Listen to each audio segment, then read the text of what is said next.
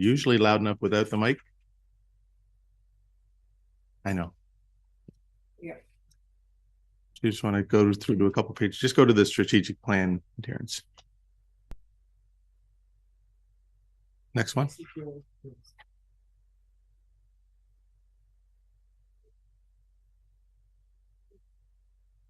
So certainly from the outset of the budget, we did take into consideration the strategic plan that council passed early in 2023 to try and make sure we included items in the budget that met strategic plan objectives. And that includes maintaining and enhancing levels of service, considering customer service, economic development, and of course, infrastructure needs are always in our sights. So next page, Allison.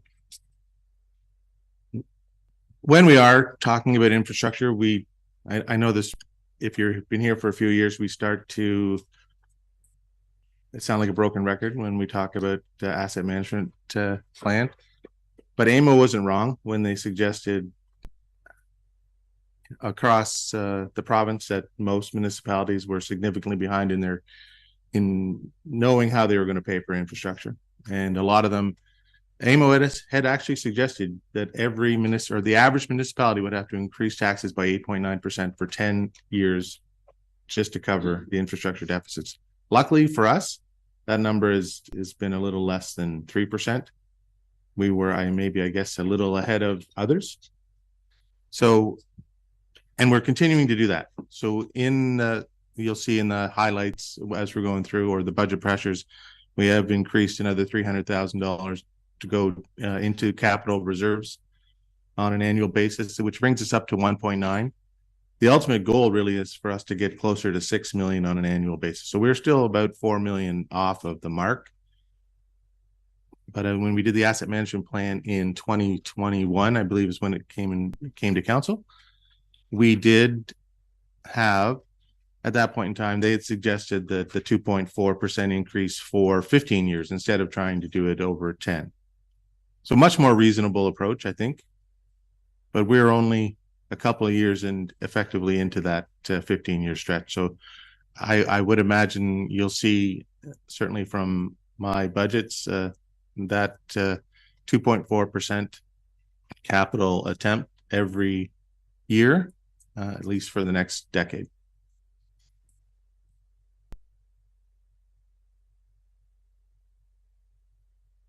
You can just go through the two slides. They're both for the same one. Of course, we don't know what the 2023 year-end position is going to be. It will be reported in the new year. And the surplus or deficit, and most times it's a surplus, we'll bring that to council so we can determine where we want to distribute those reserves or the surplus into which reserves for the year, or what you want us to do with the surplus.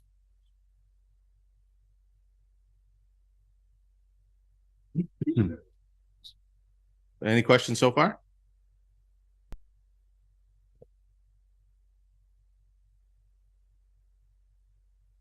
So this slide, I believe, was probably new on last year's presentation, but it does give a quick glimpse of how our budget is, the pressures that come with our budget, especially when inflation and the consumer price index is high. I would argue that consumer price index is a lot better than the construction price index seems to be. I did look, I'd actually run those numbers the other day. So the construction price index has gone, it's 8.1% this year. It was 17.5% last year. And it was 7.9 the year before. And prior to that, for a 10-year stretch, it averaged less than 3%. So the last 3 years have been a fairly significant hit. And of course, that does impact the cost of our infrastructure needs. Next slide, Allison. Never Cox. So what is the consumer price index? 3%?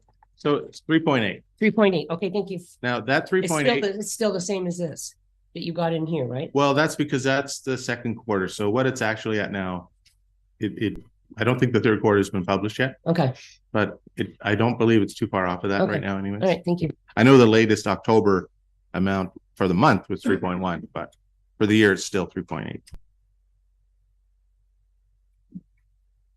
Now, this slide has the budget pressures, the items that effectively aren't already built into our existing budget. So these are additions that have either been presented from staff or to meet strategic plan objectives, or staffing, if it's staffing level increases during the year. These are the types of items. So, but these items, budget pressures, have a direct impact on the tax levy, where the highlights don't necessarily do that because they're already built into the existing budget.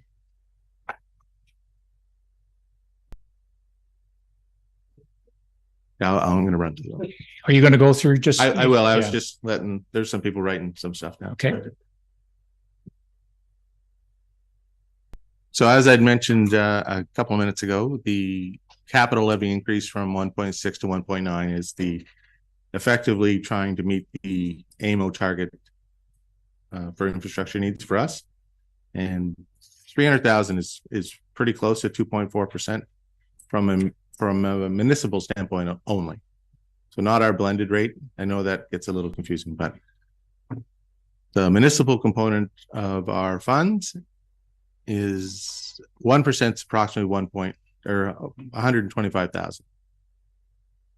So 2.4% is a little less than 300,000, but I have included 300,000. Member Brennan has a question. Yeah, can you further, before we get, I don't know when you're going to explain it, the difference between this municipal rate and the blended rate? Certainly. It's coming up at the end. The difference between the municipal and the blended rates. I said I can do it now, but we will have specifically talked to those slides a little further on, so we can do it then too. Yeah, thank you. That's good. So the second item on that list is the levy impact increase in recreation. So the costs to the municipality for recreation have increased by 242,000. We'll go through some of the reasonings behind that. I won't give them all now as the high level, but that is staffing changes, one. And then if it's there is a goal to attempt to increase the impact on the levy each year as well for capital items, replacement of vehicles, and increase in our parkland reserve as well, because we do need to be able to fund a lot of the recreation projects, and our parkland reserves are pretty low. So we do have in there, we have $40,000. We haven't had it already in the budget, but we're putting that in every year to help us purchase equipment for recreation purposes. The levy impact increase on roads operations is 411,000. And I know these numbers, when I just said that 125,000 was 1%. These are the budget pressures. We do have a couple of other revenue streams. One is interest rates. So it is helping alleviate a lot of these pressures. Only because interest rates for us, the higher our reserves, we're earning interest on those, and we're currently earning interest at about 6%. So we're actually generating quite a bit of interest revenue. We have not always done that. It's definitely relates to interest rates now. There is some relief for this year. I wouldn't. I don't know if I would hedge my bets that those rates will stay high for a long period of time, but I suspect they will for most of 2024. So we're going to generate more than I have in the budget for 2024 in 2023 now. And I'll describe those numbers when we get to them.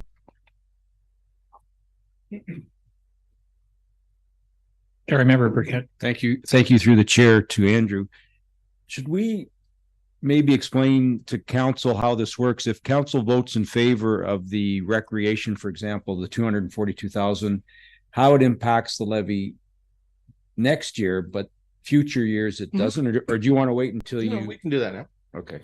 So if I can, through the chair, to respond to the mayor's question,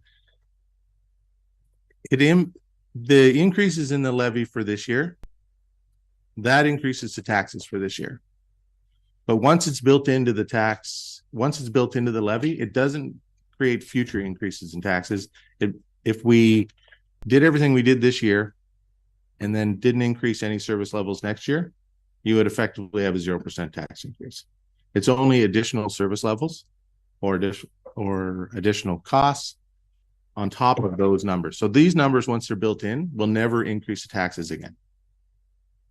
It's only if we decide to increase. So, for example, we've increased the recreation by $242,000 this year.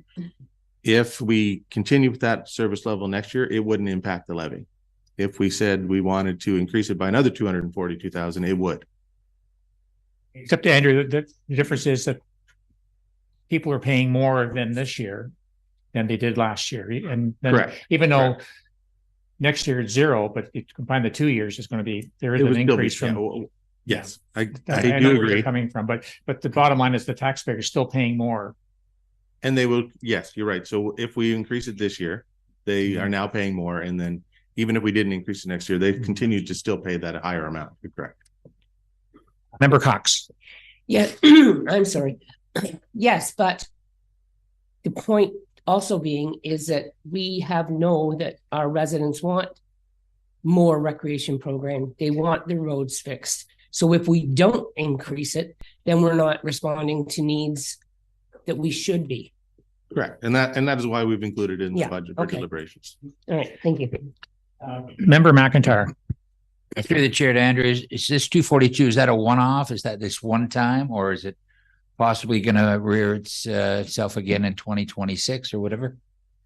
Well, and I don't want to relay this to my colleague over here, but he did present to you your staffing plan yesterday, and it outlined what those increases were going to cost. So there will be additional, if we follow that staffing plan, there certainly will be increases in the next couple of years. Okay, thank you.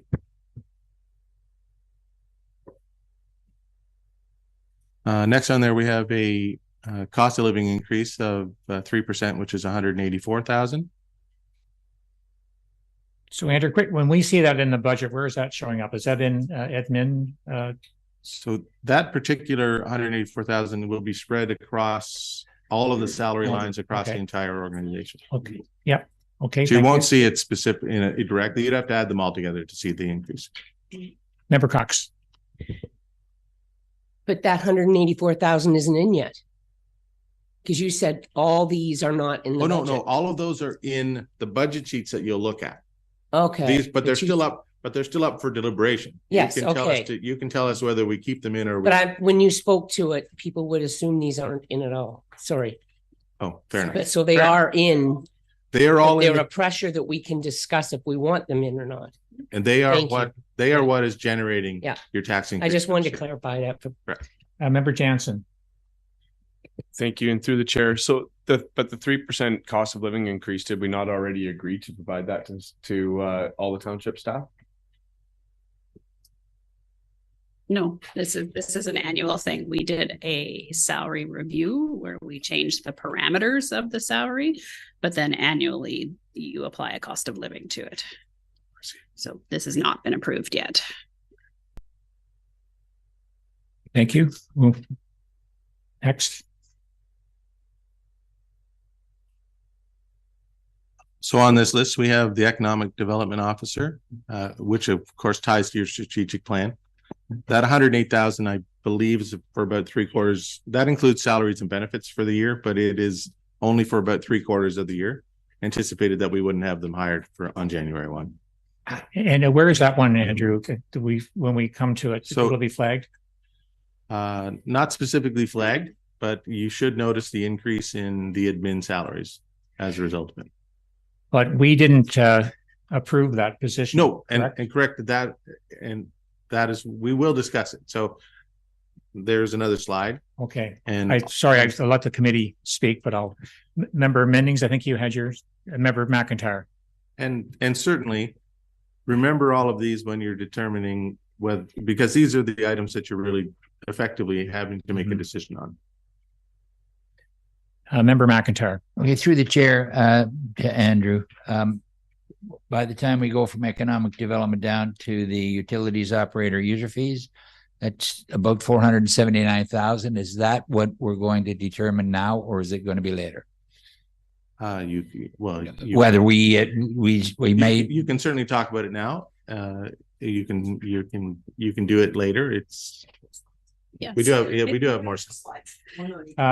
Madam CEO. Yeah, it might be better to do the presentation, because all of those you'll find them within the departments, which eventually will go through the departments. So this is just sort of a high level of where we're proposing, and then I think where you get into the nitty gritty is when you get to the departments. So like, just to jump in, so basically this should be, it's an asterisk, a new position. Is this one? Correct. As well as the next one's a new position, correct? All four of those are new positions. One was already, when we get down a little further to the utilities operators, it was already included in your water and wastewater rate study that you approved in 2020. Okay, thanks. So that's to keep in mind. And further that it is included in the water and wastewater rates. It's not, this particular item does not impact the levy. Correct. And that's why I put user fees next to it. Okay, thank you. So on that list, we will talk about each one of them, but there's the capital project manager, a new roads operator, and the utilities operator. And we do have grant requests in your package. I increased the budget amount to 60,000 from 57,200, I think is what we had last year. I rounded it up to 60,000, but notice we have budget, or we do have grant requests in excess of that 60,000. So just a quick question there. So the former villages and hamlets, which was 30,000, beautification, we called it now. So where does that one? So is this included in this one? It is included in this. Okay. Thank you. Member Brennan. I don't know if it's overly complicated. Now, it's just really curious to me that the economic development officer is at 108 and the capital project is at 144. That's a big difference. Sorry, if I can, through the chair to Member Brennan. That is because the capital project manager here is listed as if we hired them for January the 1. So they're in for the entire year. Thank you. The economic development officer is 3/4 of the year. Gotcha. Thank you. So they'd roughly be the same amount if they were in there for the whole year. And again, that's not just salaries. That's also, remind everybody, that includes the benefits portion. Which is about 25%. Which is closer to 37%, I think.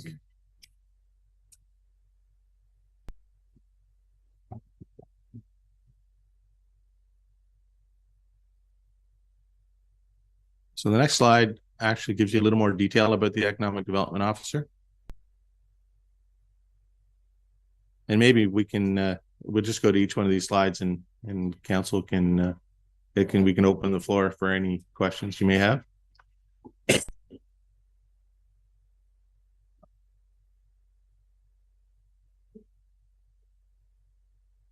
Talk about it when we get to the sheets. Yeah, that's fine. Good. Okay. Keep going. So then, of course, there's the capital project manager, and I won't bore you with the details that are on there. I'm sure you've already seen it. The roads operator, of course, is in here, and the next one, of course, the utilities operator as well. Member Minnings. Thank you, through the chair. Andrew, in the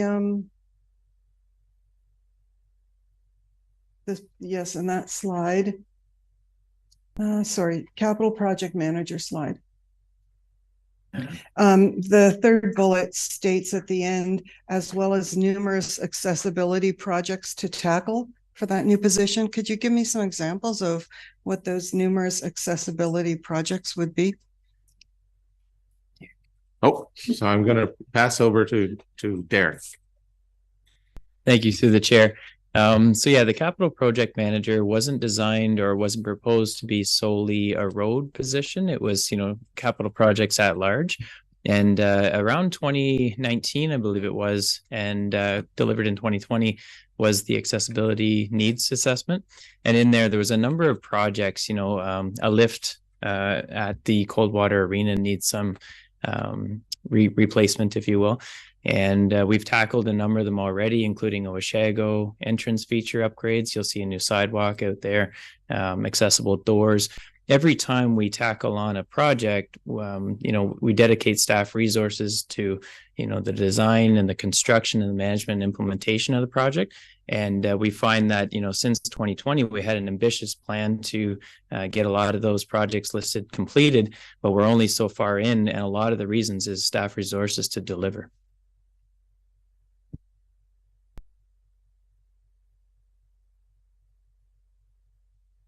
Question on the roads operator. So is there a net savings somewhere if we don't have part-time? Can you help there? Yeah, through the chair. So we do have some part-time staff dedicated to the winter control services area that would be sort of transferred from part-time salaries to full-time salaries as a result of this. So yeah, there's approximately 30,000. I think it's the number that's offset because of this position. And that is reflected in the budget sheets that you have in your binders now. Member Minnings. Thanks. And with the roads operator position, as it's one of the proposed new positions, again, the last bullet says increased need for additional staff to ensure service levels, subdivisions, etc. So we don't have any fully open subdivisions, do we, that are being assumed, or are you already starting to service some of those subdivisions? I'm familiar with the one in Minoki where there might be 8 or 10 homes closed already and people living in them. Is that an area that you've already started to assume, or do you wait until a full subdivision's done? I'm thinking into 2024, how great a need or how important this is, or if it can be put off until the subdivisions are actually finalized. Mr. Burke. Through the chair. Yeah, just a quick summary. So we have assumptions kind of on a regular basis. Most recently, North Valley, which is the Windermere North Valley subdivision, was assumed.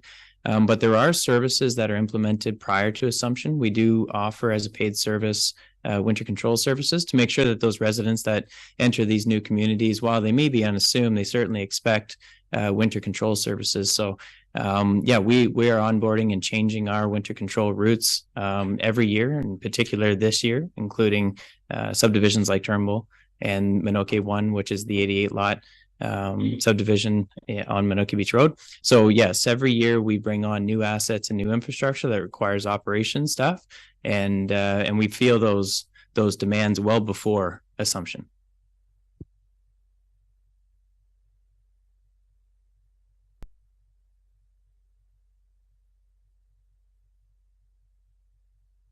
So on the screen now we have 2024 budget highlights. Just a quick thing. You just jumped over the utilities one, but sorry. So that's not within the levy. It's just that that's a user. Correct. So it is part of the user rates for water and wastewater. Okay, but yeah. And it is built into our annual increase that we have there as well for infrastructure and operational needs. Thank you.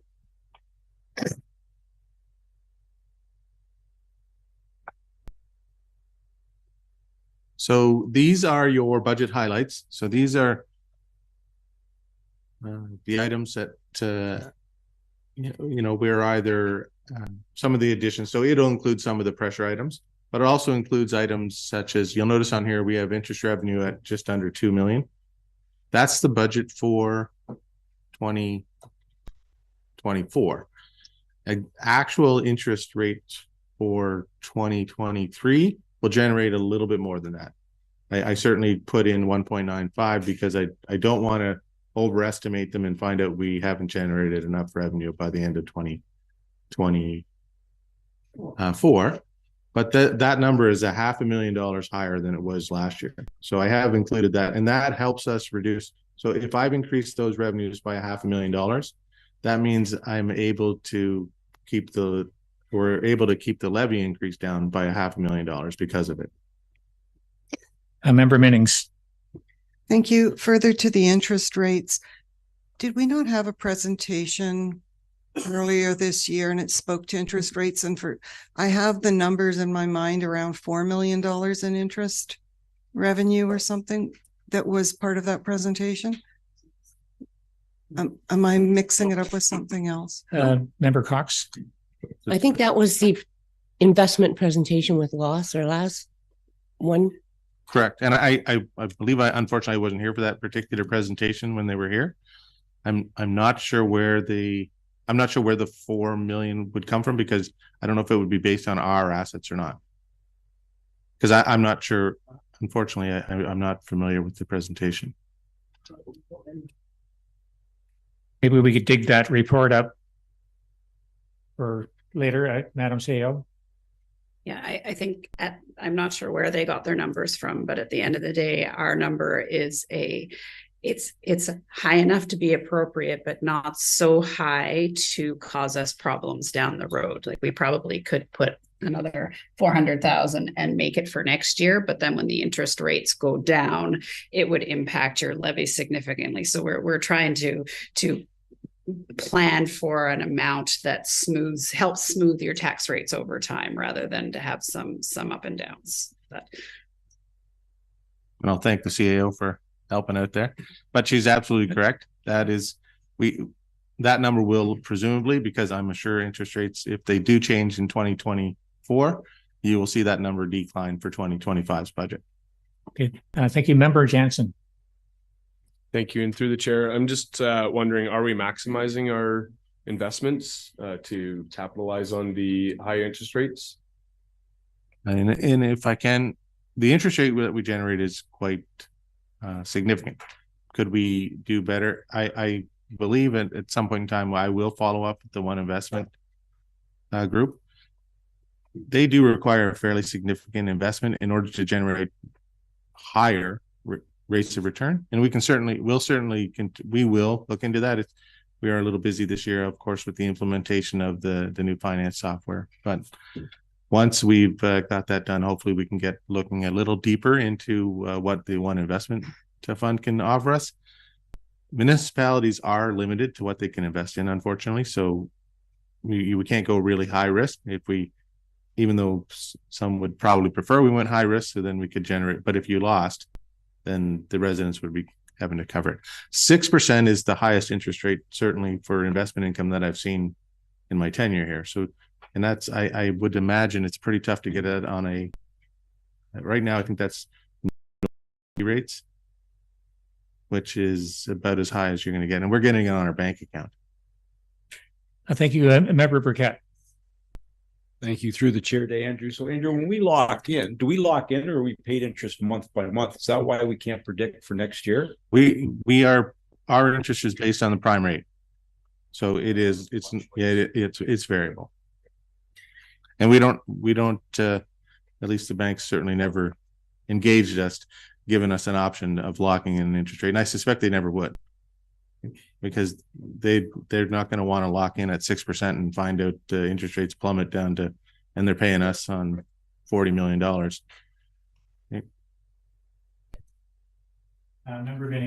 Member Minnings. Thank you, through the chair. So for clarification, are you saying that the surplus monies that we have are sitting in a bank account and not being invested? I just want to make sure I heard you correctly. So it is correct. We use bank interest and not any other form of investment yet. But as I said, we are limited. We can't just put it in whatever we want, and the funds also need to be available for use. So, but as I said, we will look into the One Investment program. I know they did a presentation to the council, and I'll let the CIO. Madam CEO has a comment. Yeah, I was just going to say bank interest for municipalities is not the same as bank interest for you and I. So it's very generous. We might be able to do a little better with investments, but not substantially. And council would have to pass an investment policy, which is a huge amount of work. To be fair to Andrew, when I was the treasurer in Springwater, it was on my list for 7 years and I never got to it, which is very common. It's a difficult piece, but because we have such high value, we negotiate heavily with the banks, and our day-to-day interest rate is quite stronger than what the average person would be. So it is invested fairly well and has some significant returns for the municipality. Great, thank you. Carry on there, Andrew. Thanks.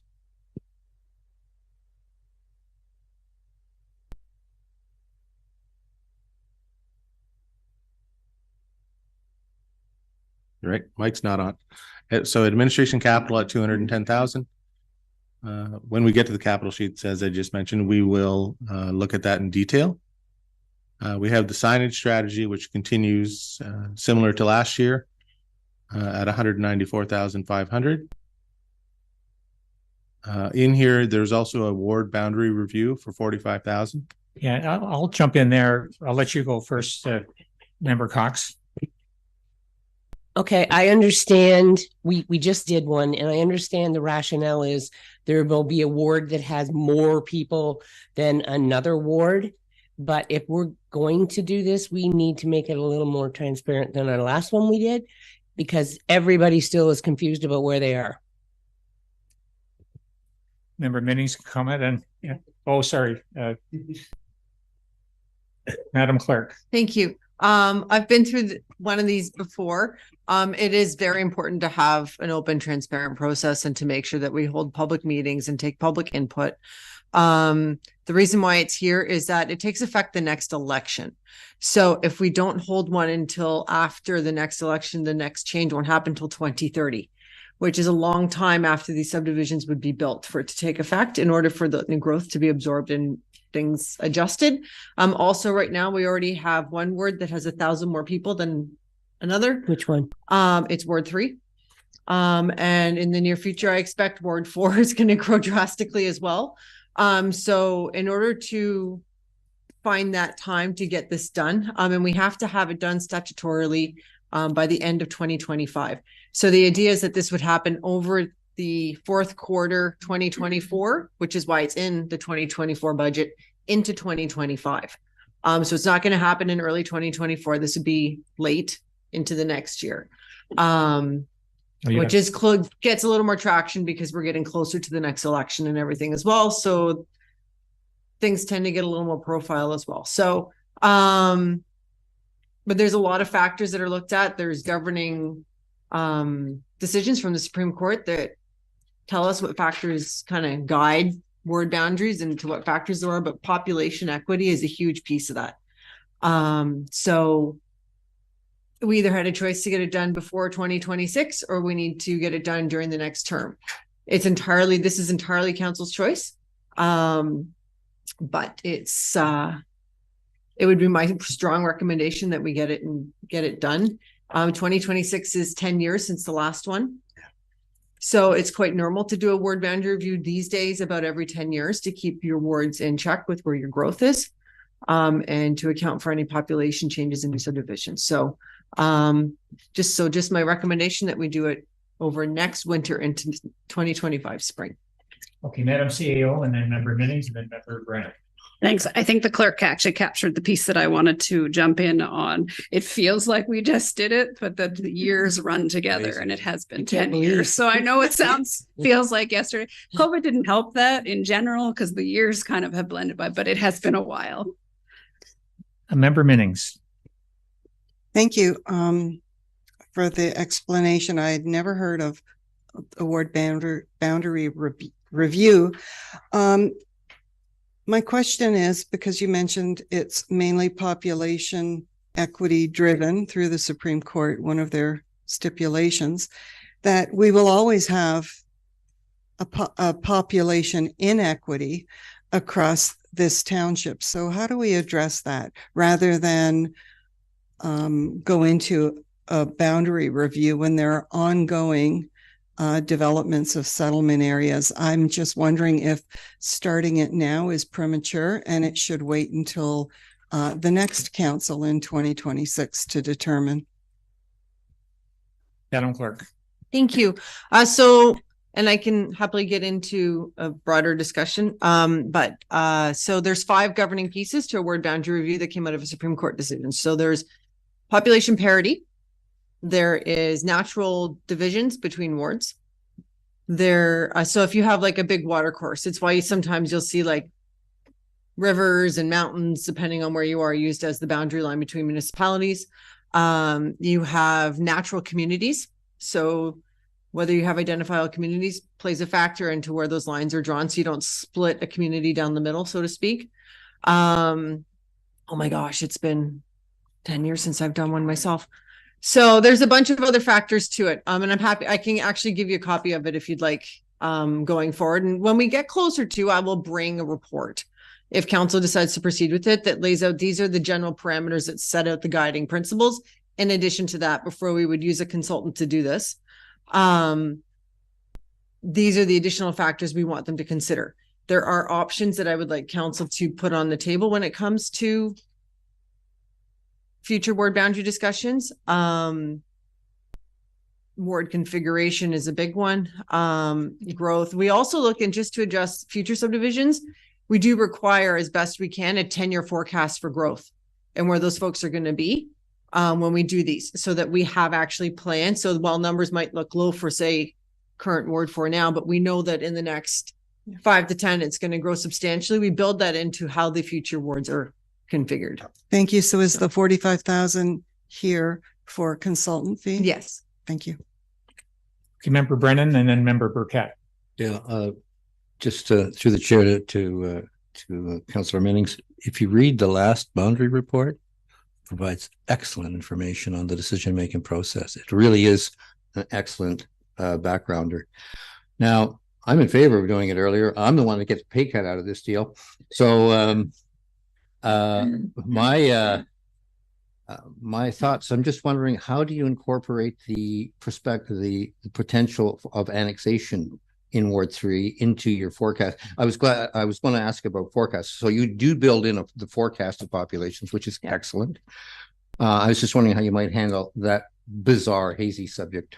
Yeah, so similarly to the future forecasting on growth, we would do the same. Aurelia has released their maps with what they're aiming to do. So we would create an option that includes that adjusted map or not. Thank you. Member Burkett and then Member Cox. Thank you. Through the chair, just to Member Minnie's comments, I was didn't understand it when we did the first round in 2016. So I'll just give you 2 quick examples of what happened. So in Member McIntyre's ward, up at the past Sparrow Lake, up at that Torpet Road end, they were actually having to drive over to the chair's ward to vote. So they were considered part of Ward 5 or Ward 1 rather than Ward 5. Another example was Member Brennan's ward. We had Ward 3 on one side of the street, Ward 4 on the other side. Another example in your ward, and they were upset, they took Minoki Beach to the south and put it in Member Brennan's ward, and they're up in arms over that. It was in your ward. So there are areas where they need to be addressed, and I have total confidence in Madam Clerk. I'll let Madam CEO speak, but I promised Member Cox as well. Okay, go ahead. Thank you. I was just going to say, so we're hearing that this is of great interest to you all. And given that we've got it's a small amount in the budget and we've got a lot of work to do, I'm wondering if we could just agree that we would leave it in the budget as a placeholder, but we won't action it until Allison brings back some more thorough details on it. Otherwise, I think we could probably talk about it all day, but we're not probably ready. So Member McIntyre. It's through the chair. Just to be clear, this is only for Township of Severn. This is you're not going to have across the river and part of Graven. It's not a provincial thing. It's Township of Severn only. Thank you. Okay, great. And I'll save my comments for later. They've already been rehashed. But carry on then, Andrew. Thank you, Mr. Chair. I would point out that the ward boundary review would be paid for from the election reserve and not it doesn't have a levy impact. Just a placeholder. Yeah, just a placeholder for now. We'll come back on that, but just we'll leave it in for. But speaking of coming back to a couple of items, I believe I missed the first two items on the list here, so we might as well go right back to the top quickly. Assessment growth. You notice on here it says 277,000. When I did the budget presentation, I believe it was October the 24th, I gathered the information from MPACs and they had new assessed values. I thought they were too good to be true. And we did contact MPAC and they said, no, we believe those are the final numbers. And lo and behold, a week and a half later, the numbers changed. And so it's not 277,000 in growth anymore. It's fallen to 197,000. And the basic reasoning for that is they were assessing all of the quarries across the province, and they've got a new model to evaluate them, and they have all gone up. So it's interesting that a lot of the growth here is not from residential development still. So we do expect once LIV is really moving, we will see much more growth in the future. But it still is not at least half of that assessment growth is quarry related. Member Burkett. Thank you through the chair. So Andrew, how does that affect our levy when this number changes? It does, because they're one of the taxpayers. So, but in this case, we're still generating another 197,000 more than we would have otherwise because of the additional assessment. So supplementary to the chair, going down, does it impact it more or less? I'm trying to wrap my head how that affects the levy. This is if I say there's an assessment growth impact. So typically, but it's usually always better. So it's helping us keep the levy down. Okay, Madam CEO. Thank you. I think Andrew answered a question, but perhaps not the deputy mayor or the mayor's question. So we've overstated it there. So if we did nothing else, the levy impact would be higher, but we're quite confident you're going to do other things that are going to balance that out along the day. Does that make sense? So then, Andrew, this has nothing to do with the payment that they pay per ton. No, it does not. Which is highly inadequate. But I could say it is much better than it was a few years ago. Significantly higher. More than double, I believe, than it was 3 or 4 years ago. The next item on there is the Ontario Municipal Grant, and it's of course, from the province. We get it annually. We do transfer it to reserves for capital purposes. We do not typically. We have never built it into the levy because in the past, that grant has just disappeared one day, and all of a sudden the township's looking for an extra $1 million on the levy all at once. So we do use it to pay for infrastructure in capital. So we transfer it directly to the capital reserve, which is one of the reasons we're able to keep the infrastructure increase down to 2.4% annually as well. So it does help, but it does not have a levy impact because it just goes straight to our reserves. And then we can go all the way back down to the customer service accounts payable officer. That is the cost, the salary plus benefits cost for that position. Of course, already approved. Right. So that one was approved a few months ago. Correct. Fire capital, we'll again look at the details when we get to the fire capital sheets, but 541,000 for 2024. We have the fire capital levy impact, which means we draw from the levy annually $150,000 to pay for fire equipment. That has been the same number for a long period of time, and I'm not recommending we change it this year, but I would suggest we probably need to look at increasing that number. It does help us pay for equipment, but as many of you have noticed, fire trucks have tripled in value in the last 10 years. And unfortunately for us to replace a fire truck, it is now probably 4 times that number. So if I would suggest in a future year when we have a little more room to maneuver, that we increase that number either to 300,000 or almost to 450,000 on an annual basis. Policing costs decrease, so you'll be happy to know that the costs of policing have fallen by $14,000 from the 2023 amount. I mean, that is the number we're paying for 2024. So I know it's set in stone. It's a little shocking that it's going down. It looks like its population. We do this is now based on the amount of households you have. So I think what's happened is there's more households across, which has helped our number somewhat. Member Brennan. No, not yet. I saw that card come up. Thank you. So next on the list is the federal gas tax funding. It is currently $446,000 for this year. As of when I did the report, certainly I haven't looked in the last week or so, but I did speak to the federal gas tax group, and there is numbers coming. They said they actually told me to budget what I have for 2023 because they expect it to be fairly similar, but it has not been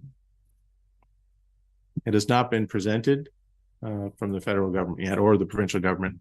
So we don't know what it is yet, but it will be coming out soon. So what did you put in the budget and that number in the brackets? Yes. And it does not have a levy impact. It is directly transferred to the capital or the gas tax reserve. Right. And then when we do a project that we fund out of gas tax, we pull that from the gas tax reserve. Okay. And Member Brennan had your sign up. Yes, thank you. Through the chair to Andrew. So is that the carbon tax money? No, it is. It existed long before we were dealing with the carbon tax. Next item on there is, and that's the Ontario Community Infrastructure Fund. And of course, we don't typically get notification of this until we may find out a month from now. So it may be before the new year, but they don't like to give you this information for budget. I'm not sure why, but it's likely available, but they won't publish it until later in the year.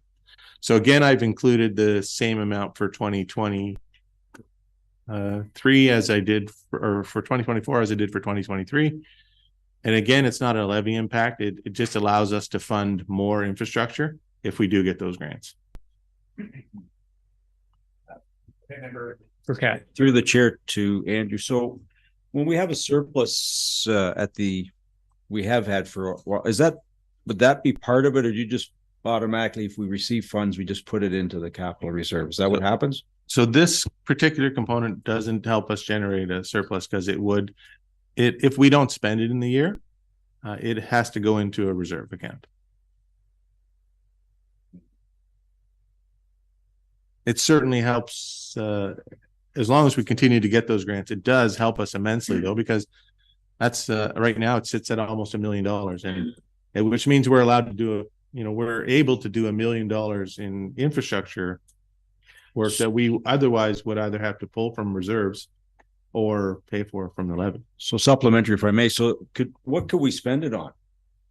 Can we spend it on flagpoles or not? You cannot spend it on flagpoles. Okay. So it needs to be. It is definitely infrastructure. So it's roadways, it's bridges.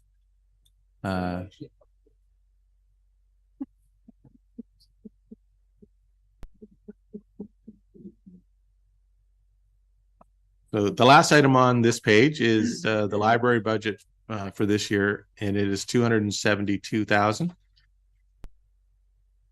And that would be the grant from us to the Coldwater Library for this year. So that's effectively what it's going to cost from the township. And then I think Member Cox would like to comment on this one. Yeah. Yeah. And the Aurelia Library is included in that. It is included in that number.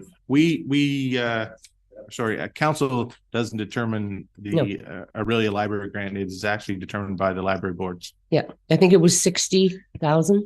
I believe it's 60,000. Yeah, but for next year. Yes. And that is an increase over last year. I don't. But it's still not that bad considering for $60,000, how many people utilize that service.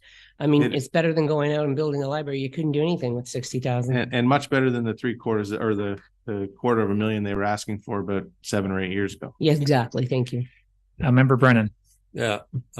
Want to point out that Aurelia Library costs are lower than what the people in Aurelia pay, at least now. I don't know what the change in the cost.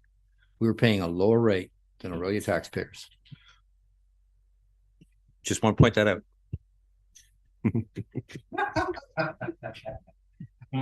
Member Cox. And trust me, we've heard that before, because when I was on the library board years ago and was on it for like a year, 10, every moment they had, do you realize how lucky you are? But you know what? This is the way it is, and they accepted it. So, and if I can just, you'll notice that number is actually a little bit higher than the previous year.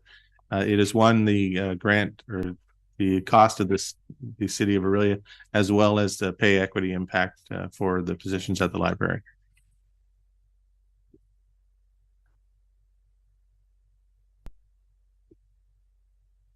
So now on the next page of highlights, we'll see that we do have roads department projects in this current budget, just a little over 10 million.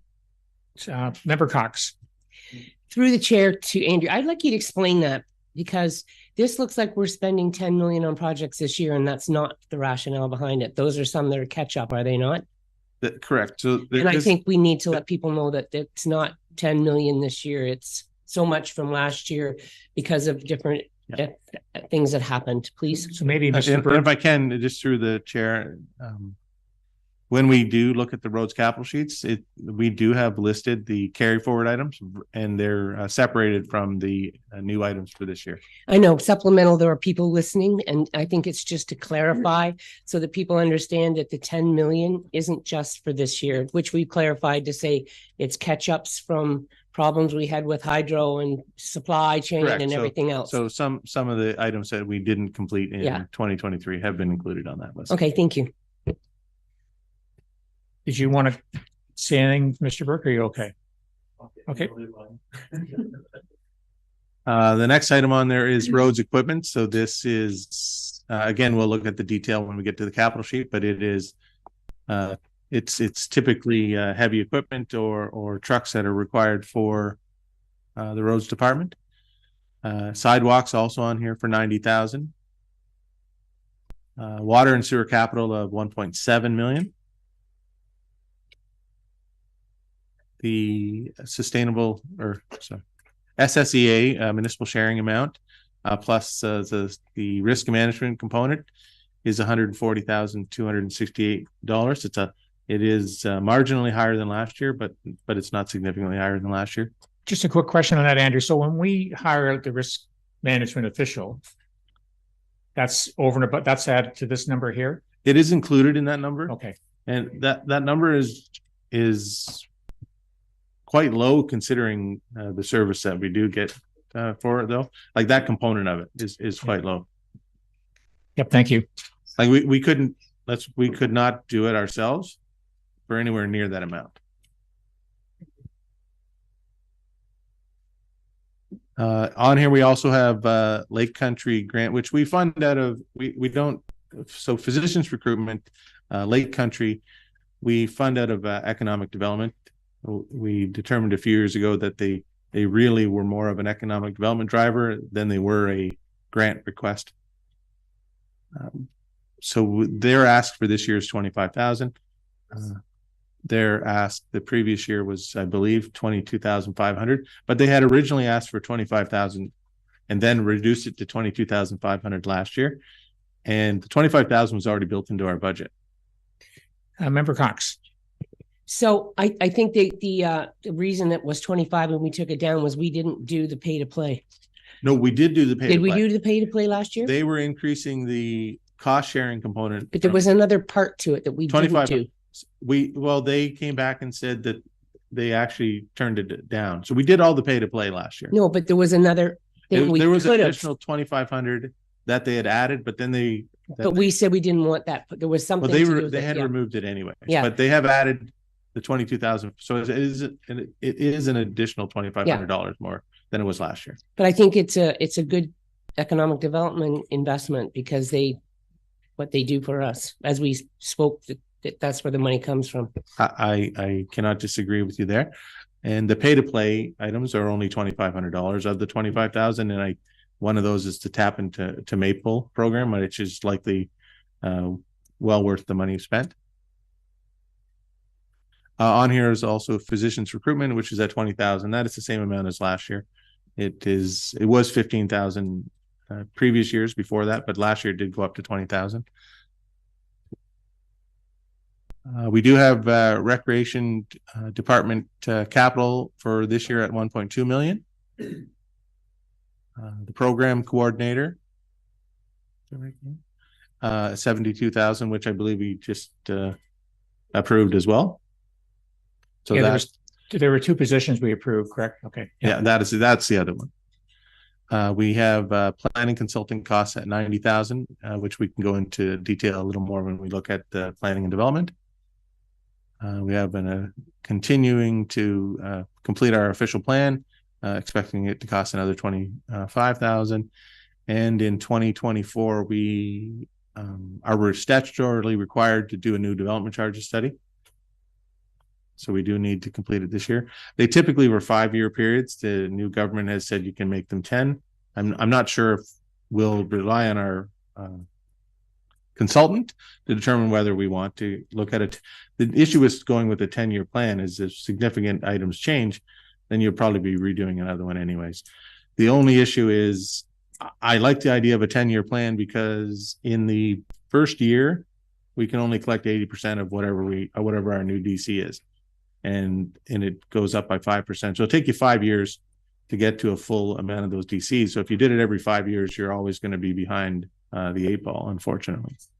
Thank you. Member Minnings and then Member Brennan. Thank you through the chair. So around the official plan review, has it been approved yet for the CEO maybe, or sorry. Well, I'll refer that to the Director of Planning.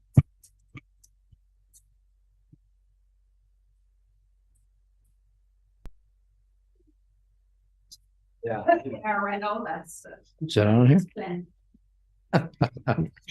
Thank you, Mr. Chair. Through you to Member Minnings. So the township's official plan was approved by council in December of 2022, but it still must go to the County of Simcoe for approval, which it did in early 2023. Throughout 2023, we've been attempting to address the county's comments on the first draft, and that's still ongoing at this time. But after we address the questions, we will still have to send those back to the county, and they will have to do further consideration for approval.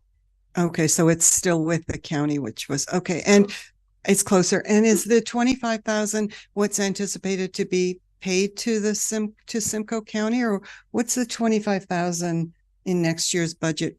Yeah, go ahead for the review? Thank you, Chair Taylor. Through you to Member Minnings, that is strictly for consulting costs. So that is to MHBC.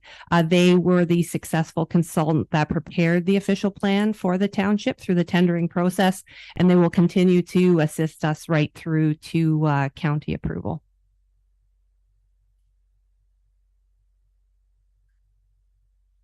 And if I can just add to that, we have separated the official plan component from because it's more of a one-off from the standard consulting costs for planning.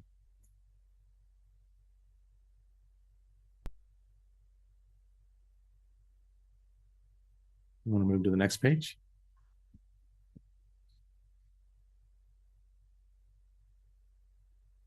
Member Cox. Through the chair, before we get to decorative streetlights, it isn't decorative streetlights. It's providing electricity to the main street, to Muskoka Street. I just don't want people to think we're going to be out there putting up. Oh, because that's not what it was about. From Village and Hamlets, Mark, I thought it was just to provide electricity there so they could plug in. Yeah. Yeah, we were hoping that maybe the streetlights might have helped things out there, but it didn't help. But you need power supply on both sides, and Derek knows it better than I do. I just didn't want people to think that there were going to be Pretty gold, lights. lovely lights. I know. I just want to clarify. Sorry. So, and we'll make that change for the final version of this presentation. So, what gets published after we're done budget deliberations, we'll change the wording. So this is a list of items that are not in your budget binder. So they have not been included. So if you do want them included, they obviously have an additional impact either on the levy or capital reserve draws. And So can we go down the list? I think we got comments on each one there.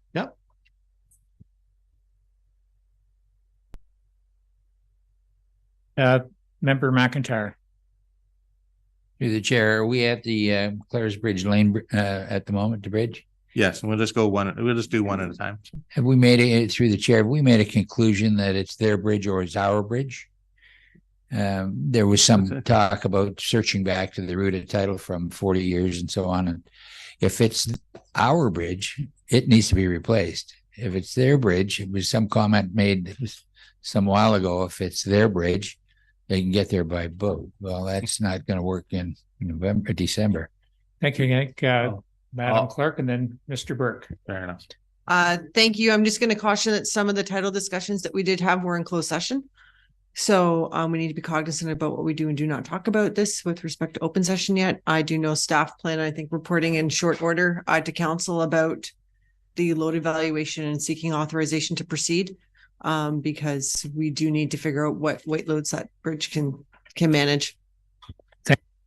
So I just follow up to through the chair. I have a concern that it may be our bridge, in which case, if it is, we're not going to get away with out having it put into our expenses for maybe not 24, but not long in the future. So if it is our bridge, we need to deal with it. If it's not our bridge, we still need to deal with it. So, Madam CEO. Thank you. I think the clerk was trying to politely say this is probably not the time or the place to discuss it. If there are future needs, we have reserves to deal with it, but it's a bigger discussion and it's probably a closed session discussion.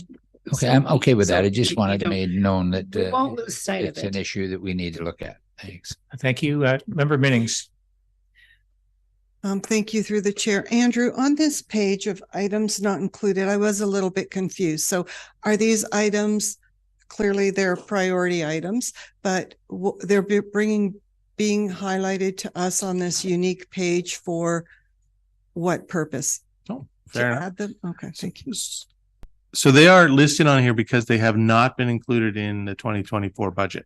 So if you do want those particular items included, then we'd discuss them during deliberations. But the current numbers you have in front of you that generated the 3.91% increase do not include these items.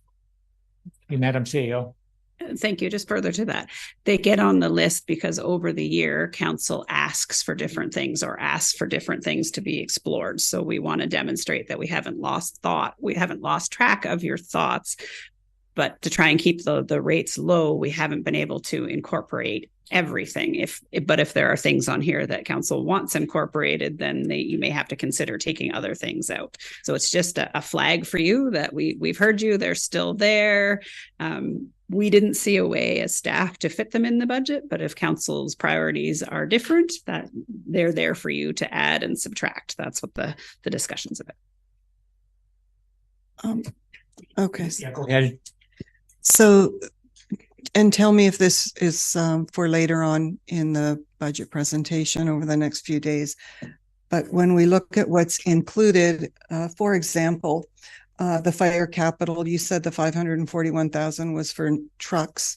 Great. And I see that there's a page at the back of the binder that speaks to the three vehicles or the three big ticket items. So I guess my question is, what you're recommending are things that should be included in this year's budget and purchased in 2024, right? Or paid for. And you're suggesting that things not included haven't made the list of what you're thinking should be paid for this year. And therefore anything here would be bumped to a future year and a future budget discussion. Madam CEO. Yep, that's 100% correct, except that the decision lays with council. So if there are things on this list that you want in and you still want the levy low, then there are maybe other things you want come out. Anything that's in the binder, we have put put in. These are things that you council over the year wanted, haven't been in yet, but totally council's call about what's in and what's out. Okay, Member McIntyre and then Member Jansen. If we're going to go in order, I think through the chair, if we're going to go in order, this Riverdale project has been put off and put off and put off. And I know that the mayor's heard dozens of calls about it. It's we did the road 20 some years ago plus, and we left a stretch at the end that we did not complete. And from my point of view, I think that road needs to be completed, and it should come out of this year's budget. Thank you, Madam CEO. Thank you. I would recommend that you park that thought until you get to the roads capital, because you're going to have to figure out what's in and what's out rather than one-offs. And just a reminder that we did pre-bring the roads capital to council, and you have made some decisions. Not to say you can't change your mind, but you have deliberated on what roads were in and out already. Okay, Member Jansen and Member Cox. Thank you. I know that council earlier in the year had two requests for grants for council special grant projects. One was the laneway pavers in Coldwater. The other one was the rainbow crosswalk in in West Shore. I'm just wondering if those are included in the discussions today. I know they were to come back to council for budget.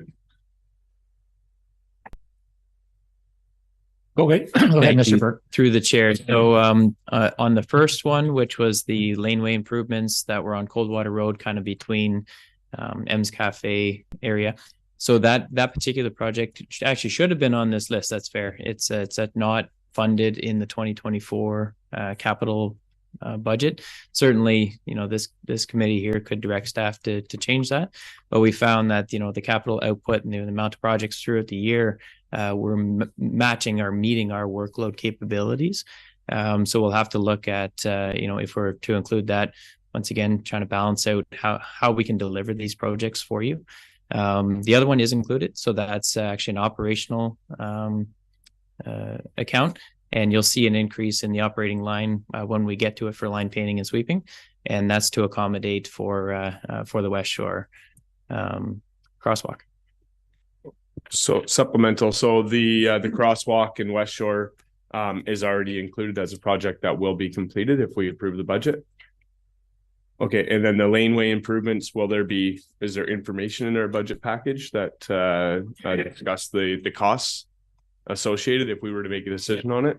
To the chair, not specifically, but we are with a few days worth of time here, so we can certainly prepare a bit just for verbal reply on that item, because it's on the unfunded list here, or it's not on the unfunded list. But in general, you'll see that the capital list sheets that are in the back around page 4 or tab 4 do not have that project listed. Okay, thank you, Member Cox. Yeah, and I think when we discussed the roads, we also said if we couldn't do certain roads, we had backup roads. And I thought Riverdale was one of the backup roads if we didn't, but we can get to that. That alleyway in Coldwater, I would like the clerk to check on that, but I'm sure I went back and we denied it because it was on our property with the grant. I'm sure I saw that, but I could be wrong. Thank you. So council denied the grant and referred the matter to budget. Oh, okay. That's how it was. So we denied the individual the grant to do it themselves because it is township property and referred it to budget. Okay, thank you. So, and if I can, through the chair, if there, certainly we'll make sure that item gets added onto this list for the final presentation that gets published.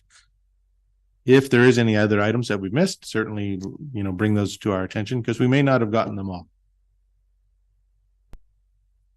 And if you do come up with a project that you're not sure of, then you can just, as long as it's exactly it, ask the question, because it may already be built in and we can quickly let you know. Okay, I think Member Minnings and then Member McIntyre.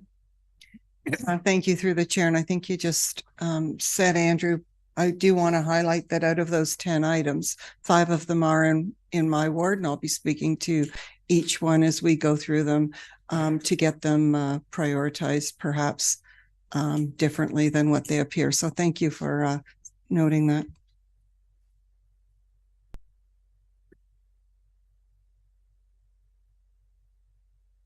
So if we just, if we go to the next page. Can you just back up one page there, Andrew, Oh, just to refresh the very last item there? That was the motion, if you recall, came to corporate services in May, and it's from a business owner in Port Severn who was hoping to improve the landscape, commercial This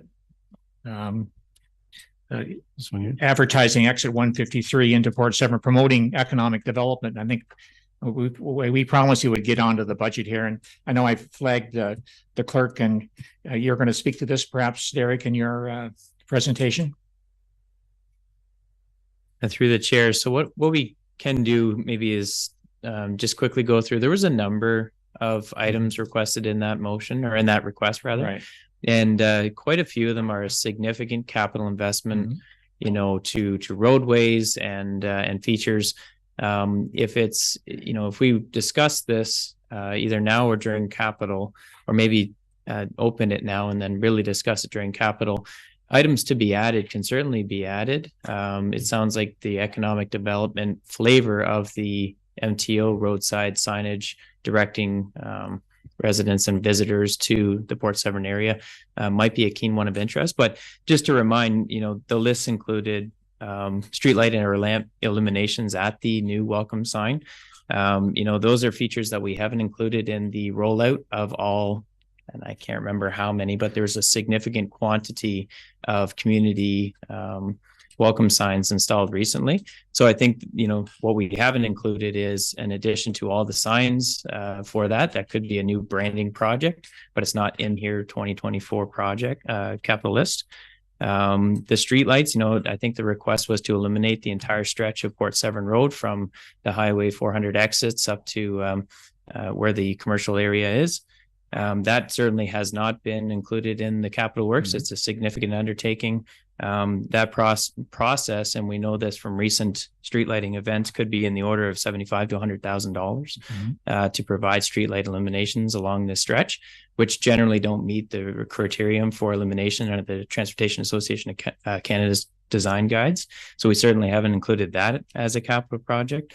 There was some markings for parking areas. That's not just markings, but marked parked areas. So the one challenge we have there, and we've had this challenge for quite a long time, is we don't have space, we don't have property sufficient for creating a new parking lot. So that project estimate cost could range from anywhere from, you know, sort of 50,000 if we had some kind of area to paint and mark out as parking, to the well part of over 500,000 to find property and to create a parking lot, you know, to serve the commercial business area of Port Severn. So that's not in the capital project list for this 24 season. There was a request for a sidewalk, the sidewalk from Lock 45 to the Raleigh Resort on the north side. The construction of sidewalk, we certainly, you know, we have good estimates and costs of what that might look like. We've constructed a few recently. You know, that could be $400,000 to $500,000 investment on Port Severn roadway. So that's not included. It would require design as well. And the last two here is, you know, parking with a water view access down at Reggie's, the property we have. So in 24, there is a project actually to look at what we are going to do with the programming and development of that parkland. So that one actually is sort of in the 24 budget. And lastly is the one that I think, you know, might be palatable, is the visible highway signage from Highway 400 exiting exit 153 to direct residents and users, and that is an EDO project. It's not in this plan, but it could be considered for sure. Yeah, like I think the author should be given an answer on her 6 requests there. And while I've got the floor, I don't want to forget about Narrows Road, because if we don't do that work, as we know, it's going to fall apart. And keep that in mind. I only have 2 out of this list, but I'll fight for them. Member Cox. So is the signage that, what's her name? The woman from Anne, is that like a Todd sign you're looking at? Through the chair. So the MTO does have pretty strict regulation on what they permit for. Yeah, and so it would be the blue. So that's a $2,500 a year. Sign. That's payment. right. Yeah. Yeah. Okay. Thank you. Thank you, Derek. And back to you, Andrew. You can move to the next slide. My mic was on. So this is where we start getting to talk about the percentage increases. So we'll start with this one. Is the 2023 municipal operations were budgeted to cost $12,481,443. For 2024, it's estimated that it's going to cost $13,562,936, and you'll notice that that's just shy of a $1.1 million increase. Now we are, and certainly 300,000 of that relates to capital funding, which I had mentioned earlier. The additional 781,000 does relate to service levels increases for the year. And how we're going to fund that is via currently presented to you as a tax increase, and I believe the binder says it's 3.91. As a result of the county rates changing from original estimates and the MPAC assessment changes, that number has actually increased to 3.96. So our starting point for today is 3.96.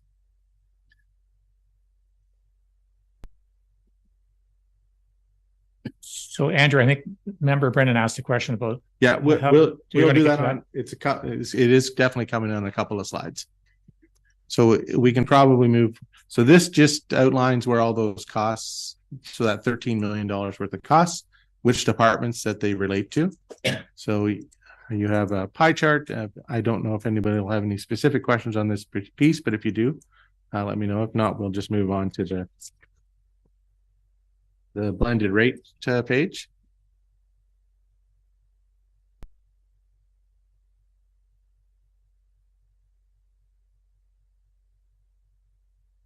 So now, while we're looking at this page, this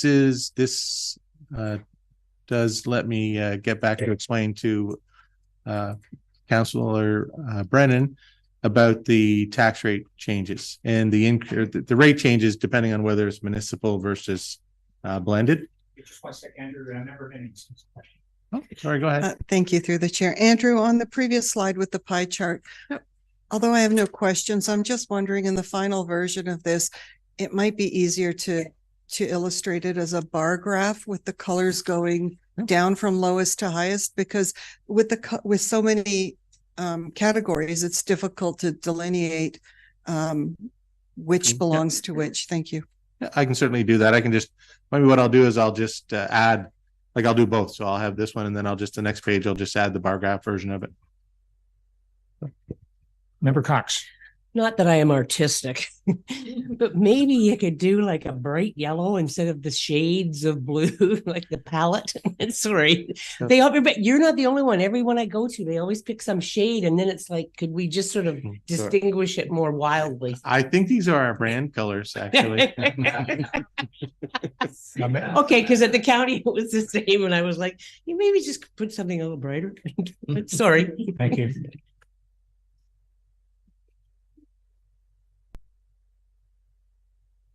So I start off with the blended tax rate because I understand, we can say we have regardless of what our municipal tax increase is, in my opinion, what the taxpayer cares about is how much his tax bill is going up by, not each individual. And it's not that he's not interested in each individual component, but he wants to know if his tax bill is going up by 4%. He's not too concerned about if one piece is 8% and the other piece is 2%. He's more concerned about the end product effectively. And so here we have anticipated that the tax bill for somebody who has a $340,000 assessment. Now, I know you might look at that and say, well, that doesn't match my assessment at all, but that is the average from MPAC's 2016 values. It hasn't been changed, but they haven't changed the assessed value. So it still is reflective of what the average assessment will pay in taxes. And so in 2023, the tax bill for that property was $3,079.75.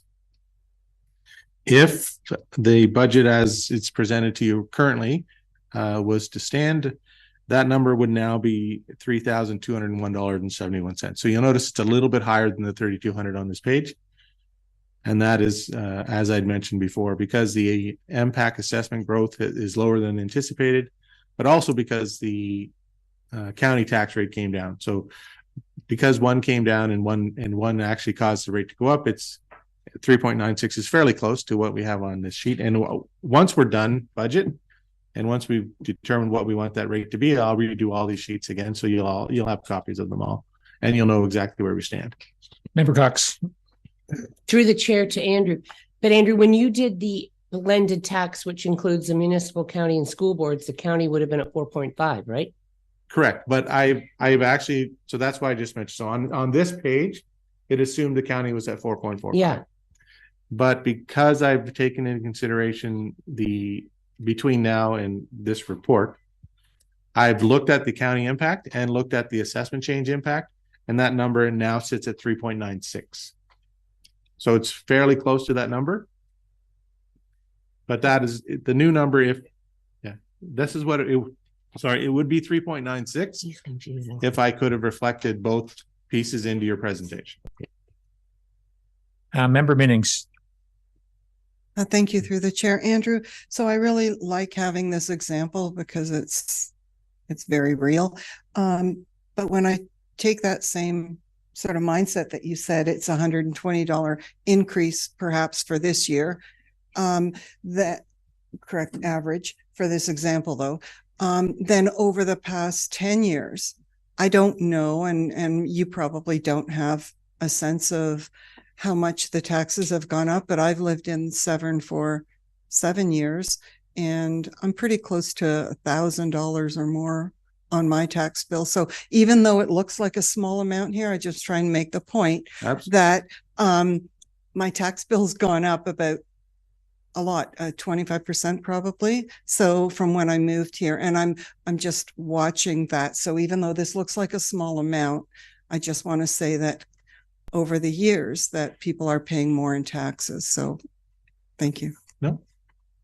And that's a very fair point to make. Thank you. And we've got two more pages to go.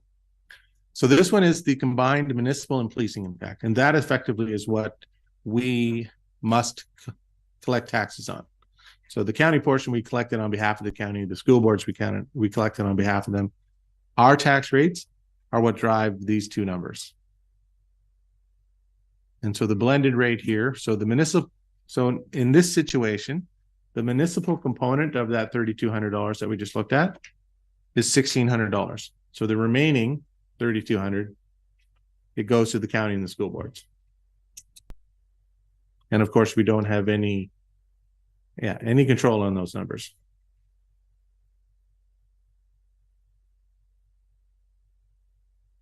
No. Madam CEO, sorry. I was just thinking about our conversation yesterday about communications and sort of council's role in it. That's a really important point. The average ratepayer, and this is my reformed treasurer hat, the average ratepayer has no idea that all their taxes come to the township of Severn, and they think that we collect it all. And how much we keep, like, is it 32% or something? It's a little higher. Something like 35.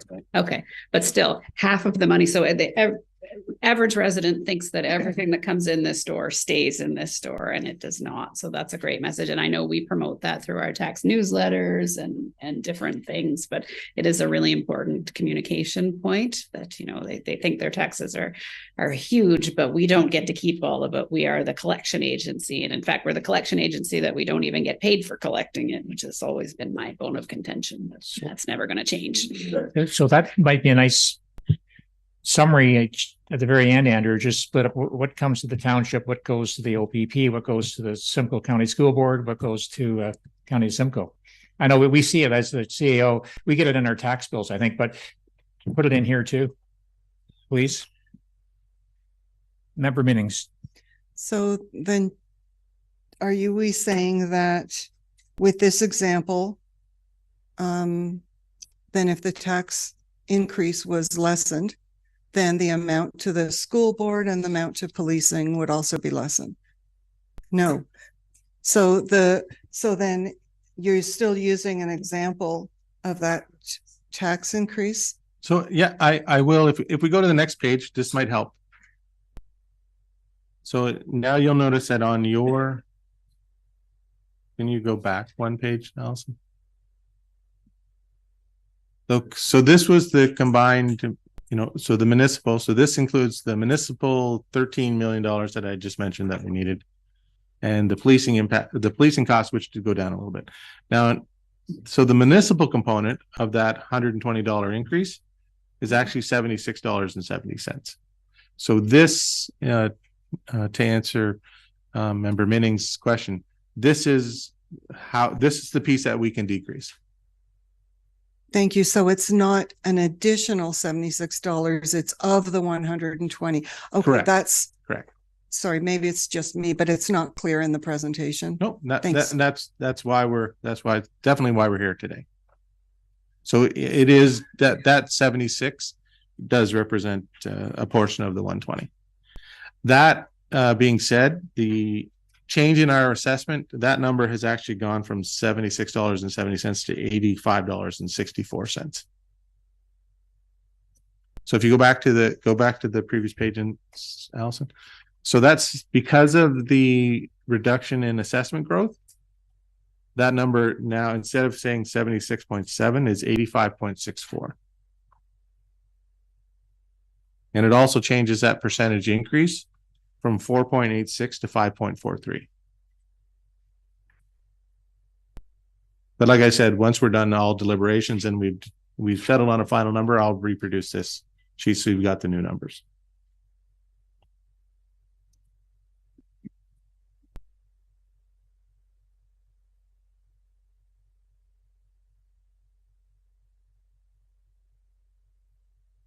So this slide here just separates the municipal component away from the policing component, just to give you an idea of how much the tax bill had gone up just from the municipal standpoint, from municipal operations, not including policing. So it had gone up by $84.35. Now, of course, that number, because of the rates, that number is now $93.28. But as you notice, on the next slide, the policing pulls it down by $7.65. And I know this is probably where it gets a little more confusing, right? But all of these are included in your 120, right? So you are dealing with a $120 increase. These are just the individual components of that $120. Member Cox. For us who are not bean counters, I think maybe if you started at this and went back to the blended, it would be a lot easier to accept, because you put the blended in, no offense, and then it's all coming out. If you'd started and then it would all add up, I think it would have been a bit clearer. Sorry, I can for the non-bean counter. I can reverse the order. It's okay.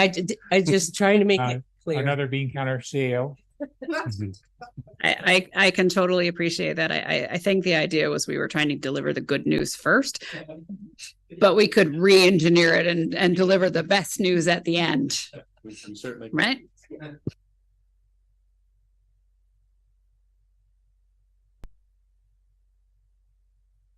So we probably can, if you do look at the policing impact, it was there just shortly, but because of the cost of policing going down, it does allow the tax bill to come down by $7.65. Now, the next page is the 2024 water and sewer rates, and the plan that was passed in, I guess it was 2021, suggested an average increase in the water and wastewater bills of 4% annually for 10 years. We are again, and you'll see that it's 4% is 3.5% for water rates and 4.5% for sewer rates.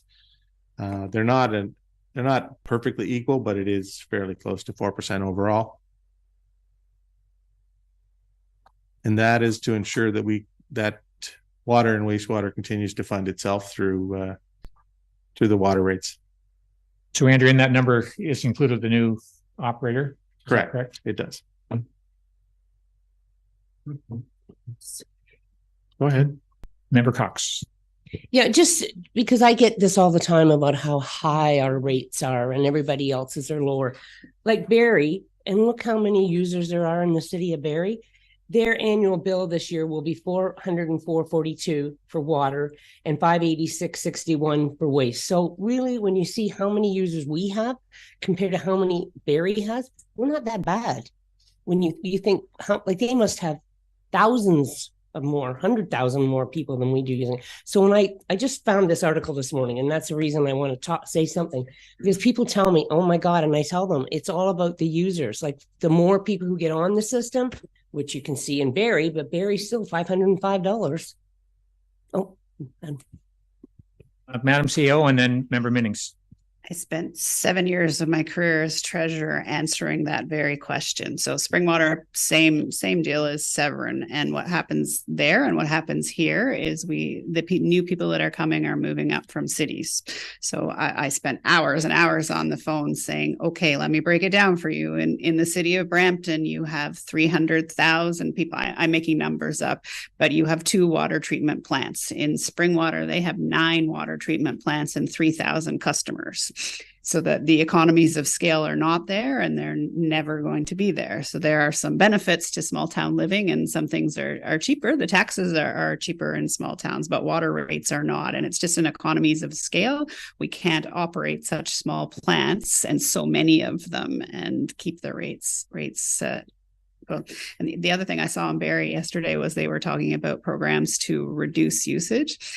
That's a hard thing. It's really great for the environment, and it's good for operating efficiencies, but it actually drives rates up because you still have to cover all the costs. So if you're producing less water and you're billing for less water, then the rates have to be higher to make it. It's a tricky one, water. Thank you, Member Minnings. Thank you, through the chair. So with the new developments coming on board to our water facilities and wastewater facilities, which are already in place, do we anticipate a reduction at some point in the water rates? Because even though we're talking about the city of Barrie, city of Brampton, whatever, those residents live there 12 months of the year full time, whereas that's not my experience with a large portion of this township. So I'm just wondering in the future if there's a correlation between more people coming on and being billed for this as part of living here or owning property here. I'll refer to the Director of Public Works at the moment, and then if I need to add, I'll add. So through the chair, so the water rate study anticipates growth as well. So how the rate study worked is you would look at what it costs to operate, what you think your future cost to operate would be, let's say over a 10-year span. And then it'll also look at if you had, let's say, 1,000 users and you predicted through growth planning that you're going to have 1,200 users, you can estimate that the overall revenue on year 10 would be 1,200 times the unit rate. And that's how you set the rate. So it does balance both growth and the estimated cost to operate, which generally increases over time. And that's how we set these long-term fixed price increases of 3.5 and 4.5%. But it is fair to say that the more users in the long run will become more efficient in the operations of any given water or wastewater treatment plant. That is a fair statement. Thank you. And then just a supplemental comment through the chair. Living in Cumberland Beach, as I do, and taking on a debenture probably for another quite a few years. I don't know when it ends, the end of this 2036. 2036, so another 13 years. That payment that I make and my neighbors, on top of high water bills and a proposed increase in taxes, even if it's only $120, it does add up. And I know from historically people felt the pinch back then, and that's probably a way too mild a way of saying what I've heard. People lost their homes because of it. So I just also want to make sure that all of these things seem like very small amounts on the surface, but collectively they are really hurting people, and they're having to make very difficult choices with their income. So I just wanted to make that point. Thank you. Madam CEO, and then back to Andrew. Yeah, I just wanted to follow up. Thank you through the chair. I just want to follow up on 2 points because I don't want to set the bar or the expectations terribly high. I think the director is right that more users get more efficient, but cost also increase and the regulatory environment also continuously increases. So I'm not sure how that will balance out. I don't want to promise that rates will lower. I think that's just something to keep in mind and totally appreciate the pinch of the debenture. Council also has to balance that with the residents that are on wells and have to drill their own wells and whatever. At the end of the day, typically being on municipal services is cheaper than not. So that's just something to keep in mind as well. Okay, thank you. Back to you, Andrew. So I can the next slide, Allison. Yeah, so I believe you've all got it in your binders, but what this does is this I've estimated what the 2023 reserves should be sitting at by the end of 2023 if everything goes as planned, which is just shy of 35 million. And we do have items that go into reserve. So as I'd mentioned earlier, the OMPF funding, and then we do have capital reserve transfers to 1.9 million as well. So reserves will receive about 6 million so they'll increase from what we do have in the levy now, but then they'll be decreased by about just a little over 12 million. So the anticipated that our reserves will drop by 7 million if we do all the projects that we have planned for this year. Member Cox. Through the chair to Andrew. So would that be the projects that are being followed forward to or included in this from last year? Correct. Okay, thank you. So Andrew, just when we're talking about the building expansion here, that's not in here at all. Correct. It is not in here at this point in time because I did not include those numbers yet. Member Jansen. Thank you. I see that there's an interest income line. Are these all different bank accounts that they sit in, or is it sit in one general fund and these are the line items within it? So we do have a couple of different bank accounts. Those particular items at the top of the sheet are all, we're forced to put those into reserves because they're development charges. So it must go into the development charges reserve. So if we earn interest on those funds, we have to put it back into that reserve. Right. So parkland levy is similar to the development charges. The gas tax is federal funded money. So any money or any interest we earned on those funds also must go into that gas tax reserve as well as the OCIF funds. So that 450,000. So you remember earlier I showed you 1,950,000. 450,000 of that is there, and it does get transferred directly back into reserves. The remaining 1,500,000 is revenue we can use to help alleviate the increase in the levy this year. Member Cox and then Member Minnings. Through the chair. So the OCIF fund, is there a time limit on that? How we have to spend, and do we have to tell them what we spent on? I can't remember. So typically we would spend that on an annual basis. If we don't spend it all, we are required to report the interest on it. And we did not, I believe we did not finish the project last year. So there's very limited amounts of money there that aren't spent in the year. And it will be spent this year. Okay, Member Minnings and then Member Brennan. Thank you through the chair. So keeping with the water discussion, in the reserve balances, there's currently 2.3 million in water and another almost 600,000 in sewer surplus. So we've got about $3 million sitting in reserves. So I have to go back to my question about why is there an increase in water and sewer rates when we've got a $3 million surplus sitting there. Thank you. Madam CEO and then Andrew. Sure. I'll start, and the director may have something to say too, but is it Safe Water Drinking Act? Yeah, under the Safe Water Drinking Act, we are required to provide a full cost recovery so that the rates include future assets. So replacing your plants, which are big dollar expenses. So we have to deliver a plan to the ministry that shows how over its lifetime we are going to be able to replace our plants that we have. So our rate study factors that in and collects an amount, not just for operations, but for future capital. So those reserves will and should grow because replacing plants are a 1 in 50 year event, but you have to save for them. Okay, Andrew, and then member Brennan, and then member Burkett. If I can, Chair, I'll let the council members go. Member Brennan. Yes, thank you. With regard to the reserves, I haven't heard any updates on this. Is there any imminent threats from the provincial government's audit of municipal reserves to these numbers? Sorry, if I can, through the chair, to respond to member Brennan's question.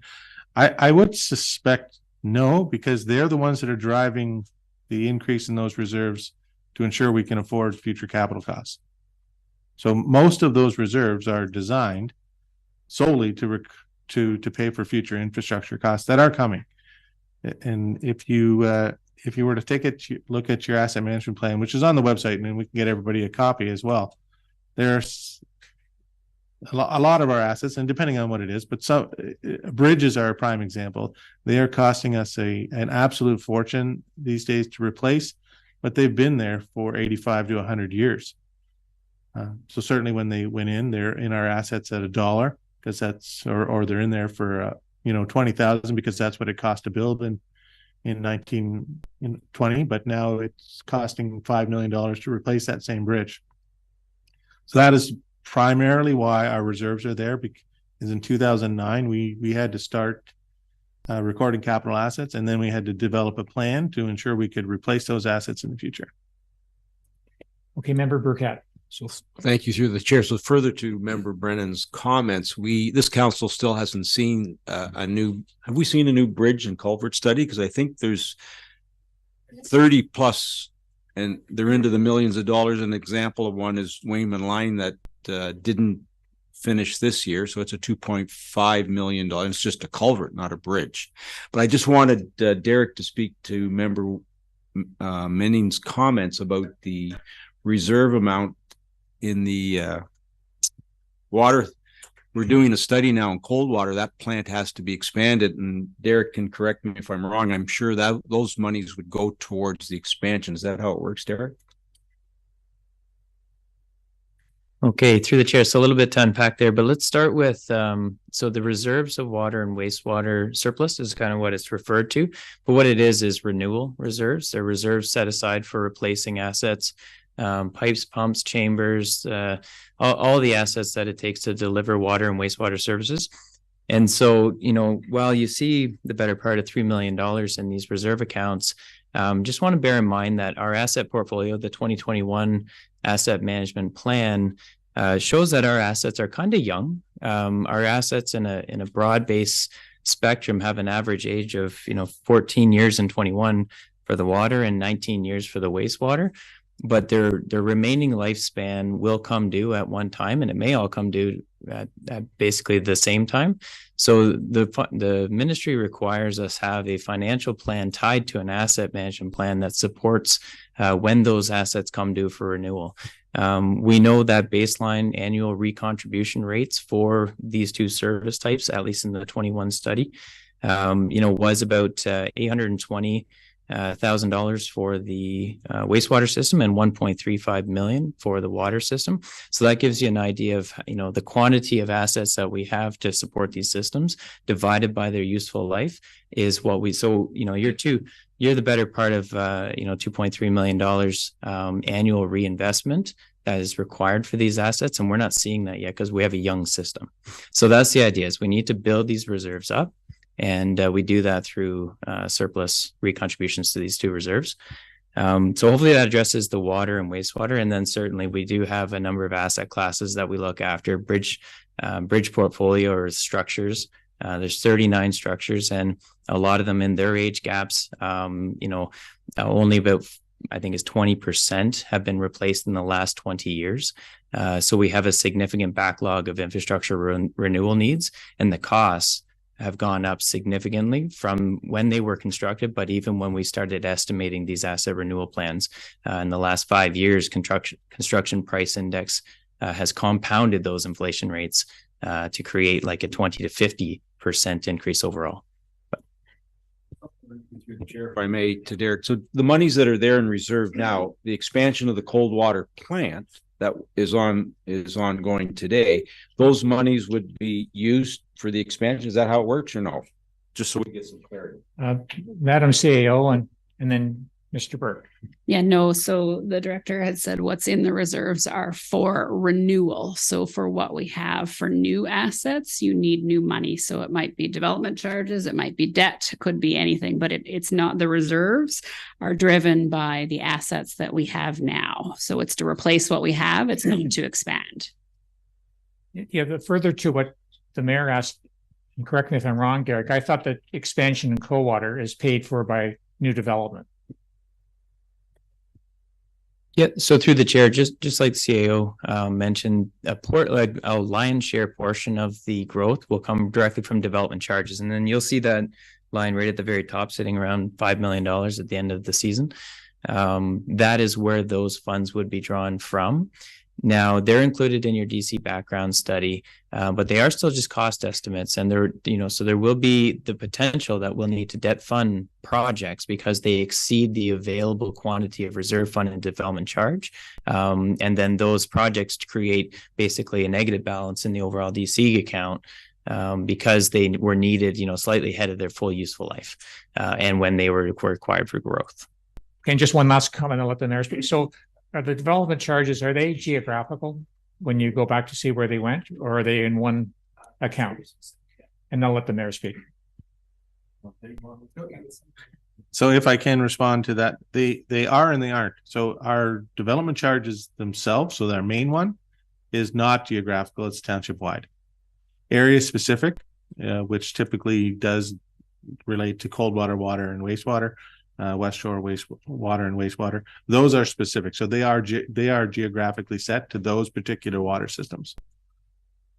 Thank you. I remember Burkett. Thank you through the chair. No, it's fine. So I'm still confused, Derek. So to member Manning's comments, the reserve that we have, the $3 million, you've said that they can only be slotted for new builds. So okay, so I just need clarity because I'm confused what that $3 million is sitting in an account for. So through the chair, maybe I didn't say it. So it's renewal. So replacement of old assets. That's what that reserve fund is really dedicated for. Supplementary. So the project we're doing in Coldwater, we're expanding it. We can't use the monies for that. So we have two fairly new systems. Where will that money be used? Because we're never going to build, well, I don't think we're going to build new plants, but that's what it's slotted for, is a complete new facility. Is that my understanding? Yeah, go ahead. I'll let member Cox and then Derek. I think, okay, so you take the top line that says development charges. You've got almost $5 million in there.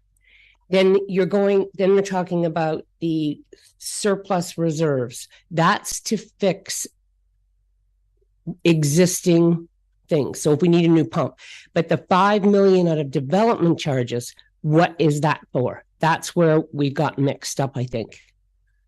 So if I can, so the development charges can be used on all growth related items. That's okay. That's it. But it is only growth related items. Yeah. So if we don't grow and don't expand, we can't use that money. So that would to replace existing assets. So growth would be the fact we have to increase the size, or we have to relook at the Coldwater plant because of new growth, and eventually we'll have to do the same with West Shore because of new growth. So that money will come out of that $5 million reserve to help do that. Correct. And hopefully by the time it comes out of that reserve is much higher than $5 million. Yes. Member Burkett. So I'm still just one question. Sorry. So if we look down the line, I think member Manning's got the figure. So water surplus reserve, 2.3 million, Sewer surplus reserve 592,000. It's about a third of the way down. So those monies that we've collected can only be used for repairs. They can't be used for new builds. That's my understanding. Is that the way it works? Okay. So we need to collect money.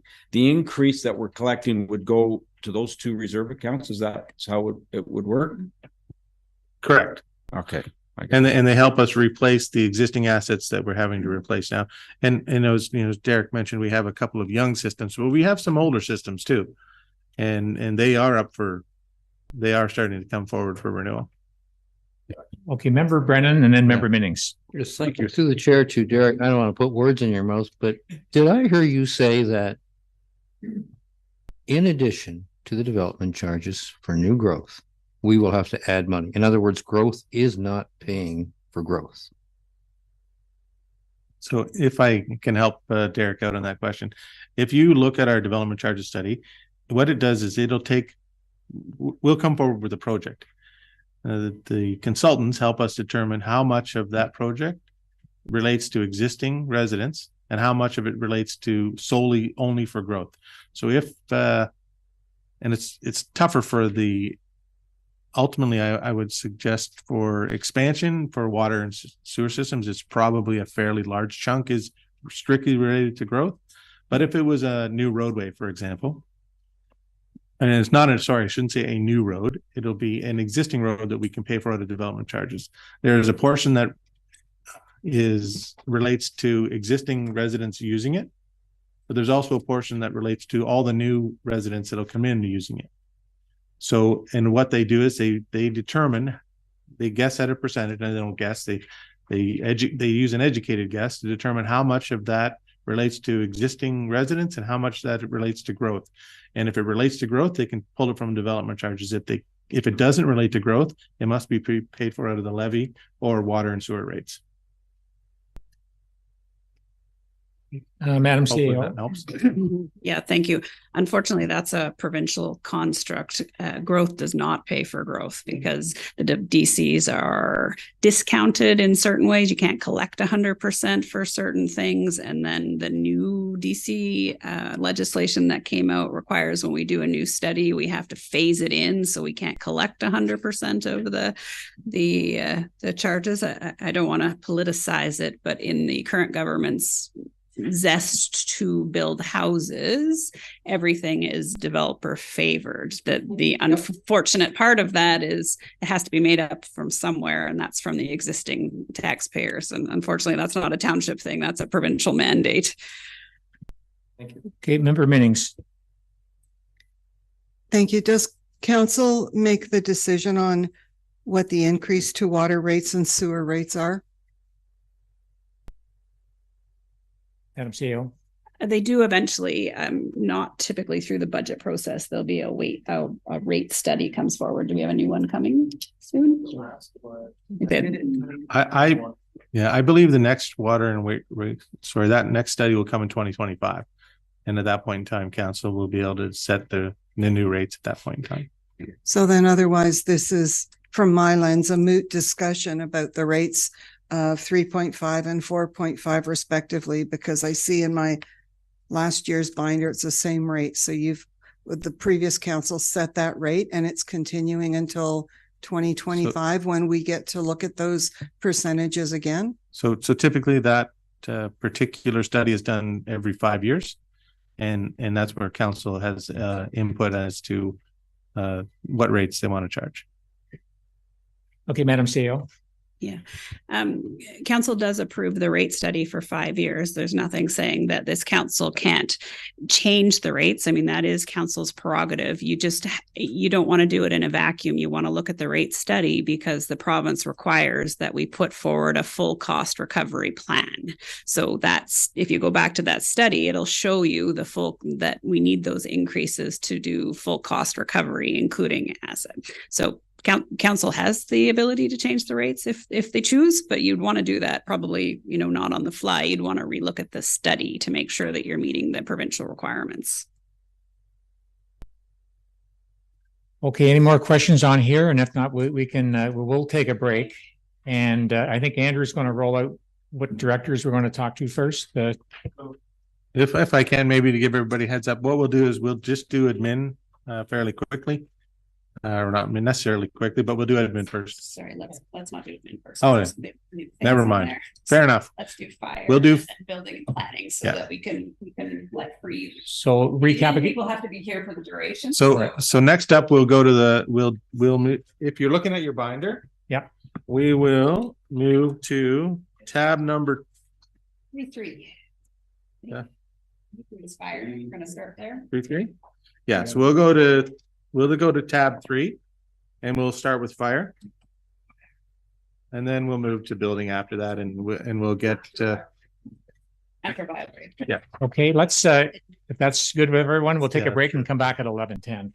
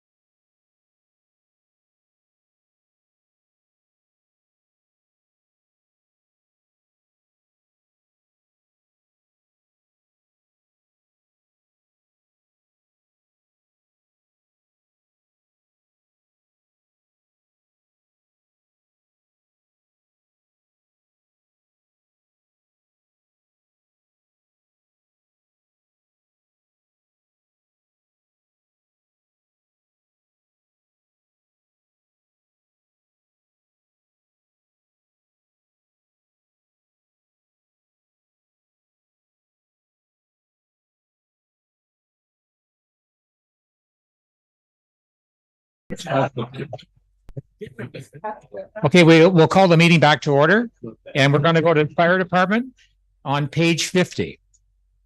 Actually, Mr. Chair, before we get going, can we adopt the agenda?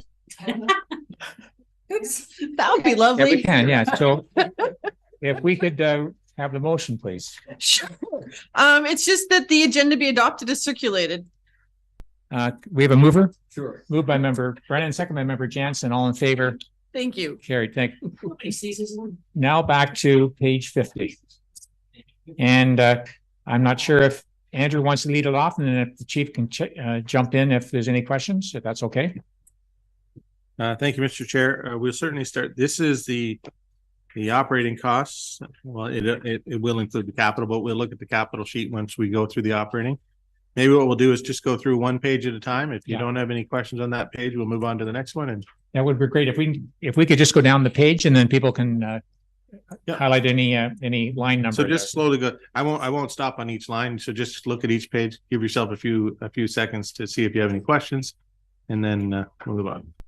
I guess just to start, then when you compare the actual to the budget, like line 1110 there, can you just tell us what's going on there? 1110. Certainly. So to be fair, that number comes from, it's not today's actual, it's the actual from probably the beginning of October. So you've got about 3 months worth of items to still go in there. Member Cox. Yeah, through the chair. So Andrew, can you just explain that to everyone, that these actuals, what they really are? They're not actuals. So those actuals were actuals when I was producing the report. They were year to date at the time. So they're year to dates. Yes, but they're not even year to date as of today. They're year to date as to when I did this, which was about a month and a half ago. Yeah, Madam CEO.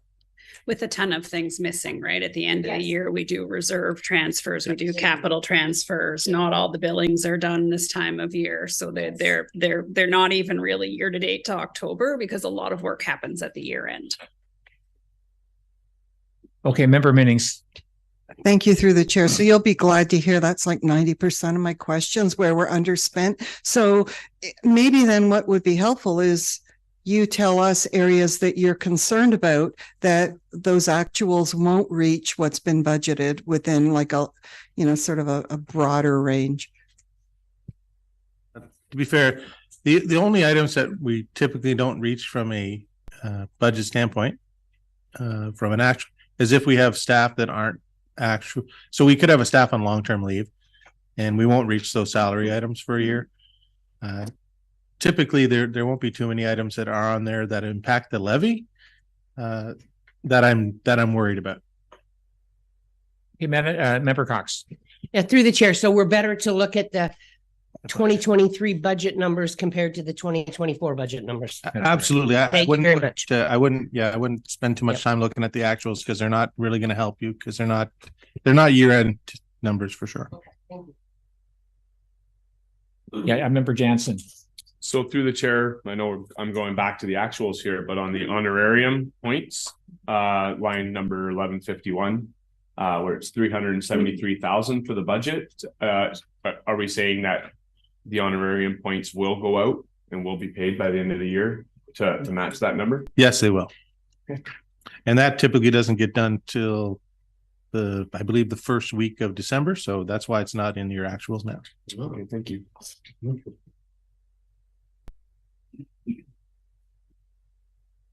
Okay, if we're okay with page 50, we can flip over.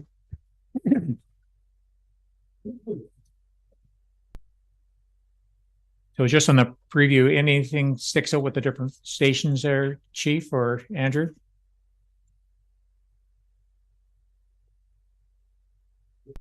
Through the chair, no, there's nothing that Yep.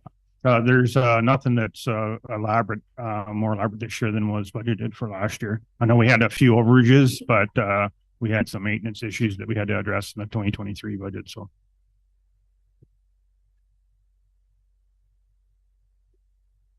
Thank you. We can flip over to page 52.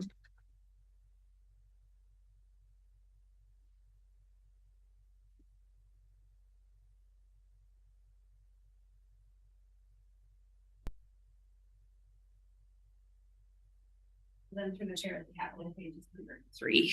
Just if you want to finish. Say that one again. The capital for fire is 103. So capital's in a different section, so I'm just helping you find the next. Perfect. Thank you. We need all the help. Member Burkett.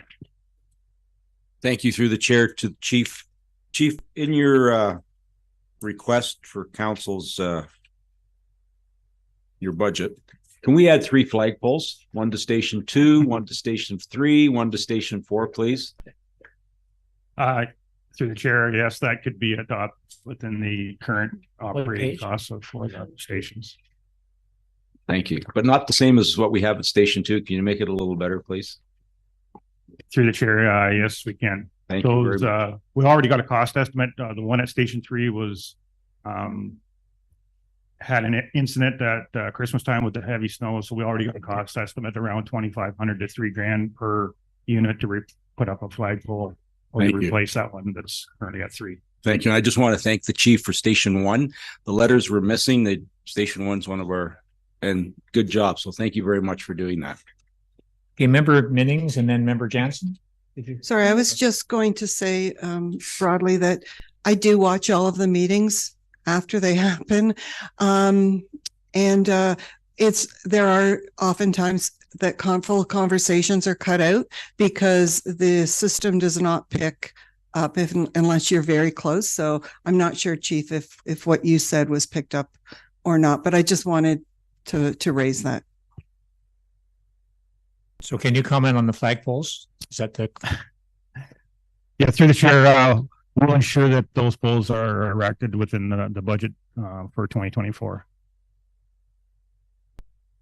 Okay, and then as CEO says, go to page 103 for capital. And if it helps, it's behind the orange number 4 tag. Gotcha. Got it. There we go. So it is behind the orange tag number 4, and then it's page 103. Any questions on the capital chief?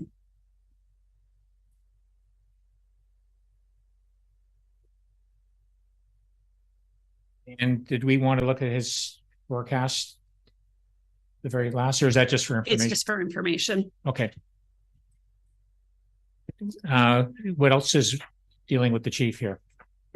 So if I can, it's just a capital. So if anybody has any questions on these capital items, now would be the time to ask them.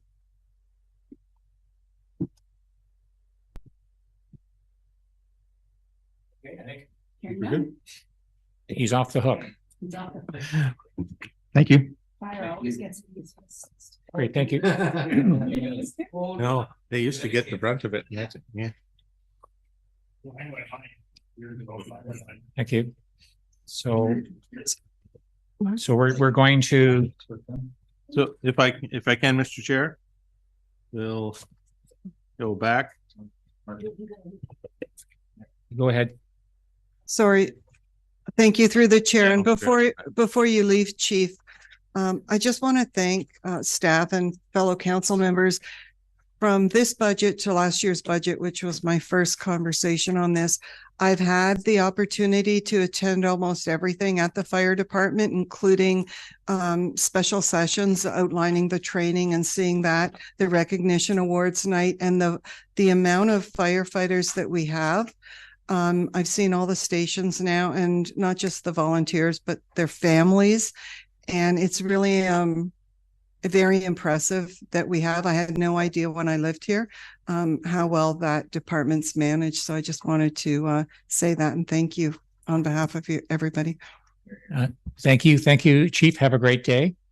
And then on that note, I'd like to welcome our new CBO here, Mr. Andros. Welcome officially, and look forward to seeing your budget here today. So if Andrew could just direct us on the right page. So if I can, Mr. Chair, we'll go back to the, I'll call it the purple number 3 tab, and you'll go into page 48, which is behind the number 2 tab. 47? 47. Mine says 48. I'm missing a page. I missed Right, page. page 47. You're It right. is 47. I just seem to be missing. Here it is. With member Cox. Through the chair, and I guess this will probably go to Andrew. If you go to 1161, it's the employer health tax, CPP, EI, OMERS. I like to clarify how these costs have increased, which probably has made an issue on all the budgets, but in this one you can see just in one department the issue, like how much it's gone up. So those payments have increased substantially. So if I can, through the chair, to respond to member Cox, most of the numbers have increased simply because the salary line has increased. So I'll say CPP, but there isn't an enhanced CPP this year, which will impact everyone. So that is a slight increase. Employer health tax is still the same percentage. It just happens to be higher because salaries are higher. EI, very similar. OMER is also quite similar. It is the group life insurance, and we call it group life insurance, but it includes all of our benefits. And the benefit impact this year is if I'm not mistaken, and I might ask Michelle to clarify, but it's in the 30% increase. 35? 37. So a 37% increase over the previous year. And that is what they're willing to insure us at. Now, to be fair, they do peg that a lot of it's based on long-term leaves that we may have. So some years that premium goes up significantly, and other years it stabilizes. But right now we have experienced a few leaves, and unfortunately that means our benefits do increase accordingly. Yeah. Okay, thank you.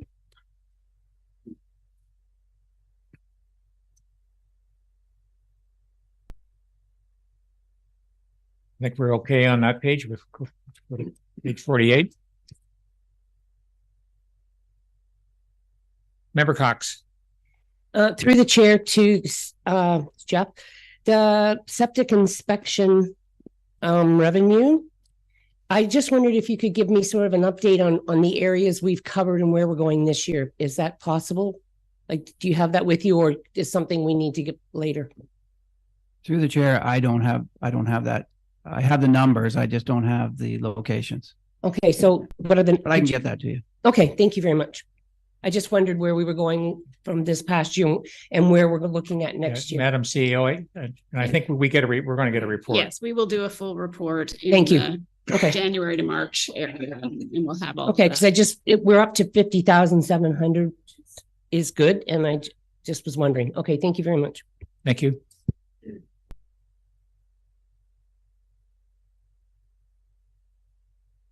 Move from 48 to 49.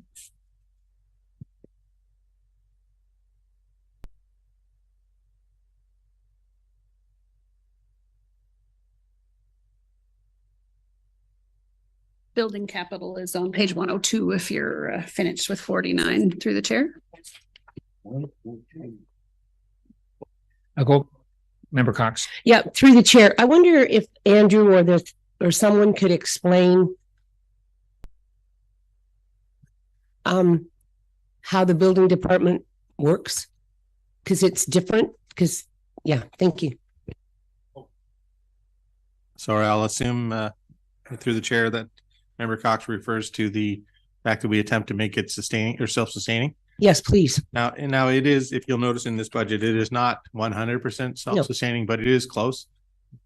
We don't want we want to minimize the levy impact from the building department itself as much as possible to ensure that we change building permit fees or other building related fees to try and cover those costs of that department. Yeah, I just think it's important that people understand that this department is one of the departments that actually tries to look after itself financially. Yeah. So there are years where we generate a surplus in that particular department, and what we do is we transfer that to building department reserve. So if we end up with a year where we're not going to generate as many revenues forecasted, we can draw from that reserve to continue to minimize the impact on the levy. Thank you. So if you're done with the building operating, we can move to the building capital. Now, if we can flip to page 102, which is again the orange number 4 tab, and it's page 102. You'll notice that there's no capital for the building department this year or the septic inspector department. There is planning on there, but we'll do the planning piece in a minute or so. That's great. Is that all we have for Mr. Andros? That is all we have for Mr. Andros. Perfect. Thank you. Thank you. Run. Okay, thank you, Jeff, and once again, welcome aboard. Thank you. I guess if we can switch to Ms. Woodrow, and So we will go for there. So now we're going to go back to your purple number 3 tab, and you're going to go all the way to the number 9 tab. I know we're bouncing around a little, but it's to get some of the staff members out of this meeting so they don't need to be in here all day. And it's page 99. Perfect. We got it here. Everyone that's on page 99, we can have a look at that.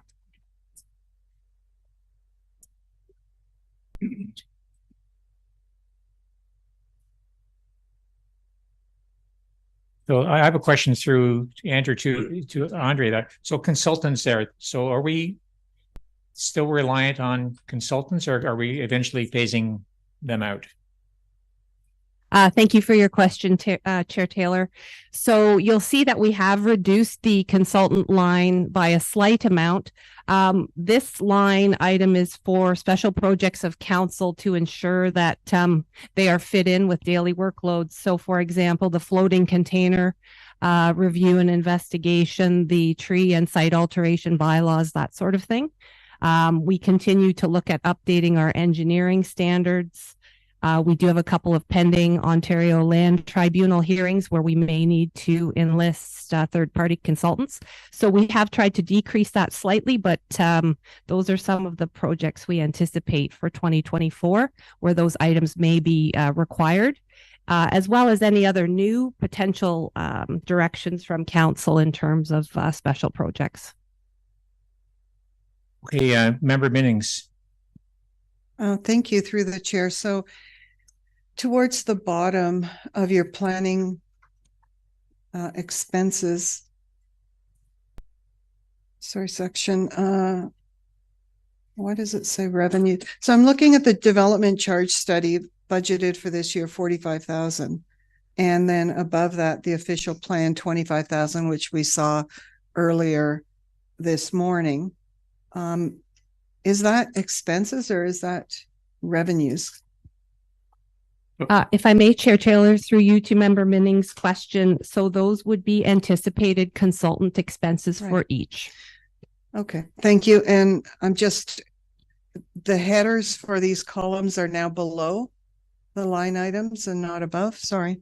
Do you see it says planning revenues, and then you've got that whole list of salary and wages, et cetera, all the expenses. And then the heading planning expenses is towards the bottom of the page. That's all I wanted to. It's totals, I realize that. So Andrew, is planning trying to be neutral, revenue neutral too, or? No, the planning is not necessarily revenue neutral. Not the same way that the building department would be. Thank you. And I have a further question.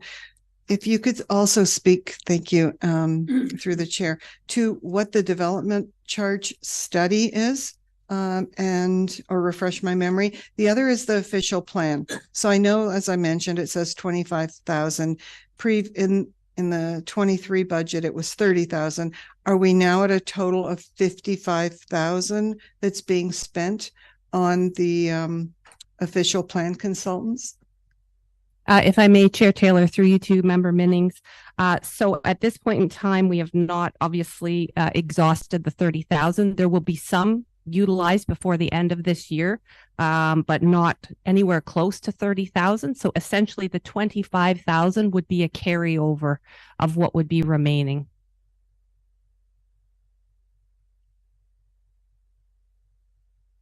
And the development charge study? Thank you, Member Minnings. I'll defer that to the Treasurer. So if I can, to respond to Councillor Minnings, the development charge is study is it is a statutory requirement every 5 years. Now that statutory requirement, because of new legislation, may extend that out to 10 years, but our current plan expires in 2024, which means we need to do a new study and a new bylaw in 2024. So Andrew, that's a tax levy item? That is actually, as we speak today, funded from development charges. When we get to doing that development charge study, and you'll likely see it before the summer recess this coming this year, you will notice they'll remove all of the studies out of that because they'll no longer be recoverable through DCs. So that is new legislation. So they are currently recoverable as of today, but once we do our new study, they will not be. So they will be levy impacts in the future. Yeah, so maybe one thing you could flag for us is what is on the levy and what is not when we're coming down here, if you can do that. If I could just point out quickly, you'll notice that at the top of that page, it's got contribution from reserve fund, and there's $51,750 in that. So if I'm not mistaken, I want to say the 45,000 is actually recovered. It might be slightly less, but that includes funding for both the official plan out of development charges and the DC study out of development charges. So it's not a full cost recovery, you'll see there, because the total is 70,000, but we are recovering 51,000 of that out of the DCs.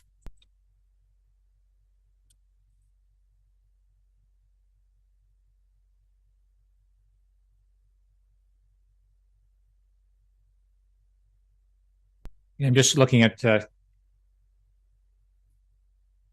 revenues is down from 2023. Andrea, if you could comment on that, from 76 to 38. Certainly, Chair Taylor, in response to your question, we have seen a bit of a decrease in revenues. So moving forward into 2024, we're taking a precautious approach.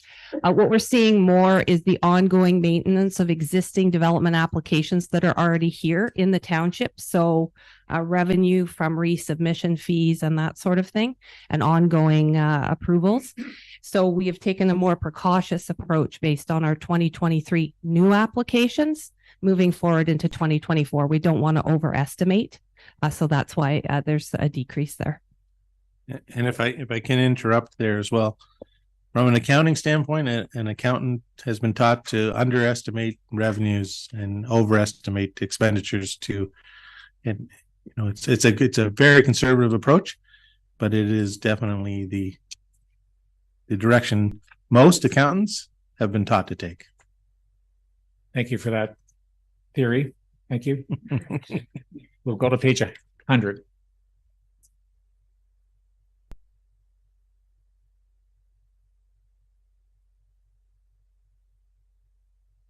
Again, Mr. Chair, I believe that's page 102. And the items that are listed here. Oh, sorry, you're on Yeah, sorry, on the capital. We are on the capital page now, correct? Are we doing committee of adjustment or that's? Oh, sorry. You're still. Is that what it is? Oh, yeah. Sorry, you're still on 100. Sorry. My apologies. So on that one, the revenues are double. Mr. Plunkett on that one.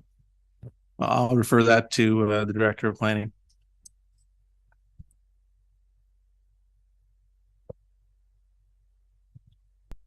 If I may, Chair Taylor, in response to your question, you're looking at the first line C of A revenues. Yeah, correct. We're 20. Your budget was 31,000 for this year, and 24 budget is 73,000. Or the impact on the levy. What am I reading there? Sorry, I'll take that one. That is an impact. So presumably we want the Committee of Adjustment to, as well as building, pay for itself. In this situation, you'll see that the revenues from the Committee of Adjustment are down, and that does appear like it's going to cause an additional 40,000 on the levy this year, which means we likely will need to look at the Committee of Adjustment fees to make sure they are recoverable. It is possible that the distribution of staff time here as well could be moved from 813, which is Committee of Adjustment, back over to Planning and Development. The net impact on the levy would be the same, just maybe the distribution needs to change. That distribution was based on how much time we expected staff to spend on the Committee of Adjustment, and because there's less revenues, they may be required to spend less time on Committee of Adjustment and more time on other planning applications.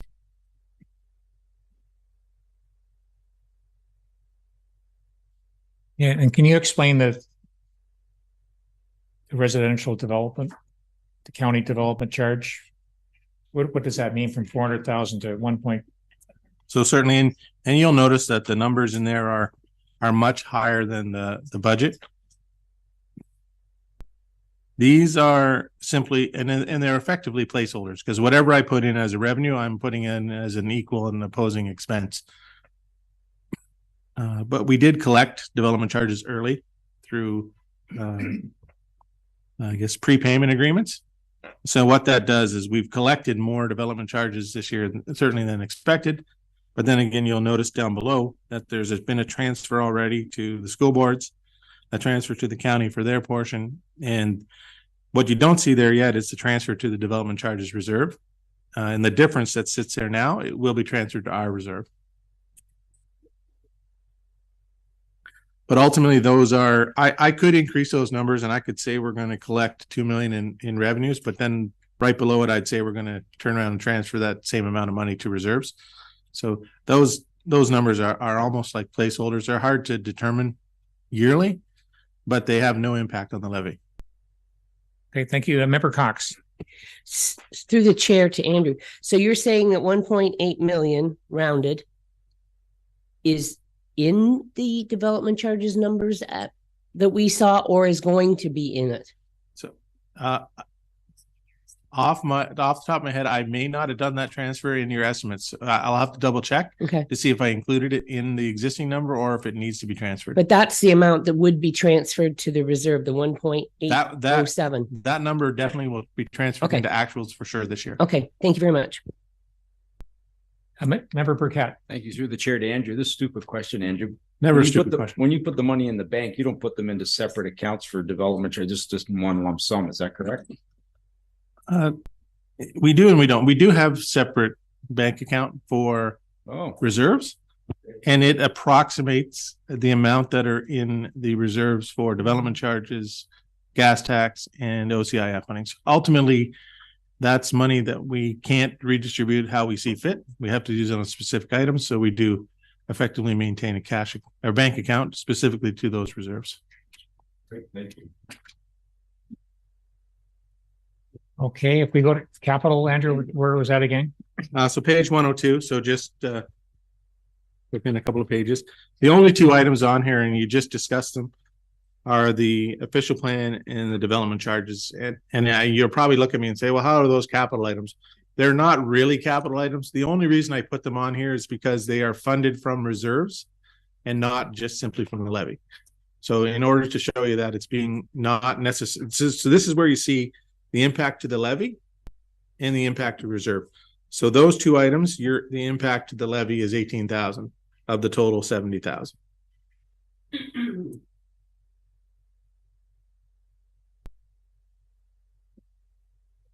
Okay. Any questions from the committee?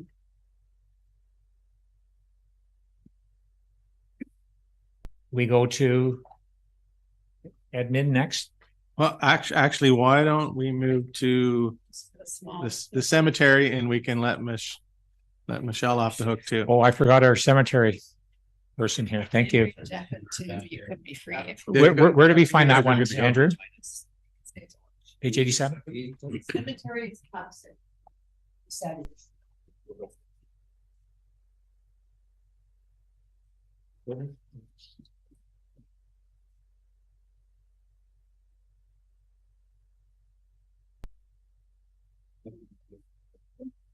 Yeah, we can do the lunch. Yeah.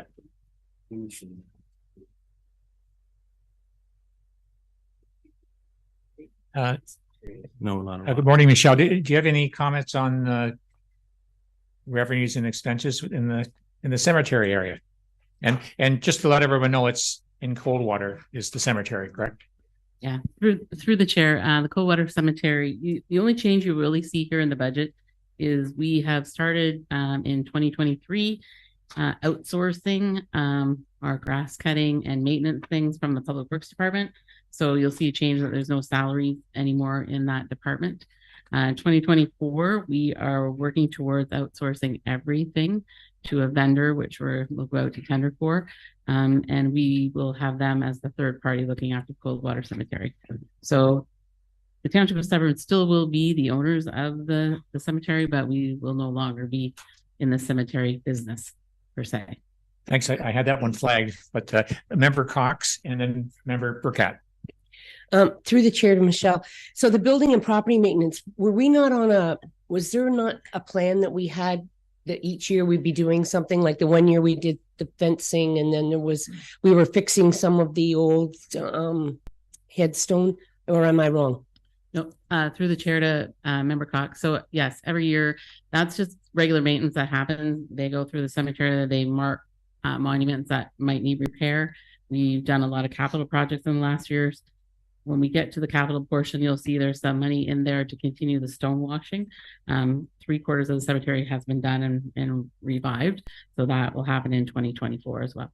And I've had comments from the residents, and they're happy about that we fixed up the old ones that no one was looking after. Thank you.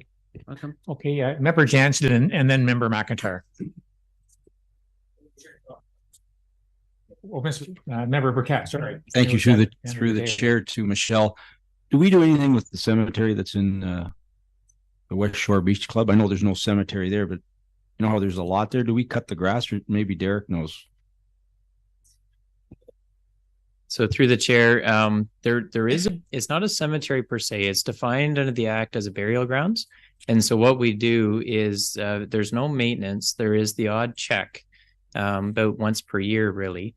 And then outside of that, there's no encouragement to attend. There's no monuments. There's no features. I was there actually just about a month ago doing a regular check. And anyway, there's no features there. So it's not a cemetery. Actually, it's not really growing up in that way. It doesn't require any maintenance. There's seasonal grass come up maybe a foot, but yeah, it's not maintained. Thank you. Member McIntyre. Yeah, through the chair to Michelle. Do we have anything to do with the cemetery at Agnew and Grass Lake Line?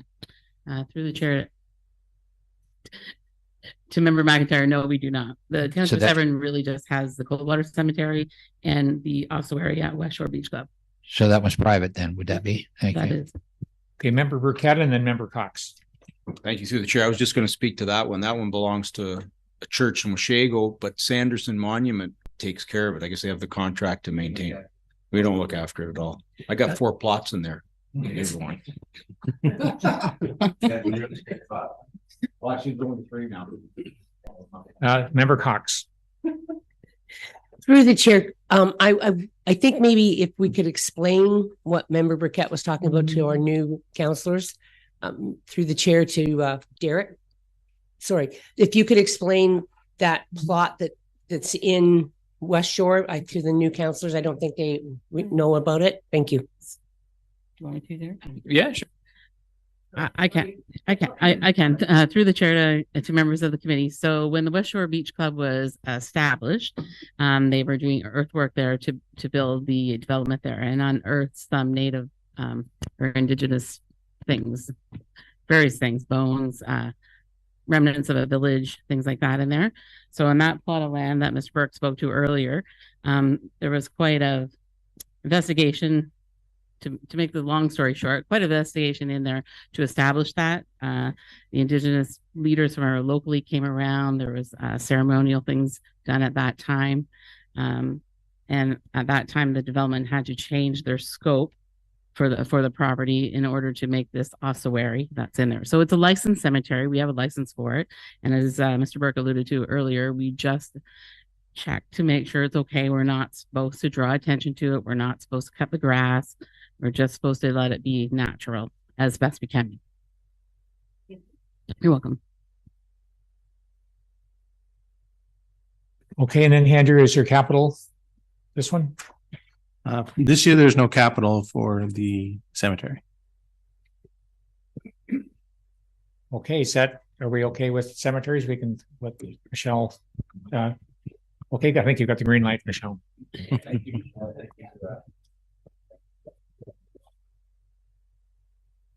Okay, Andrew, so now we'll move to, again, it's back to it's page 97, actually. So behind your green tab, and we'll just maybe go through the library budget. 97.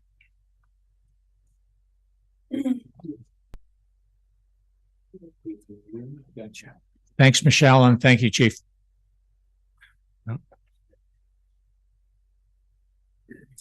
And I can do a little bit of a preamble on here. You'll notice the first page 97. There's a bunch of actuals, no budget lines next to them. So you'll note, but if you'll notice right below, so these numbers all start with G, and all the numbers below start with L. So all those numbers up at the actuals just represent where we are the treasurer for the library. So we record it into our books first, and then we transfer those amounts to the library. It's an accounting exercise only, but it does happen that way. The only budgeted line item you see there is the grant from the township to the library. And you'll notice it's gone from, as mentioned earlier, it's gone from 215 or 216 to 272. And it does relate to the increase in the costs of the Aurelia Library and the pay equity impact on salaries. So Orem Odonte, when do they pay? Sorry. They typically pay twice a year. I'm not sure why there's no amount in there right there. They do pay though.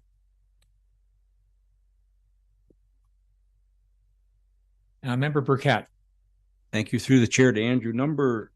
The library revenues, Andrew, where it says interest current AC, and the actual was 17,000. How did they make interest? I'm just curious. So the library also has their own bank account.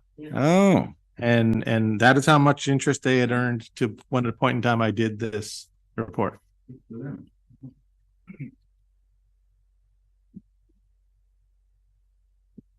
So if we're okay at page 97, there's more on page 98.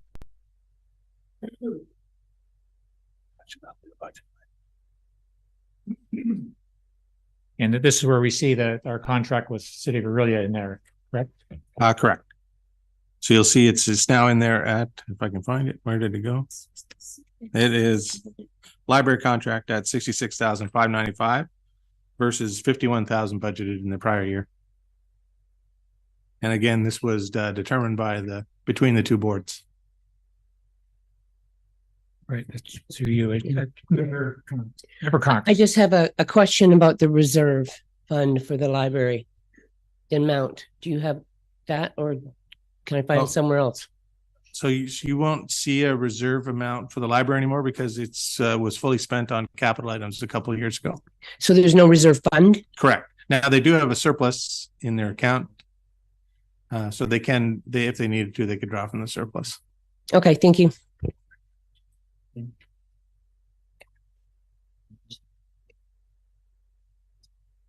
Yeah, you probably can. Does that cover his library? That does cover the library if there's no questions.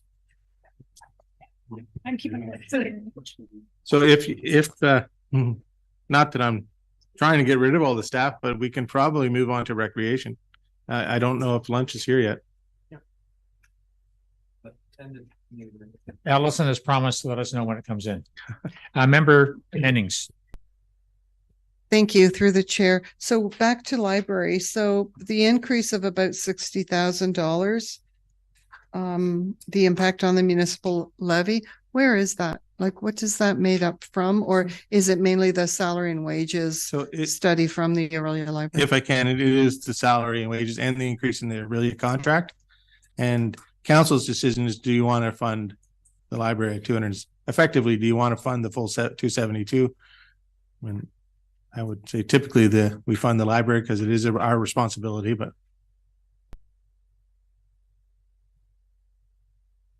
Member Burkett. Thank you, through the chair.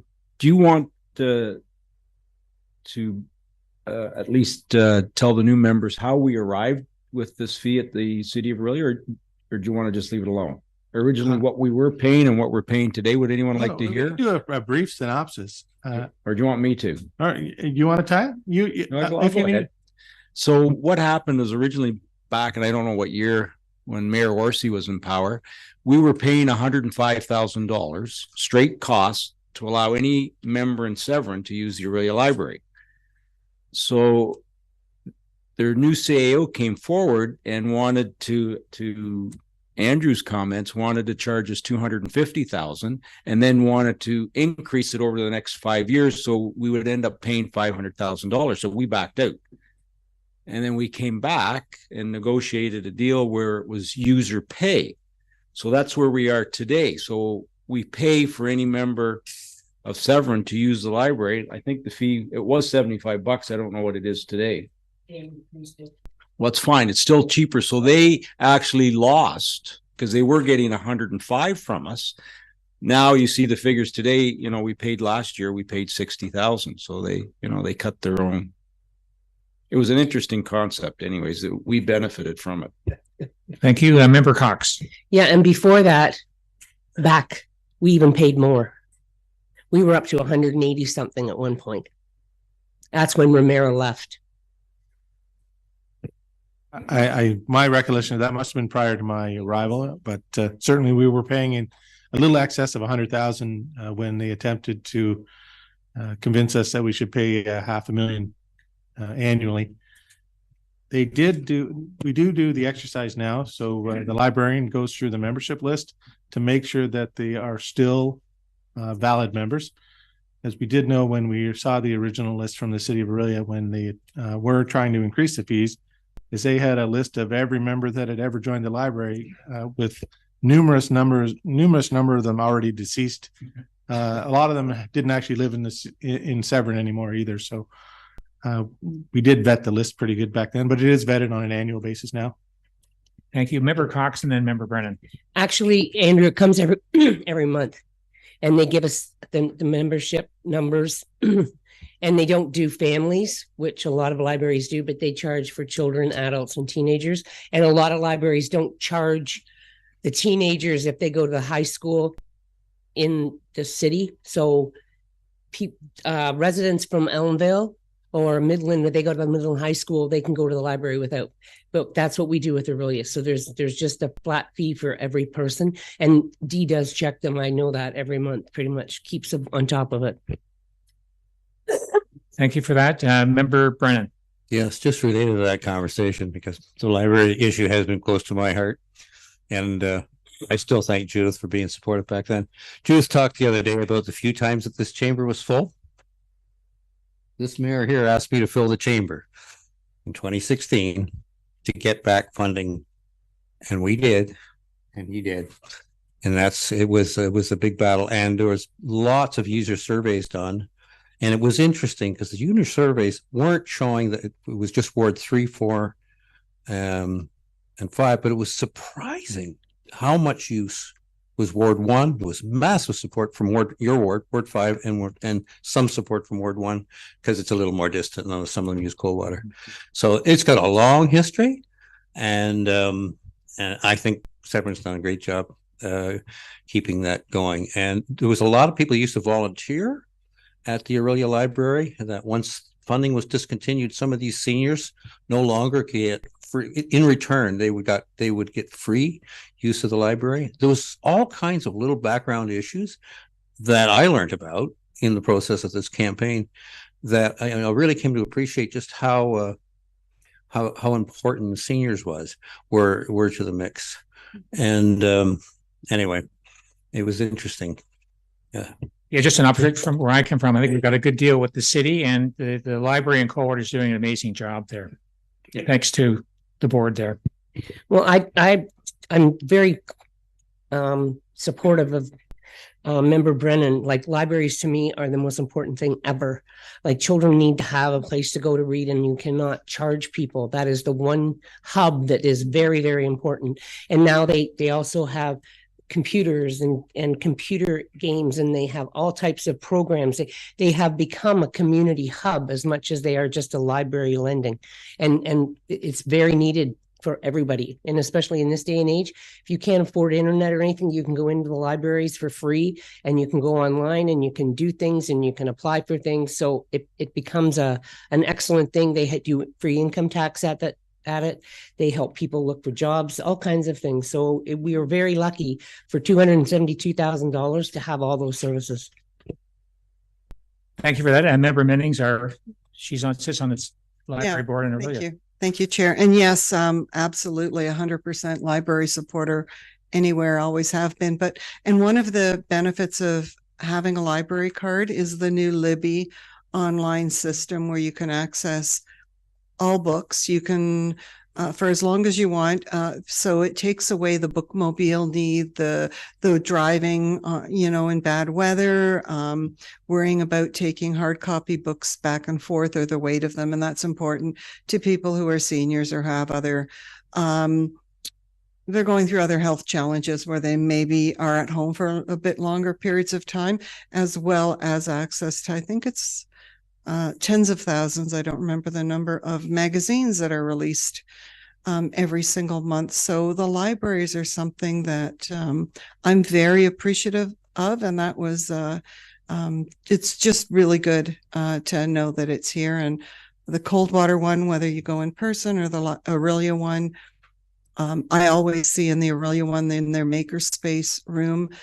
Now there's this huge influx of kids, I guess, around 8-9 years old, and they're using the 3D printer and making all kinds of cool things. And there's people using the sewing machines and the monograms. So there's full-size posters. So when we're doing our Santa Claus or our community events, we should be heading to the makerspace there and using those. It just goes on and on and on. So it's not like it used to be in the old days. It's not quite. It's quite an active place. Great, thank you. So I think that wraps up the library. And do we want to do? We can attempt. Turn my mic on. We can attempt to begin and try to get through as much of recreation as we can.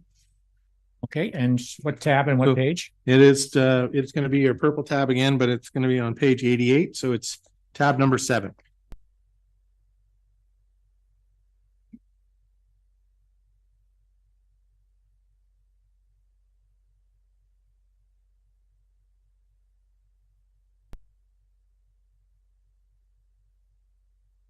So we're starting with Shagel Park. Is that? Yes. And sorry, I guess it'll give a little bit of a preamble. You'll notice the contributions from reserves. So they may not coincide with the prior year's numbers because these are to help pay for capital projects. So depending on where we had capital projects last year, you would see more funding for those projects in the prior year. And if there's more capital projects in Washego Park, for example, then you'll see more funding in that line than you would have last year as well. And you'll see that throughout. So if wherever we're capital dominated, you'll likely see, unless it's being paid for from the levy, you will see a contribution from a reserve fund to offset some of those capital costs. Yeah, Member Burkett. Thank you through the chair. And maybe a question for Derek, because I don't think Craig was here, but the washroom that was vandalized, did we run it through insurance, or where does it show up here, or does it show up here in the expenses? So through the chair, our insurance rider has a pretty stiff, what do they call that? Deductible. And so, yeah, the damages wouldn't exceed that. We didn't run that particular event through insurance. So you will see it. There is a vandalism line. It's 777122746, and it's called vandalism. So there's $1,000 expense to that in the actuals. There probably was some additional cost. They might have got miscoded to the other one that we use quite regularly is the building and property maintenance, which is at 16,000 in actuals. So I have a feeling that I think it was a toilet. There's some damages within the washroom that was probably coded to building and property maintenance at the 16,000. Through the chair. So did we leave it open, or how are we going to mitigate these? Because that's the same group of kids that stole the truck from the CN station and placed it on the track. We can't prove it, but I think it's the same set. So what are we doing for next year? What are our plans so that this doesn't happen again? Because I think these kids are still there. So Through the chair, I think, there's always going to be vandalism of municipal assets. I think it's an uphill battle. The preventive measures we have employed already is, timing windows for open enclosures. We have good locks on the doors. This particular season, I believe we added plywood to the front of so we close them for the season. But in addition to that, we put a bit more of a physical barrier between the door set and the interior of the facility. So we do our best to attempt to deter vandalism, but being a municipal asset, being in the public, this is not new. Certainly we have these challenges, and I think we'll have them for a long time going. Sorry, Derek, supplementary if I may. Is there any way, because we have internet there, is there any way we can put cameras, or is that something we wouldn't entertain? Through the chair, so we actually do have a CCTV policy, a surveillance camera policy. We have surveillance cameras in the area.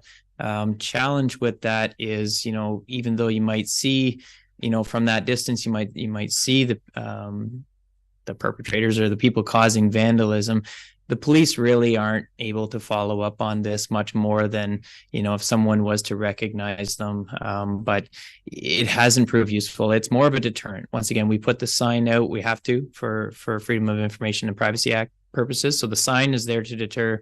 The infrastructure is there to deter. But to be fair, the video footage really does not, cause a remedy or sort of like a criminal charge. Member Cox. Yeah, through the chair, and that's probably one of the reasons why a community watch committee will be good, because then the rest of the residents will know what has gone on, whereas right now probably a lot of them don't even realize that there have been any issues. So it could be a wake up to some parents to kind of know where everybody is. Thank you. Okay, if we should go park to public docs. Any things there, Derek or Andrew or Greg? Member Cox. I was just thinking the contribution from reserve, is that for the Severn Falls and McLean Lake?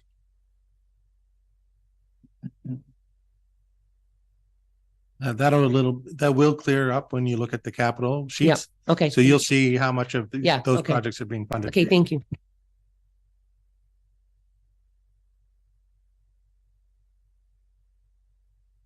Sorry, Member Minnings. Thank you, through the chair. Under public docks, is that where boat launches are? Okay, so thank you. I didn't hear the answer for that.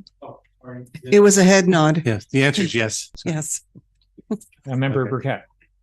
Sorry, Chair. I'll talk to it when we go to the request at the sheets about the public docs. I just wanted to ask something, but I'll talk about it then. Capital sheet, sorry. Okay, if we're okay on page 8, we'll go to 89. Member Minnings. I'm not sure if this will be brought up in capital, but there's a building at the bottom of Bayou Road at the boat launch. It looks like a utilities or something, a brick. Is that a capital asset? Is that captured somewhere in the budget for maintaining? I'm just curious about that building. Yes, thank you, through the chair. So that building is called what's Hedgemere Landing. So the little road that pops off of Bayou is called Hedgemere, and that's a low lift pumping station and a sanitary discharge access point for the West Shore Wastewater and Water Treatment Center. So what it has there is it pulls the water up from Lake Couchiching and delivers it to the water treatment plant for treatment. And then inside that building is a bunch of pipes and pumps and SCADA equipment and stuff like that. Thank you. Member Jansen. Through the chair, on the Coldwater Skate Park revenues and expenses. I know I brought it up in the past about skate park improvements. in the fairgrounds. I see in the capital expenditures that we're going to be looking at doing the redesign, spending the money to have that done. Will that actually occur in the next calendar year? Through the chair to the member, excuse me. I'm hoping it does. I know it was a carryover from the previous year, but I think we'll probably get to it. I'm hoping to start that process probably late, like Q3, probably Q3. Could that, once we get through some other studies we got going on right now, get those complete and deal with what we have with West Shore and get that underway, then we'll probably roll into that plan at that point. So yeah, go ahead, Derek. And certainly just want to recognize, you know, the delivery of capital projects, particularly like, you know, for instance, in the recreation service area, was a challenge in 23, you know, we saw some staff changes. We saw the creation of a new department. So I'm quite hopeful that going forward, you know, these projects will be delivered, and totally recognize that, you know, this particular project has been delayed at least one full calendar year, which is a challenge for the upgrades that were wished for, you know, in this season. Yep. Supplementary. So for skate park improvements, for example, will we have to wait until we go through that process, or is there an avenue for making some improvements prior to going through that process? I don't know if there's going to be any reconfiguration of that skate park pad in the redesign, and if there's not going to be a reconfiguration, what stops us from making improvements prior to going through that redesign process? Through the chair, I would say that everything would be on the table. Like if we are looking at skateboard park redesign, then I'm not sure how much you would want to invest in it until you get to that point. If you are looking at relocation of the pad itself, or what the pad is, whether is it like moving forward, is it a concrete structure instead of what's there now? So I think you would want to go through the planning process before you invest in any substantial change to it, not knowing, because I haven't been here to really look at the equipment on there and see what condition it's in right now.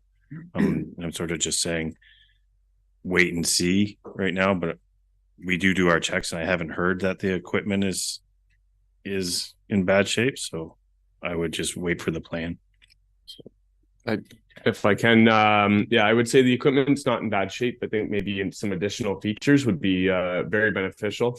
I think that the skate park is well used, and moving to a concrete model, which would be amazing to see. I know what the city of Aurelia is going through a skate park design kind of consultation phase, and the cost is in the millions of dollars for a concrete skate park. I don't see that as feasible, but I think adding a few features to the site would be definitely beneficial and would be well used and well received in the community. Thank you, Member Burkett. Thank you, through the chair. So I know Craig and Derek need to rely on one another. But the one that we have in Washago, Derek, that didn't we built a new one there, did we not? Sort of. Through the chair, yeah. So Washago had a couple of new features over the last 4 years anyway. The one feature that's skateboard kind of specific is a half pipe. So it's a dual-sided half pipe. Well, I guess called a half pipe. And it's on a concrete pad. It was a generally low cost venture.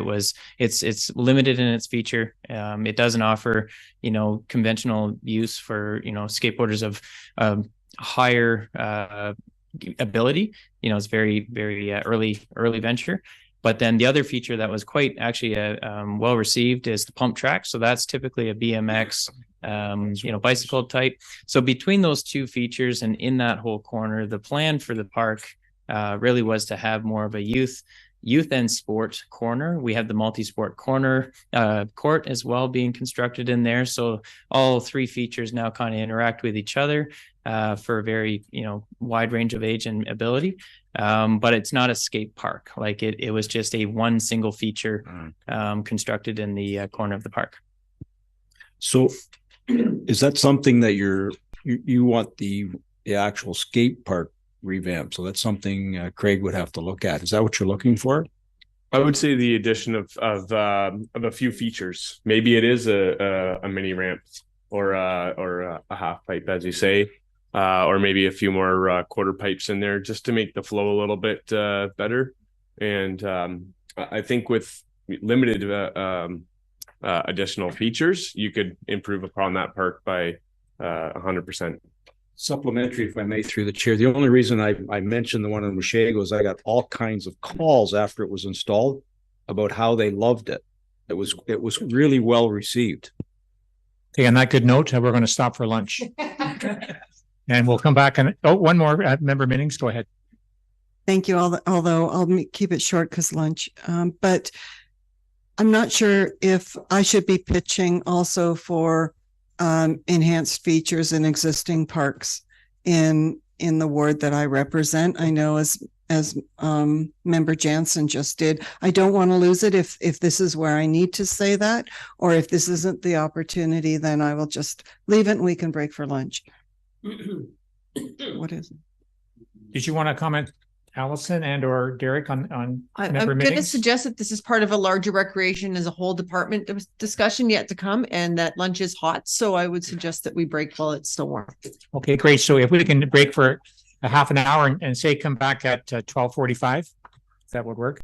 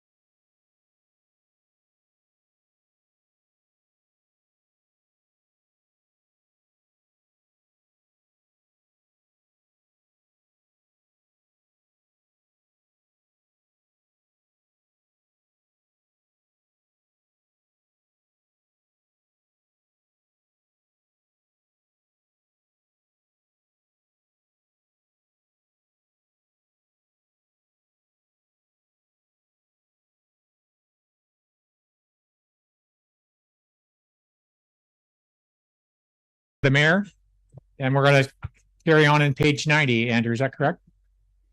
Yes. Page 9. As long as we're done with page 89. Okay, good. Thank you. We're back to recreation. Oh, Yeah. recreation operating.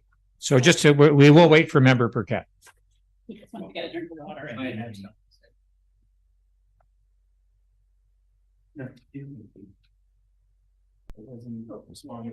Lunch was great. We're planning that was a good idea. Allison. Nicely done. You're welcome. So we on video now? Yep.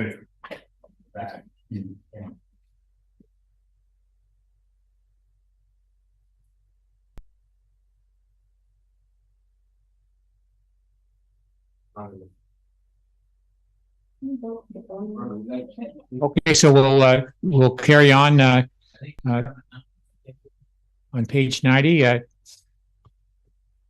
venturing into the trails area. Any comments, Andrew, on that?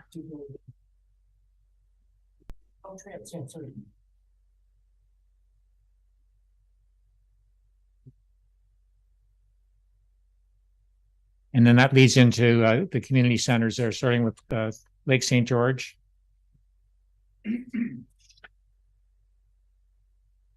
Member McIntyre. Through the chair, I guess it's to Derek. Do we own that building there on Lake St. George? And if so, what would it cost me to rent it?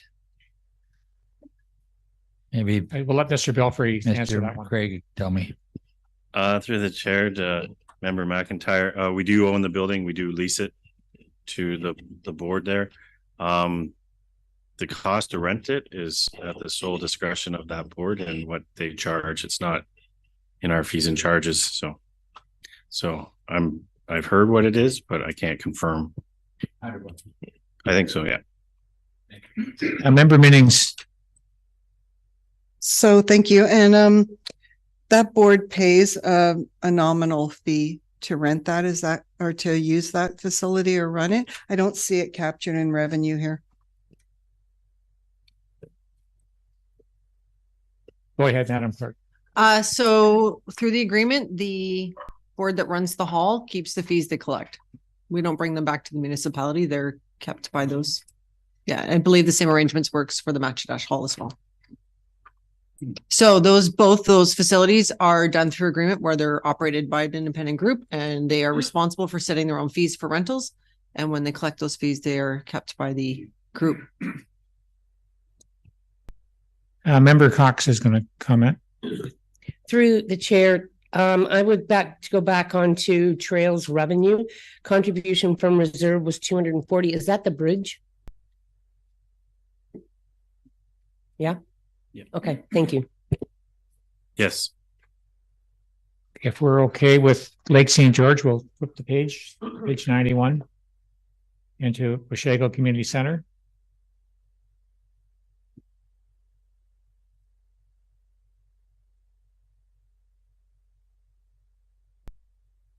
And once again, a lot of that was the work that was done out front, correct, Craig?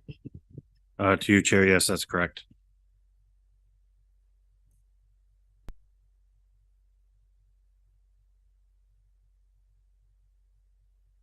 Washago Community Center, we'll flip over page 92.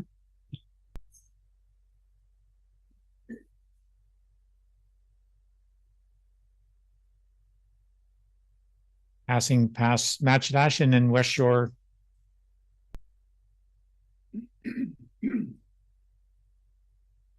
Any questions on the West Shore?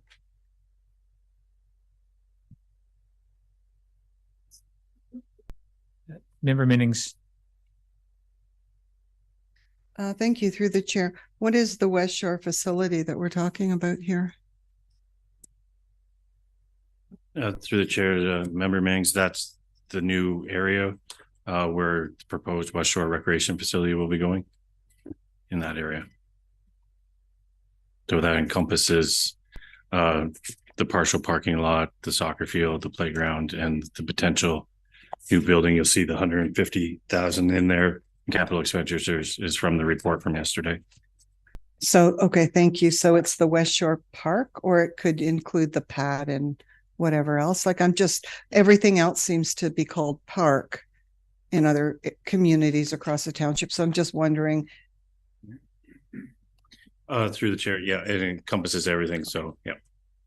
So Craig, just you answered, I think that the 150 is to get a new design on the building. Is that correct? To the chair. Yeah, that's correct. And if I can, Mr. Chair, you notice there's 200,000 in revenue and 200,000 in expenses budgeted for 2023. Those capital items, even though they're budgeted here, will show up in the projects. If you're looking for the actuals, they do show up in the projects lines, but they've all been lumped together. So you may not notice them here. Anywhere where you see 5155 account code at the end of it, which is capital expenditures, you will find those actuals in a little further on in the report. But again, as I said, all the capital items are included in one line that we've actuals. Thank you, Member Minnings. Thank you through the clerk. So for the West Shore budget lines, capital expenditures, 200,000 in 23, 150,000 proposed for 24. Is that a carry forward amount, the 200,000, or was that actually spent this current fiscal year that we're in? I'll refer that to the Director of Public Works. Yes, thank you. So that was carry forward from a 2022 project, which was the site grading. The minimal expense that occurred in 23 included some holdback release and the reinstatement of some washouts and the creation of the soccer posts. So we own the soccer posts, but we put them in 23. So there was a minor amount of works that were completed that were carried forward from a previous contract. So then supplemental, the majority of that 200,000 that was committed in the last year's budget, in the 23 budget, is unspent.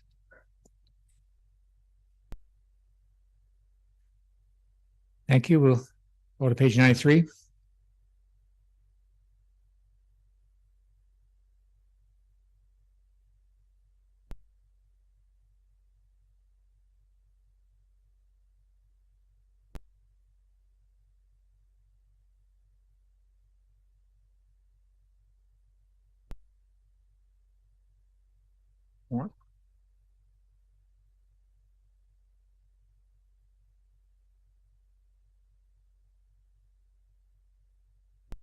Any comments, Andrew, on programming before we get into the co-auditor arena? The only thing I might want to mention is I think our hope is to do more programming this year than we did, next year than we did this year. But I will refer that to the Director of Recreation. Thank you to the chair. Yeah, we did, as you can see, we did reduce the lines because we are sort of rebooting the recreation program now and getting up and going. Once we get the programmer on board, it'll be the anticipation that we'll get back to those numbers in 2025 and from then on, just through the past year where you can see there was not much programming going on, and then we have to essentially reestablish the program now. So you'll see it grow from this point on.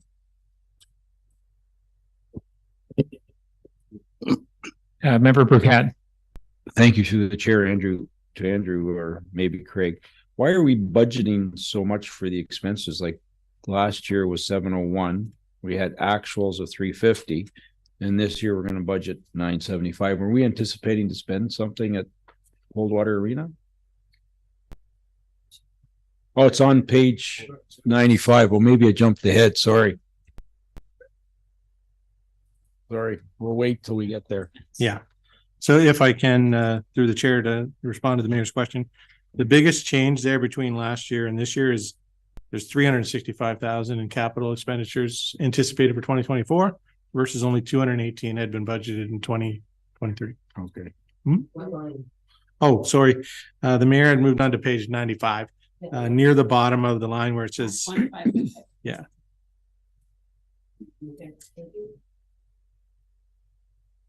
And we will look at those capital items in detail when we get to the capital sheet. Okay.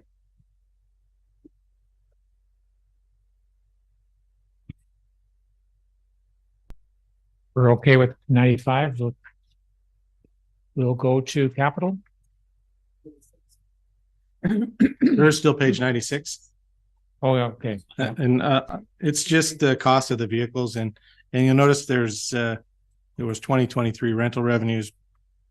That is just to redistribute the costs amongst the departments. So instead of worrying about having to redistribute it to each piece of recreation, they are recreation use vehicles. So I've just left the expenditures there as part of recreation costs.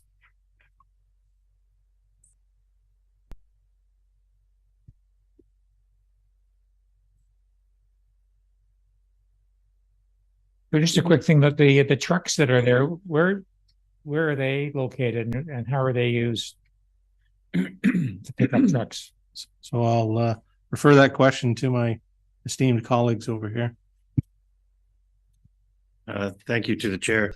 One vehicle is down at Washego, typically used down there through the summer and winter for the parks maintenance, and another vehicle, mainly every other thing is up in Coldwater.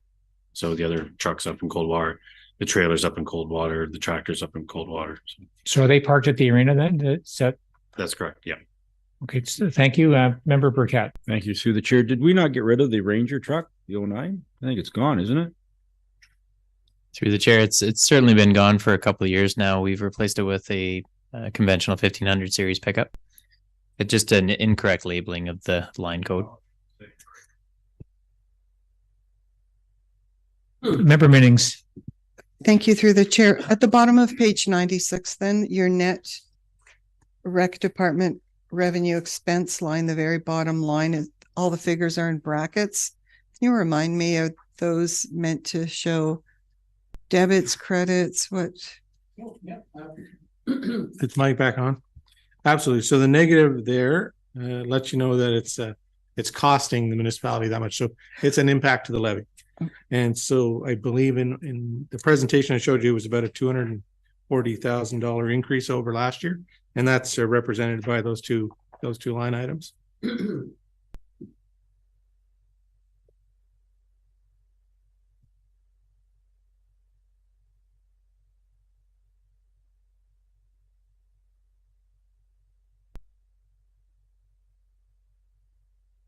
If we are ready to move on, we'll move into the orange tab again, and this time to page 104, which is recreation capital.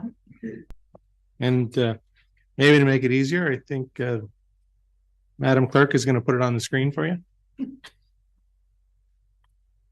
Never mind. It's a little tiny. It's a little hard to read.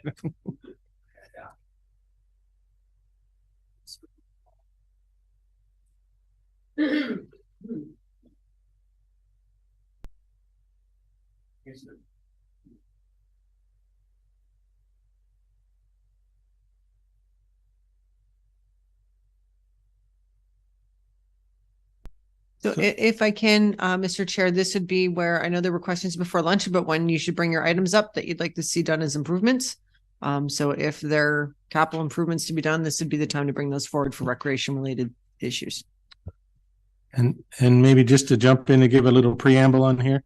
I know we didn't necessarily do it on each one of the other capital sheets, but if you're not completely familiar, you can see the total cost for the project. And then it's got the sources of funding next to it. So it lets you know whether we're paying for it out of the levy itself, or if we're using a reserve or grant funding to do so. Member Burkett and then Member Minnings. Thank you, through the chair. And I think Craig, because I'm just going to ask Derek, the boat launch that we have down at the end of Bayou Park or Bayou Road.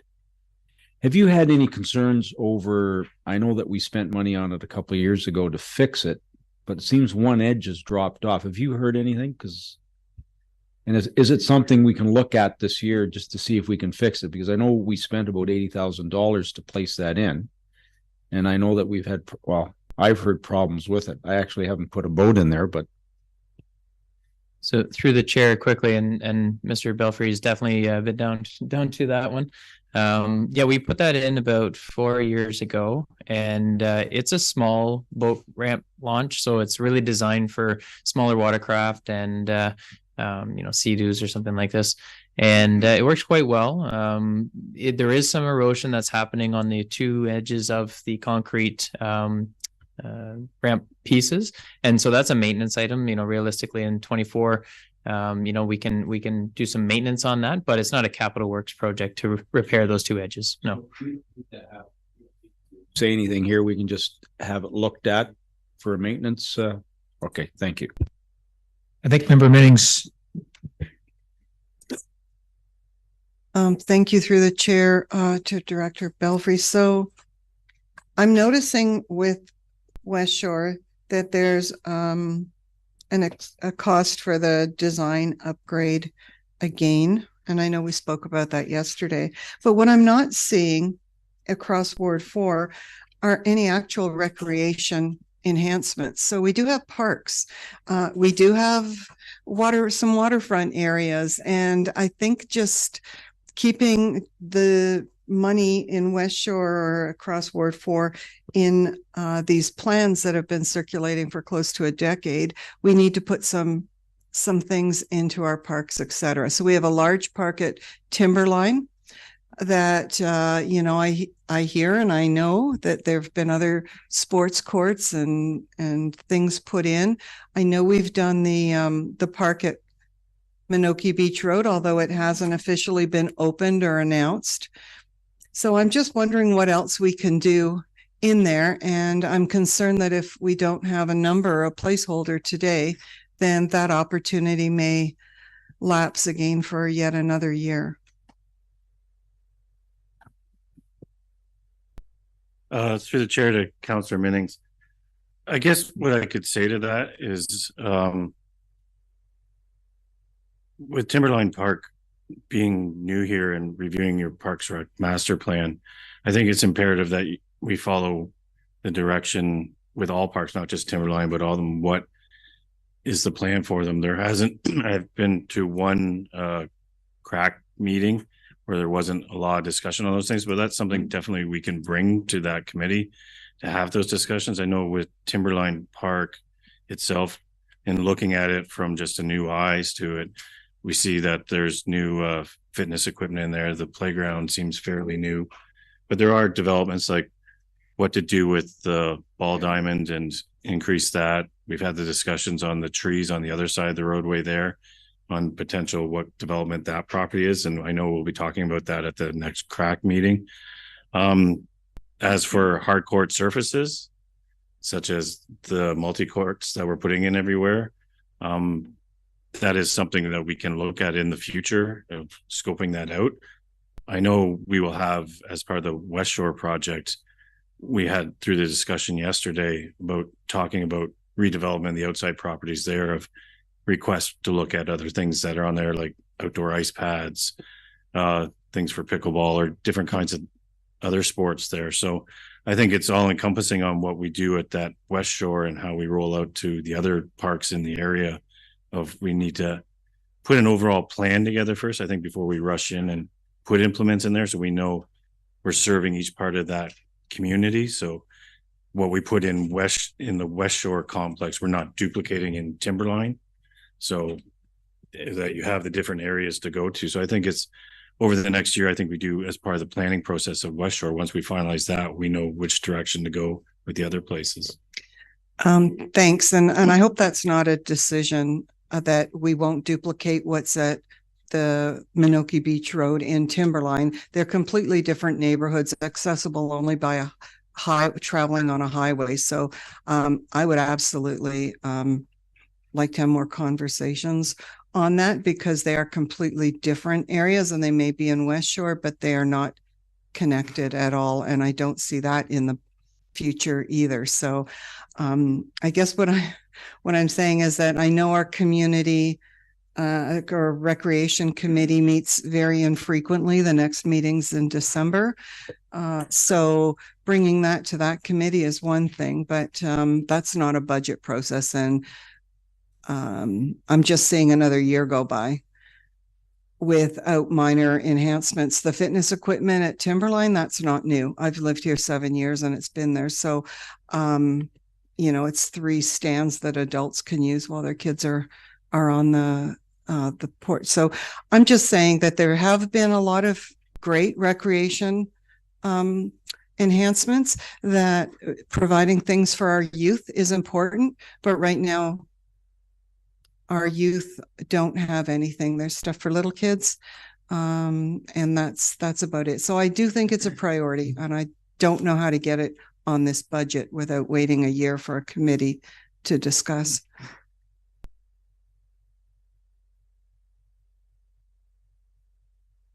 Is that a request for to the clerk? It's entirely up to council as to whether or not they want to add items to their budget, and take them out. So that's the whole part of process. I mean, typically our process here has been for stuff like recreation improvements that they do go through the Culture and Recreation Committee. And then that committee recommends to council as to where they think should come for the next year. But it is council's complete prerogative to just bring items forward at budget, and then consider them, and council makes a decision as a whole as to whether or not they get added. So I'll let Member Burkett speak, and then Member Minnings. Thank you. So to further to Member Minnings' comments, what is she looking to see in Timberline? But before you express that, if you look at what is proposed this year, so we're going to spend 1.2 million if council approves what's here. So I'm not sure what we could take out, because there are items that impact the levy. You look in the middle. So maybe if there's something that you're looking for in Timberline, I don't know if we can get a price for it and how we can incorporate it into the budget for this year. Thank you. And through the chair. So I'm not necessarily looking to take anything out of another park. These are low-cost items, and I'm not familiar with everything that's in here. So I'm just looking at one of the items. Disc golf course, low-impact recreation opportunity, $40,000. Yeah, I'm not saying take that away. I'm saying, what is it? Where can we get one too? So I don't want to go through each one of these items because I know it's early for the director. We haven't had our chance to go through West Shore, and I'm not the one here who's an expert on recreation and what should be in parks and what shouldn't. I'm just not seeing anything is my point. And I don't know if we don't get anything in here, $40,000 as a placeholder, then that's it for another year. That's my question. Mr. Belfry, if you could speak. Sure. Through the chair to Councillor Minnings. So I guess what I say with just for the disc golf course that we have slated for Washago there, we also have had conversations. I've had conversations with the company, talking to, and it's all about with the disc golf course is about the size of the park and what you can put in there. With Washago, it's not a full-on disc golf course. It's a skills development disc golf course where you do different kinds of shots. And I've had developed conversations with the company about putting one of those in those kind of parks like Timberline or Bass Lake or something like that, where we roll that out as a process to put these in all the different communities. It's at the very preliminary stage. I would say that any development you're going to do in Timberline Park or that, I think, as the clerk said, we should be talking to the committee about that, and we should also be rolling out to the community.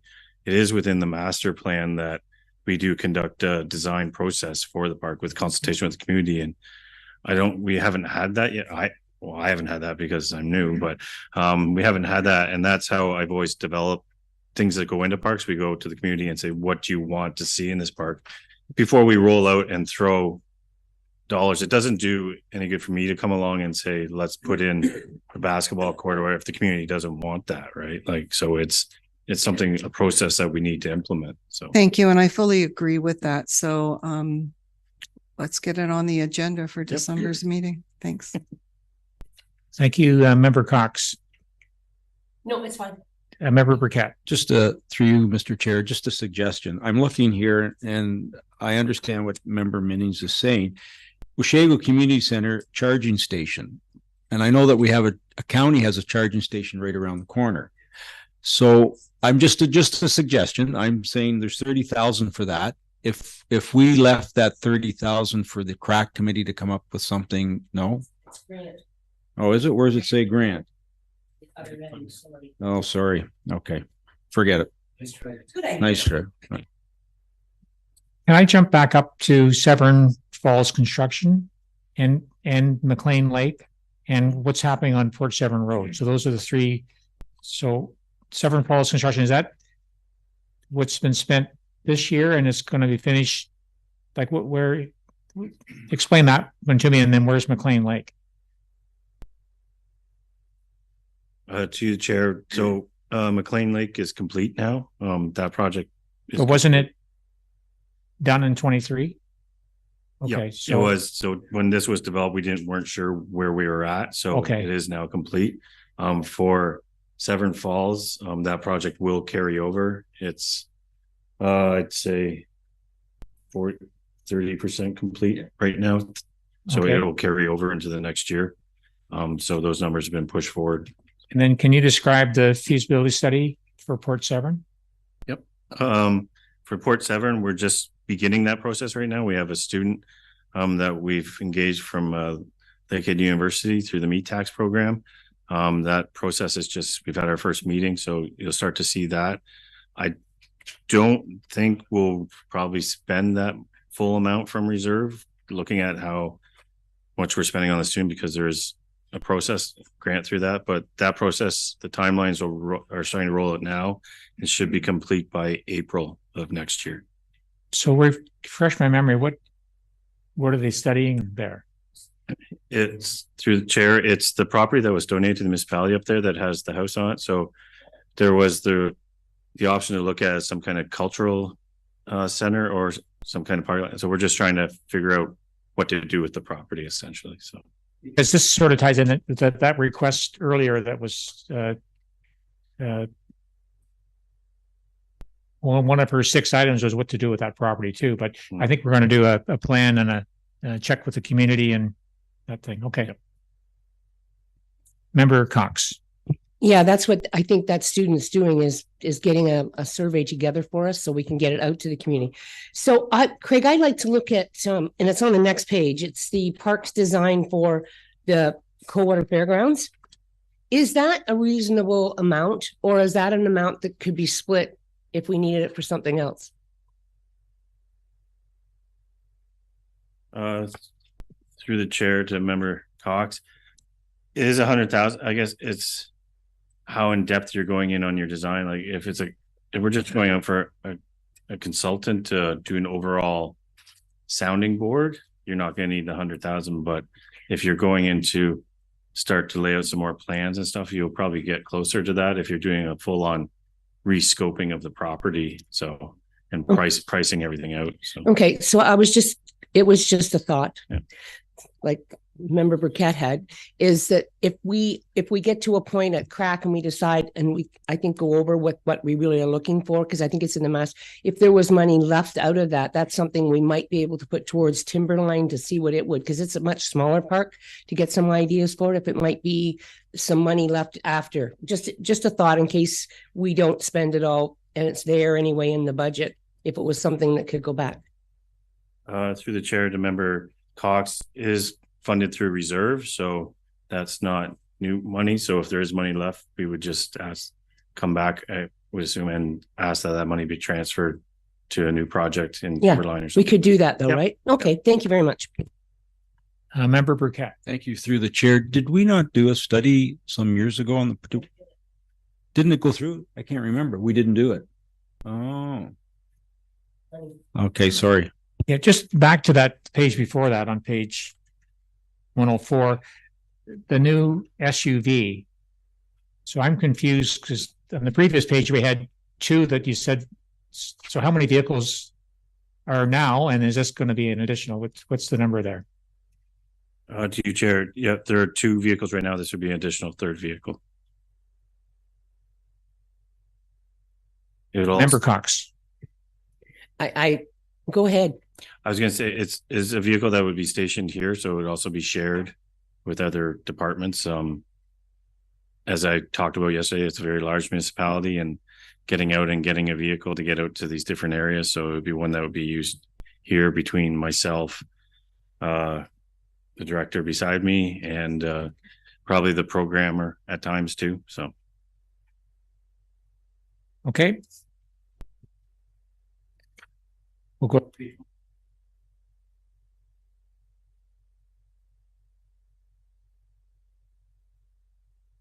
And I'll jump in there. This has happened before in the past, Craig. Just dressing door replacement, $20,000. I can't believe that one. And this isn't the first time. What's happening here? That's a ridiculous number. To Chair, from my understanding, looking at this is a carryover. So the doors have been purchased, from my understanding. The issue is the frames. So the frames are not there, and the frames need to be put in. So it will get pricey of having to break through the wall to put in new frames. The company, from what I understand, who the doors were bought from, do not do the frames. So this is a challenge that we are going to try and tackle this coming spring, summer season to see if we can get them in and get this done. That seems ridiculous where I'm sitting, but I'll pass it to Member Cox. Well, I too thought that, but then when I talked to someone, the whole idea of it is that building is a solid block, and the other part of it is those doors have been there since 1969, and the type of door you have to have, and then the type of strength on those doors, because they swing and slam. So I'm just going by how many doors there are and how much work still has to be done to cut through and do it. And I'm going back. I think this is not the first time we've seen these doors come up. Yeah, I would say in my career I've done this before in another arena, and it's not cheap. So, but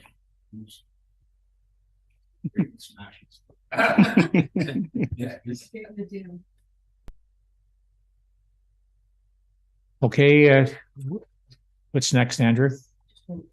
Oh, Member Cox. Yeah. So bottom line is it is $125,000 that will come from the tax levy, and the rest is all from reserves. So that's okay as long as our reserves are okay. Correct. Ultimately, I think what I'd probably like to see there is that number continue to climb, though, because that's the amount that you're drawing from the levy to purchase recreation equipment. And if you really want to be able to expand the parks the way I hear everybody around the table suggest, that's going to cost more in the future. So that will come and through it's not tax all levy. it's not all going to be able to come from reserves. Yeah. So tax levy, but also it can come from the Trillium grant, because if we can get if we can get those grants. Hay Township just got 95,000, and that, what's his name, Steve Clark, who used to be the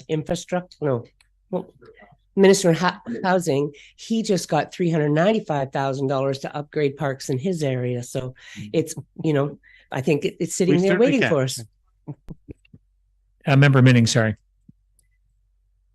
Okay, so I'm thinking about this recreation budget and the potential to maybe have some leftover money from the cold water design. And it's not sitting well with me that in all these years,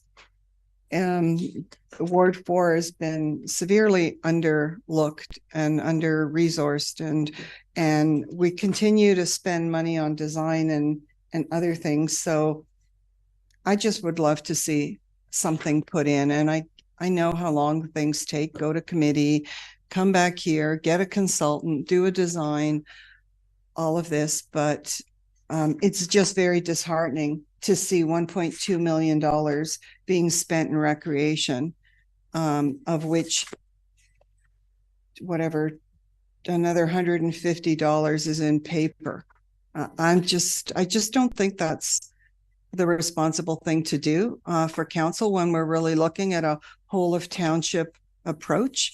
And I may be late to the party here with a request and community consultation, et cetera, but that may not have happened in other areas, community consultations, when they've been getting things across. So I'm just trying to even the playing field as a responsible counselor and someone who is looking for shared services, and certainly everybody in the township to be able to benefit from things. So I'm just having a moment to move on beyond this and leave it at basically a big zero again.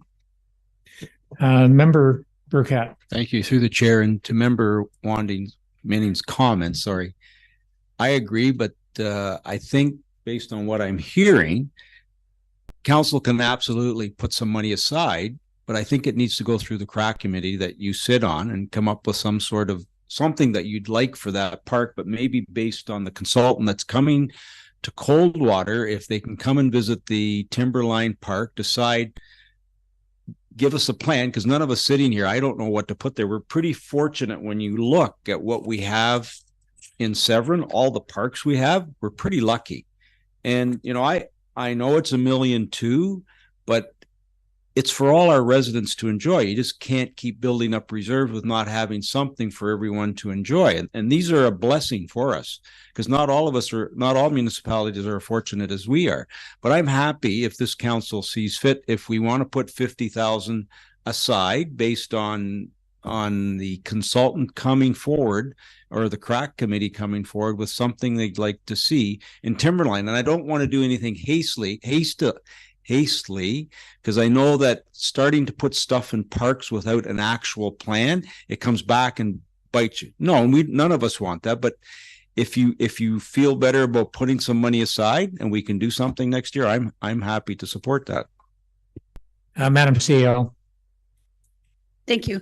There's two ways to put money aside through the year. One is through the budget process, and then two is through in-year things. We come to you all the time with in-year things requesting coming out of the reserve. So this is the main venue for sure, but it's not the one and only. So there are other opportunities to get things in year. So it doesn't escape. And from a staff perspective, when we're putting through the budget, we don't think about wards. We think about the township as a whole. So we're not picking and choosing from wards. We're going through the master plan and trying to follow that. But yeah. No, thank you. So in that case, then I'm okay to not have anything in the budget now, and I'll just remember that. And however, Timberline is also in the master plan, so I just wanted to make a note of that. So let's run through the committee. It's in a couple of weeks and see how we get. Thank you for that. Great, thank you. What's on your agenda now, Andrew? So if I assume that's where we're now done with recreation. So it looks like Craig is free to go.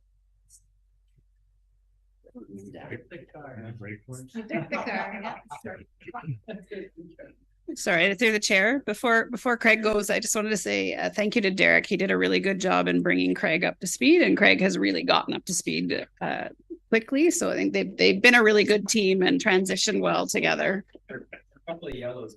Yeah. I think yellow is a bit much. Yeah, so that's right. That's it. So Public Works, Andrew?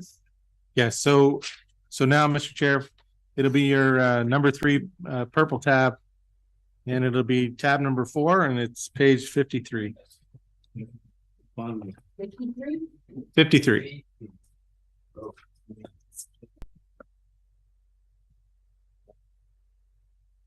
And again, I'll give the preamble is you'll see all of those reserve transfers. There's nothing happened yet, but they are end of the year accounting exercise, so they will show up, but you don't see them now.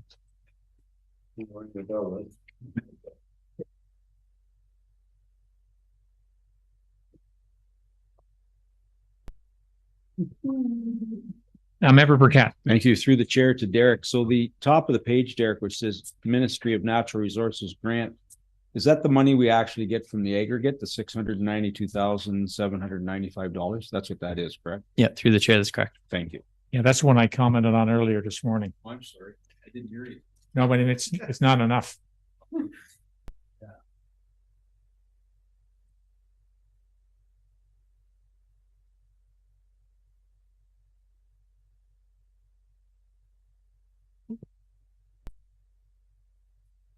So, Derek, the roadside mowing there, is that why we're doing more? Is that more than we budgeted and you're going to cut back next year? Is that the way I read that? Oh, so through the chair, roadside mowing, which is at the end of the page, item code 321. So you'll see there that we had spent a little more this year in our salaries and our regular salaries and wages, and solely because we're deploying our tractor to do a second pass and a third pass. We had a fairly wet season this year. Grass didn't seem to stop growing this year. And so, yeah, the actuals are a little higher than the expense, but you'll see that we're coming back. We expect a normal year for the following season. The additional fees here are for poison ivy and hogweed control. And generally speaking, we always plan for our contracted services that we use for a lot of the roadside mowing. Certainly has been with us for a number of years. It's a relatively reasonable price, but we forecast that that's not going to be perpetual. So we want to put a small buffer in there. So that's where the total cost is $77,000. Okay, I think Member Burkett. Thank you. Through the chair, if we go up to street lighting, so Derek, the maintenance. So we only spent $3,000 to repair any of the faulty lights in the township. Is that what that figure's for? Through the chair, up to this point in the report that was presented, it was the 5,000 plus the 3,000. Okay. So it just miscoded a little bit in terms of subcontractors, but I just ran the numbers recently. It's about 15,000 to date spent on luminaire repair. Supplementary, if I may, through the chair. So what a bargain. When I first got here, I think in 2014, we changed all our street lighting to LED. It cost about 400,000, I think, to switch. And I think we got some monies. I think we did, but the costs were about $8,000 to $9,000 every month in repairs. So if you look at the cost saving, we were way ahead of the game. Like Severin, and it's not me, it was staff at the time that had brought that forward, but we approved it. But what a saving for the township. If I can to compliment that, Mr. Mayor, the savings, we recovered all the costs to install those LED lights because of those savings, and that you'll no longer now see a transfer to capital reserve for that purpose. So they are already fully recovered, the cost for those lights. Member Cox. So when the gentleman was here talking about the climate action plan, we're already way ahead because he talked about, I wanted to tell him we're already there, but I didn't want to be rude. Yes, so let them know, will you, so we can go check? Yeah, I think he already knew that one. Thanks, Andrew. If we can flip to page 54.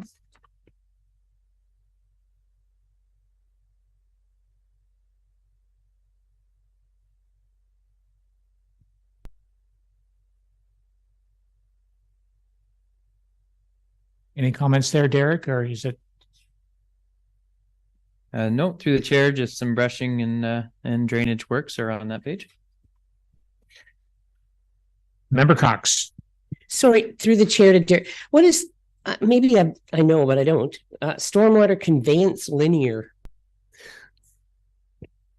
Yes, my apologies. That's my technical brain. It's roadside ditches.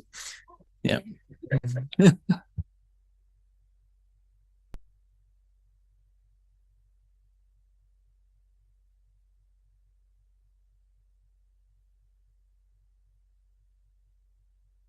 Member Minnings.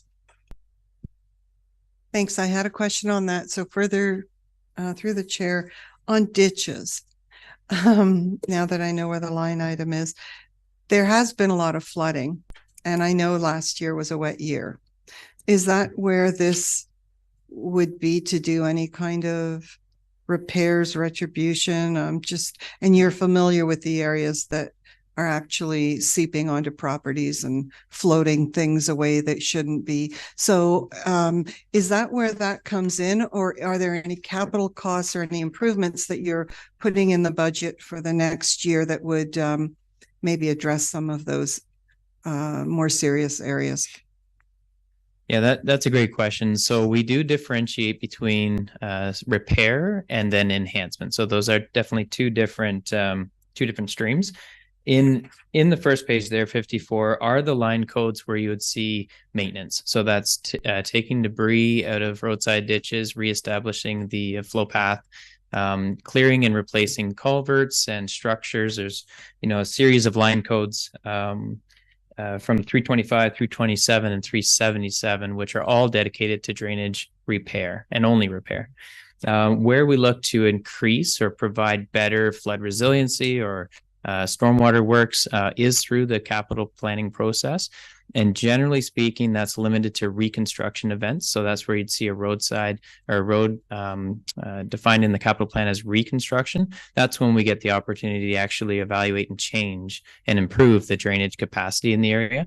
As one additional project that's ongoing right now, it's called the Servicing Master Plan. And the Servicing Master Plan has a component for stormwater management, particularly in our settlement areas, because they have an increased imperviousness in new homes and new roads that generate more stormwater. We need some way to control and safely deposit that to a sufficient outlet. And that process will define where our next 10 years of investment from capital will be to improve roadside drainage and drainage as large. So I guess in summary, yeah, there's lots of maintenance accounts in here, the three that I just noted, that are for repair, just ongoing replacement and cleaning out and making things still work. But then there are the odd time of capital investment to make sure that we can do it better. Member Cox? Through the chair, dear, I'm sorry. Are you talking about the roadside ditches or the whatever? There's no maintenance line. Sorry. Well, through the chair, is there another word? Yeah, sorry. through the chair, the whole line code, all of those 10 digits or lines, if you will, is what I mean by maintenance. So to perform maintenance of the roadside ditch, it takes internal staff, takes external staff, it takes vehicle use and sorry. Grassy. I just thought you said maintenance. I was like, oops, I missed it. Okay, thanks. Member Burkett. So just for council's benefit through the chair, to Derek's comments, so that when council decides or when Derek brings forward a road that he'd like to pave, there's a lot of work in behind the scenes before that road even gets paved. To his comments, he needs to ditch it. So if we come up with a new road, if we're looking at roads now that he's brought forward, but if we add anything new, what we need to ask Derek, is the road ready? If we're going to change or add a road to whatever he suggested, is it ready to be paved next year? Because there's all this work in behind the scenes that need to be done before he even brings it forward. Is that not correct, Derek? And he can elaborate on it if he likes, but ditching is part of it. Culvert work is part of it. Like there's a whole scope of work that needs to be done before we decide to add a new road. Member Minnings and then Member Cox. Yeah, thank you. So, and you're on there too, Dan? Okay. Where I was brought into conversations this year with residents was on a brand new road, Grand Tamarack Crescent, as a matter of fact, at the bend where there's a culvert and everything. It looks beautiful. It was done perfectly. However, major flooding from property owners. So I don't know if that's a repair, certainly not a new road. So that's where I was wondering where those dollars come from to address those kinds of things. Thank you.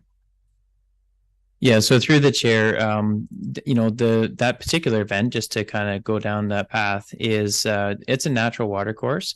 And so the municipality's responsibility really lies in controlling our waters, our impacted waters, and allowing the free flow of natural water courses. That's why during the Grand Tamarack reconstruction, we replaced the 2 barrel culverts that are in there and provided enhancements to all of that. But really just maintaining the existing flow path of a natural water course. And that's why they are different. It's not necessarily the municipality's goal to alleviate all drainage concerns, private property. There are mechanisms under the Drainage Act we heard recently, for improving drainage of private properties through the municipality, but the cost then gets redistributed onto the benefiting property owners. So our goal is fairly narrowly focused on treating the road waters or the surface runoff that we have within the roadways and ensuring continuity of existing flow path. I think Member Cox and then Member Jansen. Yeah, and Derek, I had learned something from Derek and explained how those ditches are very important to the integrity of the roadbed.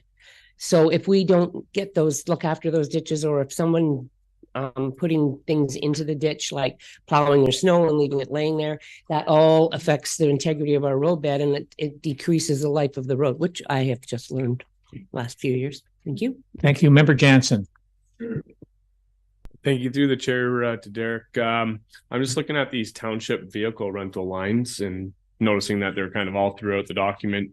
And maybe you've explained this last year, but how do those lines work? Are there expenses, I'm guessing? Are we actually renting vehicles, or is it a line item that's held there under this that goes towards the township's own fleet? Through the chair, it's a bit of an accounting trick, so I'm going to send it over to the treasurer.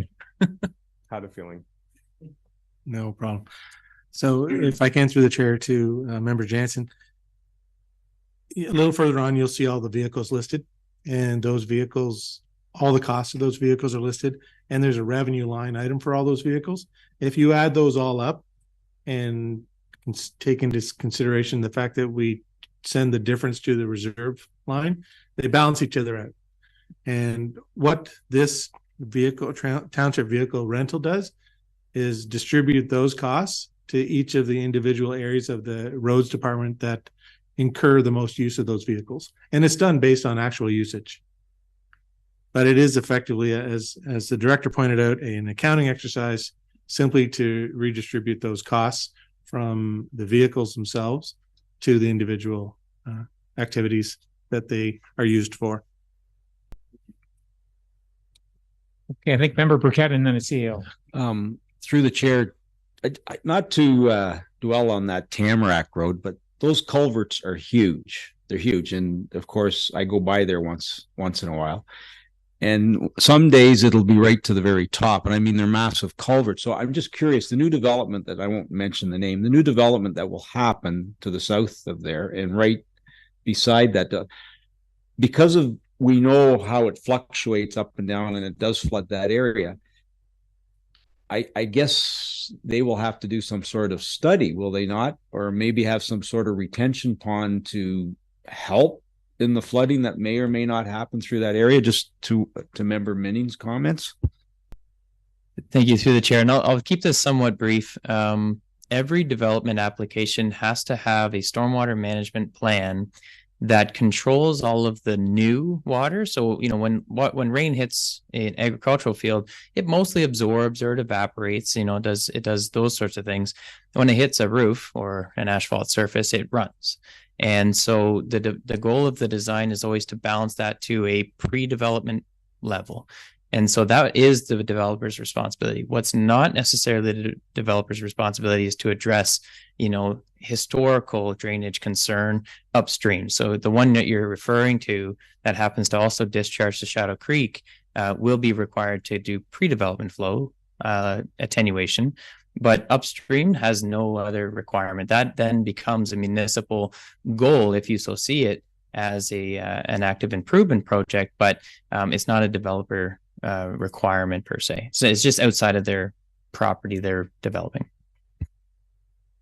Madam CEO and then Member Minnings. Thank you.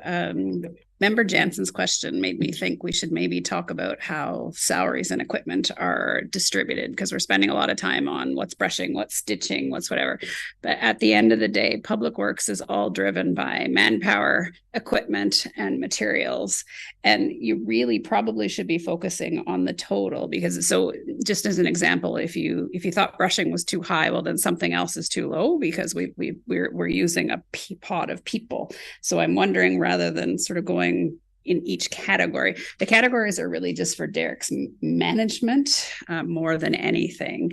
What you probably want to look at is the last page on what the increase is in public works, which I think is page 72.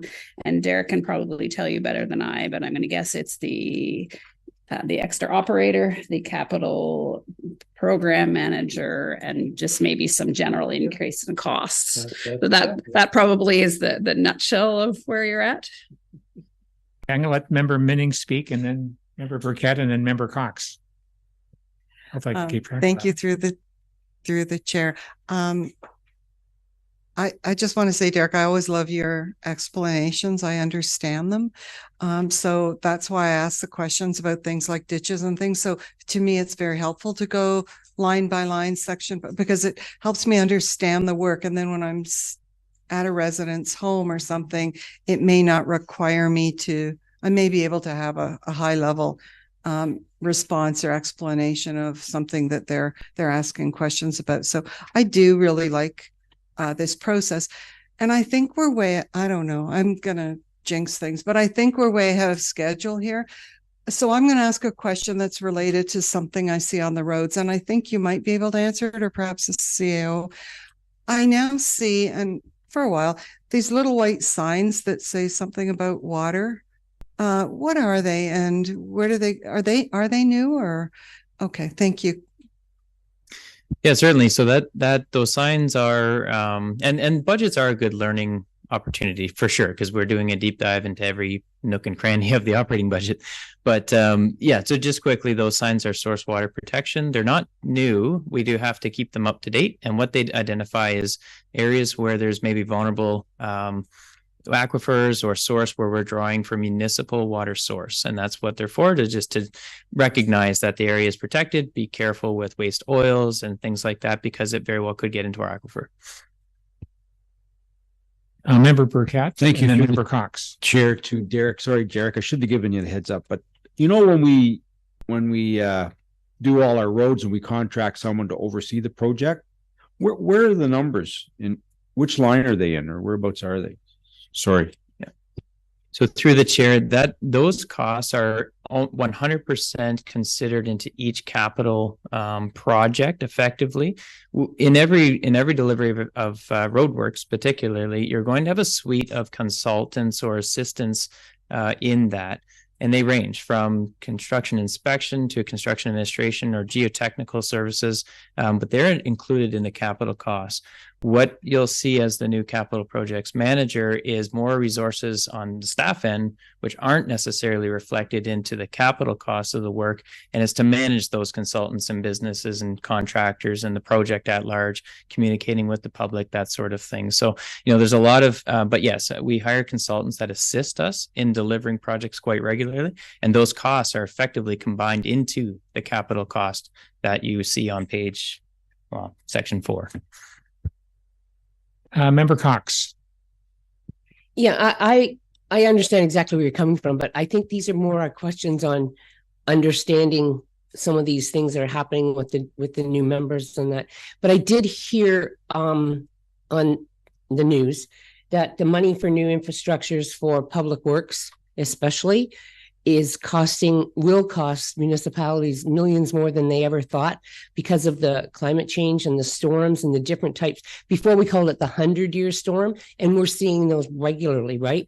And so that, with the new types of, they're talking about the new things you have to buy now compared to before. So our costs are obviously going to go up a lot because of the fact that we can't replace that culvert with the same culvert, because now we know it has to be bigger. Is that what I gathered from this whole news article? Yeah. Okay. No, it was very interesting, because we always used to just call it, oh, you had to have this for 100-year storm. And look at this summer. I mean, we had 100-year storms, well, 4, 5, 6 times that I've never seen. Yeah. We're not that old yet. Thanks. But anyway, I just wanted to bring that forward, because I think it said that municipalities will be stuck with this cost, and there's no help with it. So if I can just add to that, since our last development charges study, the construction price index has increased by 40%. Mm-hmm. So that just tells you how much the costs have increased in a fairly short period of time. Thank you. And can we go to 55?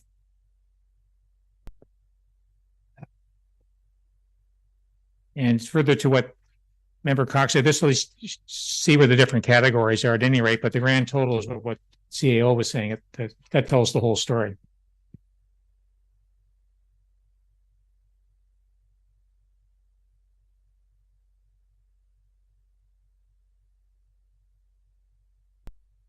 I have just a question, Derek. How do you determine which roads get lines on? Like, I noticed Irish Line has a line down the middle, and why did we do that? So through the chair, we select, so line painting, pavement marking, is defined in the Ontario Traffic Manual, and you know, generally speaking, it's where it's best used. So the guide actually implements a lot of mays. Like, you may choose to put lines on this one, you may choose to put lines on that one. Our definitive triggers are traffic volumes and risk zones. So like where there's heavy curves in the area or perhaps vertical alignment concerns for sight lines, we apply center line banding or center line and possibly edge banding. But in areas of low volume rural roadways that are generally straight, we don't. So that's the trigger value is from the Ontario Traffic Manual. Because like once you painted the line, then they only last a year or two, and then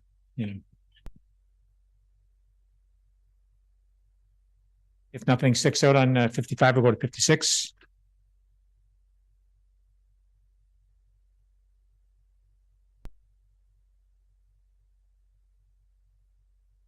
Member Cox. Yeah, through the chair to Jared, can you just give us a bit of a update on that new one, the pit operation? Is that the one off Carleon? Yes, thank you, the chair. And unfortunately, we didn't have the actuals at the time of printing this, but what it's meant to do is very similar to the vehicles, is provide a bit of a balancing account, an accounting trick, if you will, that will sell us our own aggregate like we are a business, so that there's a small delta or surplus that can be transferred to reserve for future rehabilitation.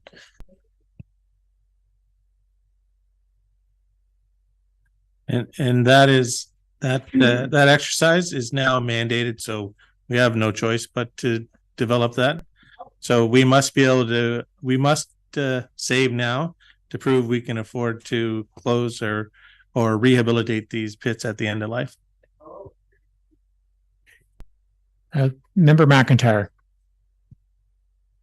Thanks, Chair. To Derek, where in this group of pages is it that we can determine how much money set aside in the budget for patchwork on beat up roads? And is it under D1 on the patching and washouts? Through the chair, absolutely. That's the line code. So the intermediate code is 341, titled D1 patching and washouts. Actually, sorry, my apologies. It is, I've moved it. It's actually back a page, 331. And it's called paved road maintenance. And you'll see that last year, well, 23, we set aside about $300,000 for this, of which, and more recent numbers were pretty darn close to that $300,000 mark. And in the following year, we've estimated about a 10% increase, right? 30 grand on, or 15 grand on, the better part of 10% increase. Just a follow-up question through the chair. So this 329,000 we're proposing for 2024, this includes all patchwork within the township? Like for instance, does that include shoulder work where there's a hole on the paved road by the shoulder? Is that all inclusive there? So through the chair, we do differentiate a little bit on the shoulder. This is the driven portion of the roadway. So if it's asphalt and it needs repair in a localized fashion, this is where it'd be funded from. So this is where we buy our cold mix, the stuff we put on the road and people give us a bit of trouble for, but nonetheless, that's how we address potholes. And the hot mix patches. So the little bit larger, placed in with a machine, but fairly localized, the size of the table kind of size. And finally, the last question is, I think that you and I had a discussion about patchwork one time. And the fact that quite a bit of the patchwork is patchwork. It's not really, it's just thrown down and then when cars ride over it. I don't know how much time out of the $95,000 in salaries is given to patting it down or at least smoothing it out. There's a number of instances in my ward where it's there, but and you've heard from them, people over on Whippoorwill Lane, it's abhorrent. I mean, it's just, and I wondered how do we follow that up if there's unhappy folks with the way it's patched? So through the chair, certainly a challenge. The CEO mentioned that as you steal Peter to pay Paul, we have X amount of staff. One benefit is we're actually looking to put an additional staff into our complement, which gives us new resources. But outside of that, we're just shifting to service levels.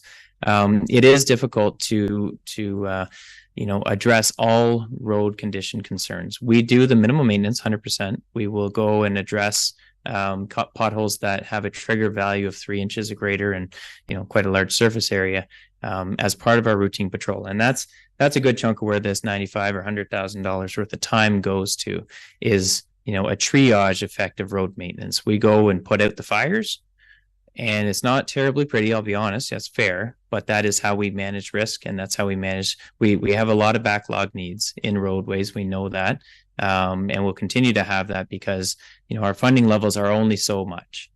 We can't have all perfect roads. I think it would be sort of cost prohibitive too. So we just have to balance that, where we can put out the fires, replace where we need to, replace the roads that have the some of the most traffic, so they have the most benefit, and that's how we manage the system, if that helps.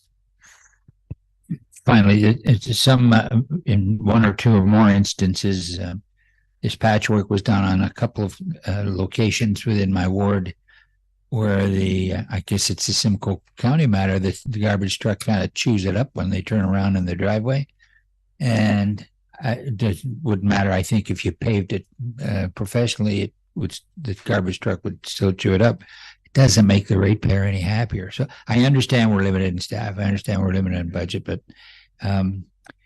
I just would like to be able to tell these various groups of people, we're going to do something. And at this point, I got nothing to say. And one quick follow up on that, I suppose, is I've sort of personally been here for 7 years, and we've doubled down on this in the last 3 or 4 anyway.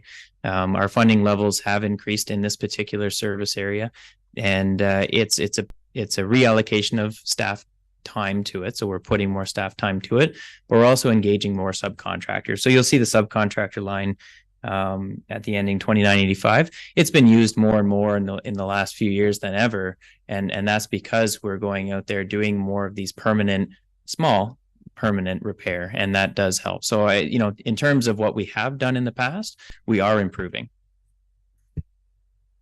Member Minnings.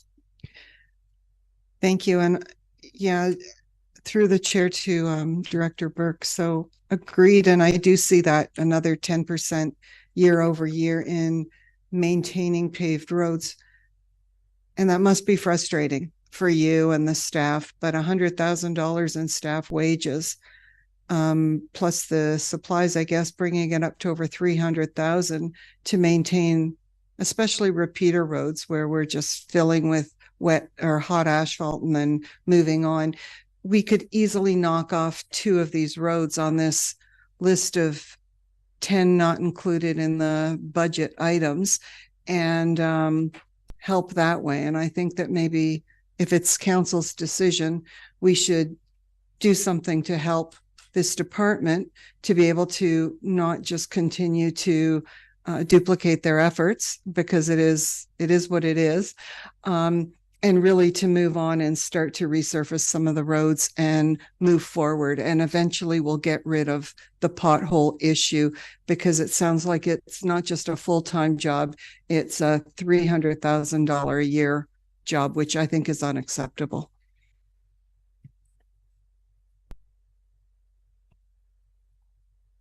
Thank you for that. Andrew, are we on 55 and 56? I think we were on 56. I think we probably 57 on the end of there. I remember 57. Through the chair, thank you, Andrew. So it's great to see that we didn't spend all our money in winter control. We only spent half, even after the 3 feet we got at Christmas. So what happens with the excesses? Sorry, that's what I'm going to ask. 3 feet we got at Christmas, if it was at Christmas, which it was in previous year's expenses. Oh, that's right too. I forgot. That's true. Sorry. Okay, my apologies. That's right. I wasn't here. That's why I missed. So what happens with the extra? Are we taking this out of a reserve account, and it doesn't impact the levy then? If or it stayed is it a surplus? Sorry, if I can, Mr. Mayor, if it stayed as it is on this page right now, that would effectively generate a $500,000 surplus. That's where some of the surplus would be from. That's where some surplus will come from. But the amount that we spend on winter maintenance between between the end of October and January 1 could eat a lot of this up. It all depends on snowfall, right? Supplementary, if I may, but it's already going to be December and we haven't plowed yet. We've been out once maybe, which is good. Unless we get four. Long range looks pretty good. So we're going to have a $500,000 surplus. Thank you. Mr. Burke. Thank you. And through the chair, the treasurer and I have been working over the years so, you always budget conservatively on your expenses and, a little bit, well, the opposite, actually, aggressively on your expense. I forget what you said, your accounting trick. But at the end of the day, this particular service area is volatile. It really depends on the weather. And so we do often generate a surplus here. We used to generate a significant surplus here, and we have pulled that back a bit, knowing that if we have a bad year, we could draw on other parts of the budget. So over the years, we've retracted this budget in general. But ultimately, it is more of a very conservative approach, because it is more of a worst case scenario than a best case scenario. Because if I was to budget for the best case scenario and we have a really bad winter, then we're going to push ourselves into a deficit position, which nobody wants to do either. So it is a catch-22, because you're right, it can generate a huge surplus depending on weather, but the further we push that down, it could come back to bite us a little bit. Member Meetings. Thanks. I just wanted an answer to my question, and I don't know if that answers with council or with the director about moving forward on some of these roads not on the list to the tune of $300,000 so that we can help you reduce the annual paved filling in potholes that continues to climb. Thanks. Go ahead, Mr. Burke. Yeah, sorry. Didn't lose sight of that. It's in 391. So the operating code that's going to be coming up, if we once we get there, is where we talk about the capital projects delivery person, and a big part of delivering more capital is to have the staff to be able to do so. The CAO presented well. Our neighboring municipalities, or at least companies that deliver similar projects with a lot larger staff, and we do quite well. Our overall capital output per year, even if we have some carry forward, is comparatively great for the number of resources we have dedicated to the service. And so adding more is certainly an option. It draws heavier on reserve, which is a treasurer's concern, and it is difficult to deliver any more at this point. We know we're stretched thin.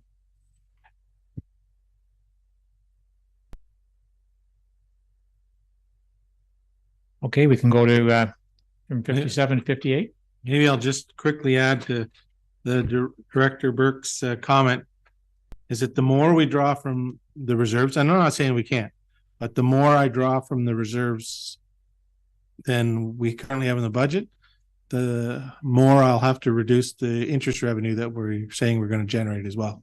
So because we're going to generate that interest revenue based on where I expect the reserves to stay. If the draw on reserves increases, then I have to reduce that number. Member Meetings. Thank you, through the chair. So to that statement, what's our debt situation right now? Because our only option is not to pull from reserves, but it could be also to borrow money. And our debt situation isn't bad. It is not a preferred situation to borrow, because then you're passing those interest costs on to taxpayers, and that increases the levy. So the second you have interest on that debt, and of course, debt right now is pretty high, then the servicing costs of those debts are all required to be repaid by the taxpayer. Sorry, subsequent. And no, the only debt we have, the only major debt we have right now is the West Shore debenture. Just let the CAO jump in, and then we'll go back to Member Meetings. Thank you. I 3/4 agree with Andrew, but there's one piece that I think might be missing.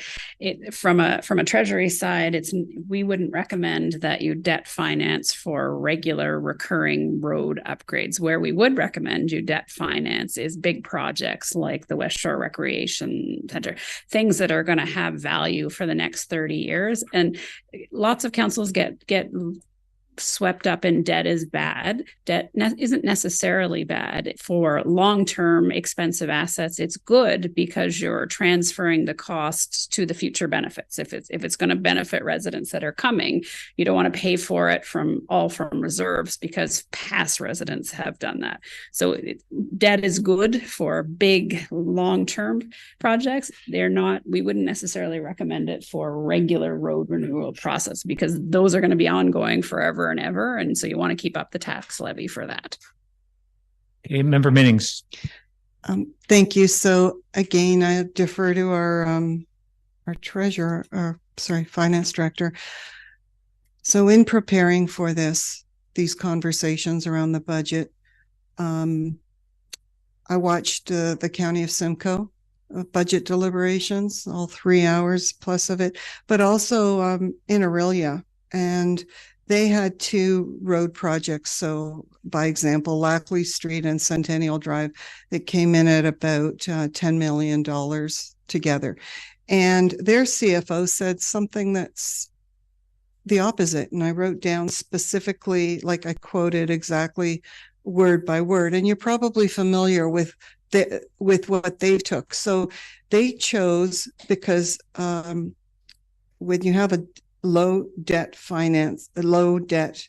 that it if the city's debt levels are low, then that long-term debt can allow reserve funds to be spread across more projects. It's a tool used to leverage reserve balances over more projects than you would if you were just paying directly with the funds you have available. And that was John Henry, Aurelia CFO. So that caught my attention. I'm not a CFO, but I saw that as one way for us to relieve some of the pressure with the roads department, give them what they need, and get not just that, but the residents and the roads. We went on a road tour, and there are roads here that historically, since Bruce Stanton was apparently the councillor in Ward 4, was still the worst road in the township. And it hasn't been repaired. I'm going anecdotally and as we rode on the bus, I'm talking about New Brayley line, and everybody laughed that was seriously. I'm what do I know? That's what I was told by all of us here in this room. So I'm looking for solutions that are creative. We have large reserves, we have low debt, but yet we're spending $300,000 a year filling potholes, and it's climbing every year. And I think that's unacceptable. So I'm open to creative solutions. I'm trying to bring some forward. And so by just skipping over this page, it has big implications on all of the money that, we'll be asking, in taxes, everything. We want to help you. I do. But I don't see any other solutions to help you with not getting to the big meat and potatoes things that I know you want to do and that we all want to do. Thanks. I'm going to let Andrew answer that, and then Member McIntyre can come in. A little bit of twofold. I can respond to our infrastructure deficit. It exists, as does the city of Aurelia's, which is actually significantly greater than ours. That is why we're increasing, or we have that approach to increase the transfer to the capital reserve on an annual basis every year to get our asset management plan funding, so that we can get to the point where we're able to spend $6 million a year on capital right from the levy. That is the goal. That's the ultimate goal. And we are doing that over, the goal is to do that over a span of 15 years. So increasing those expenditures, we've increased it 1.9 million in the last 5 years. And the goal is to get to 6 by the time we reach year 15. So we are taking efforts to be able to spend that much on an annual basis to renew our roadways at the rate that they require to be renewed. We're not currently there. Our funding level is not there. And ultimately the only way to truly get us there is to increase the levy impact of those transfers. And we are doing it over time, trying to smooth it over time, as opposed to having a very large increase to make up that deficit right away. Now, as far as this, I have spoken to a few of the city of Aurelia people. They're in a much worse situation than we are financially, though. So, and that is one of the reasons they're required to, because they do not have the reserves to fund these items themselves. So they are actually in a position where they have no choice but to debt finance. Member McIntyre and then Member Cox. Thank you, Chair. I'm just going to lay it out the way I feel about it. I think if we've got $28 million in reserve, let's spend $3 million or $2 million of it and get half of these terrible roads up to speed. If we've got 25 million, we've got $28 million. I understand the idea of going forward, building the reserve. The contingency is happening now. We need to deal with some of these roads now. Newberry Line, Riverdale, now the Narrows, others. For me, from my perspective, $25 million in a reserve fund, a contingency fund, whatever you want to call it, is tremendous, with low debt, only on the West Shore water situation where one member here is paying $50 a month for it. But, I feel we need to get the roads in order. That's the first thing, order of business in my whole life at the moment with my position as a Ward 5 councillor. I only have one or two roads. I mean, there's others that are in much worse shape, you must say, than some of the ones that I'm talking about. But I'm looking at it as $25 million, or is it $28 million? I'm looking at a $300,000 expense yearly to patch. I mean, that's got to be worth something. I think we're in marvelous shape, and I think we should spend some of our reserve money on roads. Thank you. Do you want to comment on that, or let Member Cox speak? No, I'll let Member Cox go. Go ahead, Member Cox.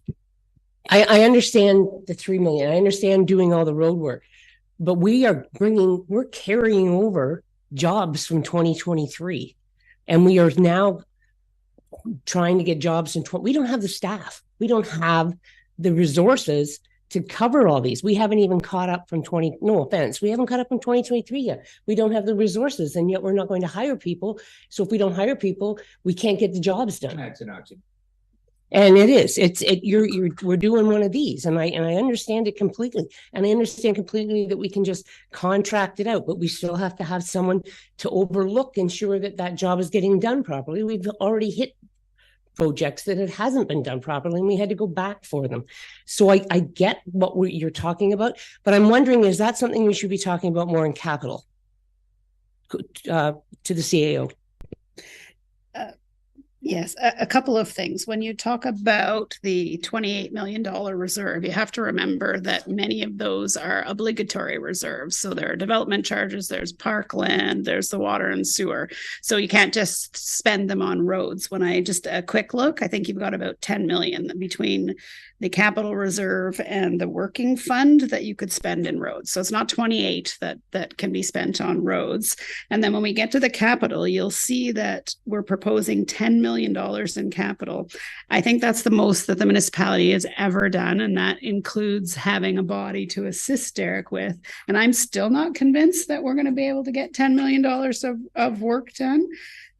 So I hear what you're saying, and we would like to do more, but it requires people to do more. And you won't get away from the potholes. Like, there's always going to be potholes. We can improve roads that are consistently, but they're just going to pop up somewhere else. I think we should start. I absolutely agree, but just I don't want you to think that you can get rid of the 300,000 by paving a couple of extra roads. There's still going to be potholes. They're just going to turn up somewhere else.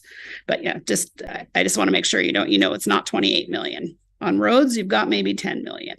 So supplemental, then, is this something that we should wait to go through at the capital when we're talking about more road projects? Okay. Member Jansen and then Member Burkett. Member Burkett. Thank you, through the chair. No, I'm going to listen to what the CAO has said, because if you look at this capital sheet, you look at the work that's scoped for next year, I'm not sure how Derek's going to be able to do it. To member Cox's comment, so we'll have a good discussion when we get there.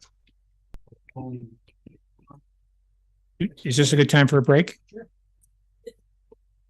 Yeah, we'll have a break and then we'll recharge.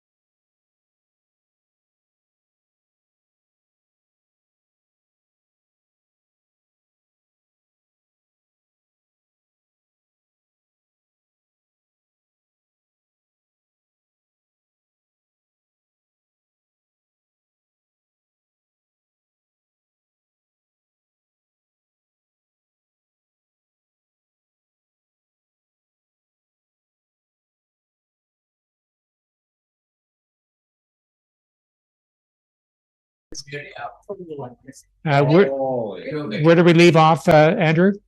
I don't know. I believe we're now on page 59.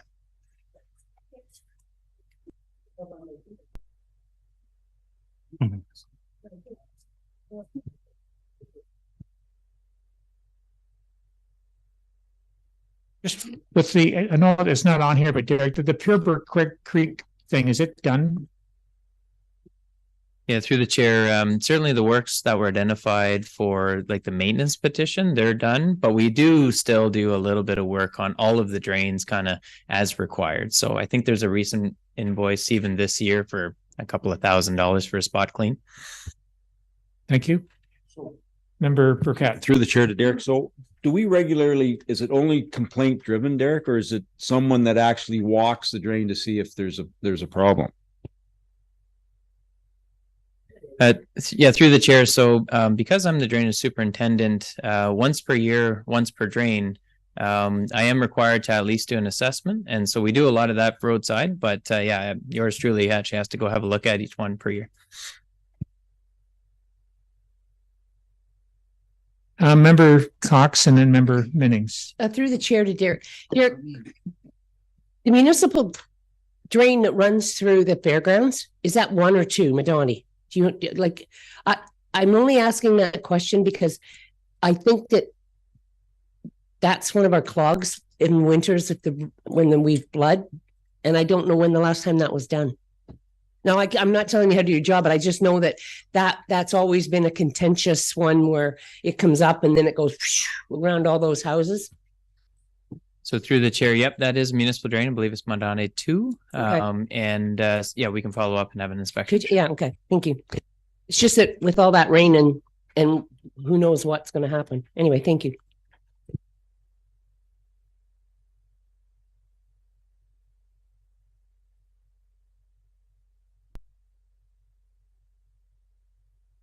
Finish 59, we'll go to 60, Andrew, if that's.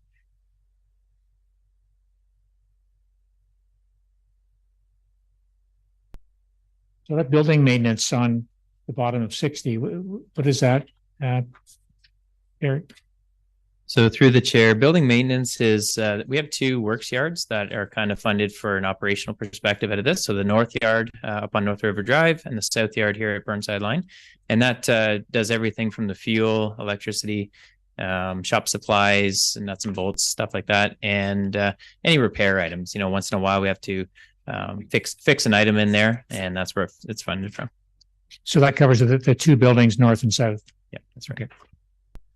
And maybe just through the chair, if I can. So the page 60 and the late part of 59 is the roads overhead. And I just want to highlight that of all of the activity codes we've gone through so far, this is a significant change. This is the capital projects manager position. And outside of that, there are some additional capital expenditures are shown on here. So this is an area certainly of note. So that's one of our first big decisions here is on line 391-1110, whether we want to hire a capital manager. But Member Cox, you. Sorry, through the chair to Derek. So if you look at the bottom line on expenses, we're really not up that much from 23 to 24. So through the chair, yeah, approximately 100 and about 100,000, I guess. But there's a little bit of a challenge there because capital is included. So capital varies each year, and you'll just see that your output capital is slightly less, and that's some of the reason why it's not exactly a 1-for-1. But generally speaking, yes, the capital projects manager is 100 and yeah, that's what I wondered. Yeah. Okay, thank you very much. And if I can, some of that capital manager is distributed in a couple of the other locations as well. So this is a chance there, Derek, if you can just review the capital manager position and how will it help with some of our discussions earlier here.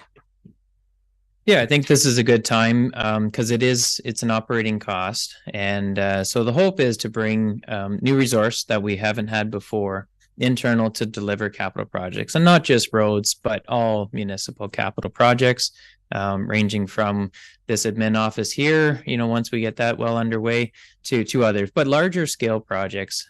Someone that can, respond to owner requests. And what I mean by that is often we'll hire even a consultant or an architect to help with the design, but somebody sitting here that works for the municipality needs to respond to those and provide direction and provide approval and all of those tasks. So this new position is going to give us a significant new capability of delivering projects, which we know have been a trouble in the past, simply by a number of ongoing carry forwards and projects that we wish to get done but haven't yet.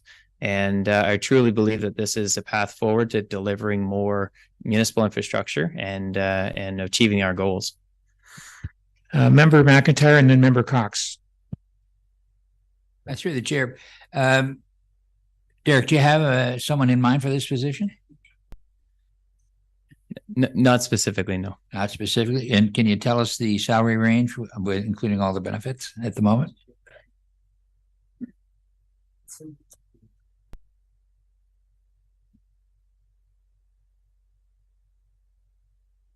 So if I can respond through the chair to Member McIntyre, the salary and benefits is about $144,000 annually.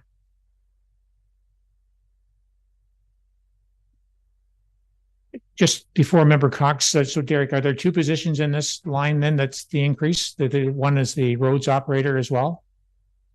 So through the chair, the roads operators included in a blend throughout. So the CAO had mentioned how, although we find brushing and ditching and winter control as item codes, the total cost of regular salaries is all one unit.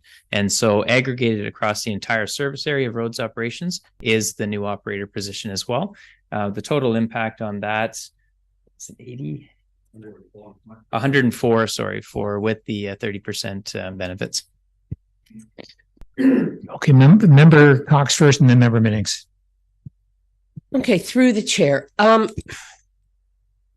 be honest, at first I really thought the project manager was something that I could accept, and then I got thinking, and then I got this, and then I went through the budget, and then I've been listening, and I believe that if we're going to continue on this down this road on all our projects we want, and we don't want to have to keep going back and making sure that things aren't done. And if we're going to be looking at this admin center, and I know that Craig is part of that and he'll be part of the West Shore, but you need that overseer. You need that person to ensure that we're getting the best bang for our buck, that these people aren't, and I don't want to use the term ripping us off, but are doing their job and they're on task and they're going to make sure it's done. And I believe that it's probably in my mind, I'm just going to say this could be the best time to have this, because we're catching up from a year and another year. And we know that the following year, because we still are hearing stories of supply issues, and we still know that we've got that problem with utilities and different things. And the next thing that will be coming up before 2025 is the internet. They will be coming in here. Rogers will be coming in and saying, we're going to put the internet in. Somebody has to help deal with that. And that will be another project that we're going to need to have somebody to look after. And the province has said, you need to make sure you've got somebody for that, because we want this to be slick. We want it to move, and we'll come in and help you or tell you what you need to do. So that's how I feel about it. And I would be in favor of it. Member Minnings and then Member Brennan. Sorry, I'm just going to defer my question. Thanks. Thank you. Through the chair to Mr. Burke. For the capital project manager, I just want to make sure I really clearly understand this. This person is going to take a load of contract management off of your hands and make our project management smoother as a result of that. In fact, because we're going to have a lot more firepower. But this is going to be a major part of that individual's work, is to take over contract management and so forth. Is this correct or not? Through the chair, it is. It's contract management as a task still might be shipped out to some consulting services. I think I need to be clear about that. Yeah, but the actual, even those yes, contracts need to be managed. That's right. Absolutely. Okay. So yes, it will take quite a bit of new resources and take a little off of me, to be honest. Well, I hope it takes a lot off you, actually. It certainly will. All right. The capital of the roads operator, that's boots on the ground. Thank you. Member Burkett. Thank you, through the chair, to Derek. So if council votes in favor of this, he will be under you, correct? He or she will they will be reporting to you or the CAO? So through the chair, yes, I believe they report to the Public Works Department. Okay. Sorry, if I may, with some sharing, because there'll be facilities things too. So the person would assist Craig in building West Shore and the admin renovation. So it's not 100% Public Works, but I think in entirety, it would report to Derek. Okay, supplementary, if I may, through the chair. The other question, so now when we do roads projects, any of the roads project, we always hired out a firm to oversee the projects to make sure that we weren't getting ripped off, correct? Through the chair, I think that it is fair to say that a lot of them, not all of them. Not all, but yeah, the majority of them, the larger ones we had. So would this person, thank you, we wouldn't have to hire out anymore. We would have this person oversee the projects. Is that how it would work? So I think that's going to be subject to capital output. If it was a reasonable capital output year, then yes, that person, they will be able to fill in for some contracted service, which is consulting. But as we know, the more we deliver, even just one new equivalent isn't going to solve all of our challenges. So we're not going to eliminate consulting services, but on a generic road project, yes, this person could effectively take on this contract and inspection of that job. Okay, supplementary, if I may. So let's give an example. For example, Wayman Line. I know that when they didn't finish the project in last year and they had to finish it this year, I think we were at $49,000 in consulting fees to oversee what they had done. So if we hire this new person, would that person have been in that position to oversee the project, for example? So that particular project, probably not. And the reason for that is there was a design consultant required for the amendments up near Foxmead Road. And when there's a design and you're curtailing to a major change in infrastructure, it's a generally good practice to carry the consultant into the contract administration role and inspection, because they have intimate knowledge of the design and where it needs to be. So not every project, but Burnside Line, for instance, which was simply a road renewal resurfacing program, no engineering really involved. We didn't hire out for that. We used our own staff.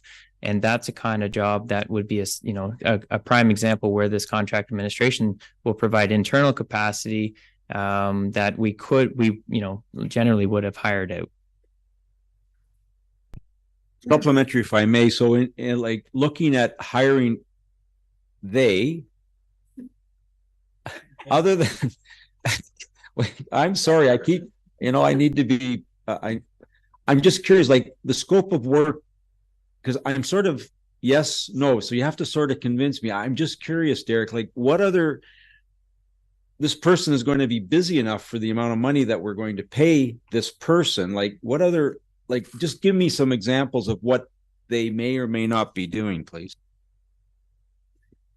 If I may start. So yesterday you talked about doing plans for West Shore. So then we're going to have a $10 million build. We're going to have a $2 million build here.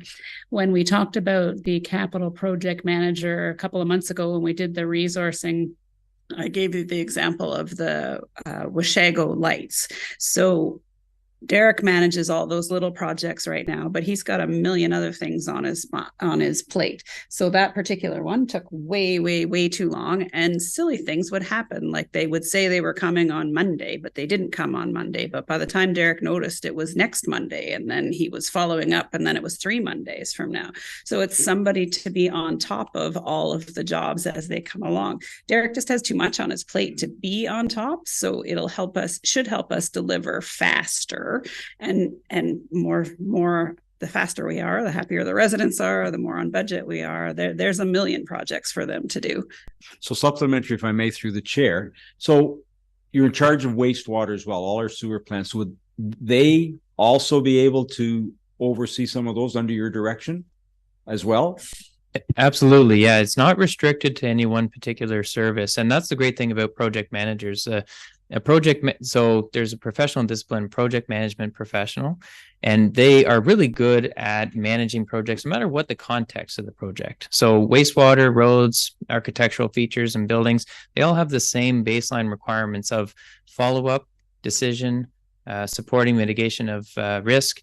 All of those aspects of the job are what I do now, and I certainly could use some additional resources for.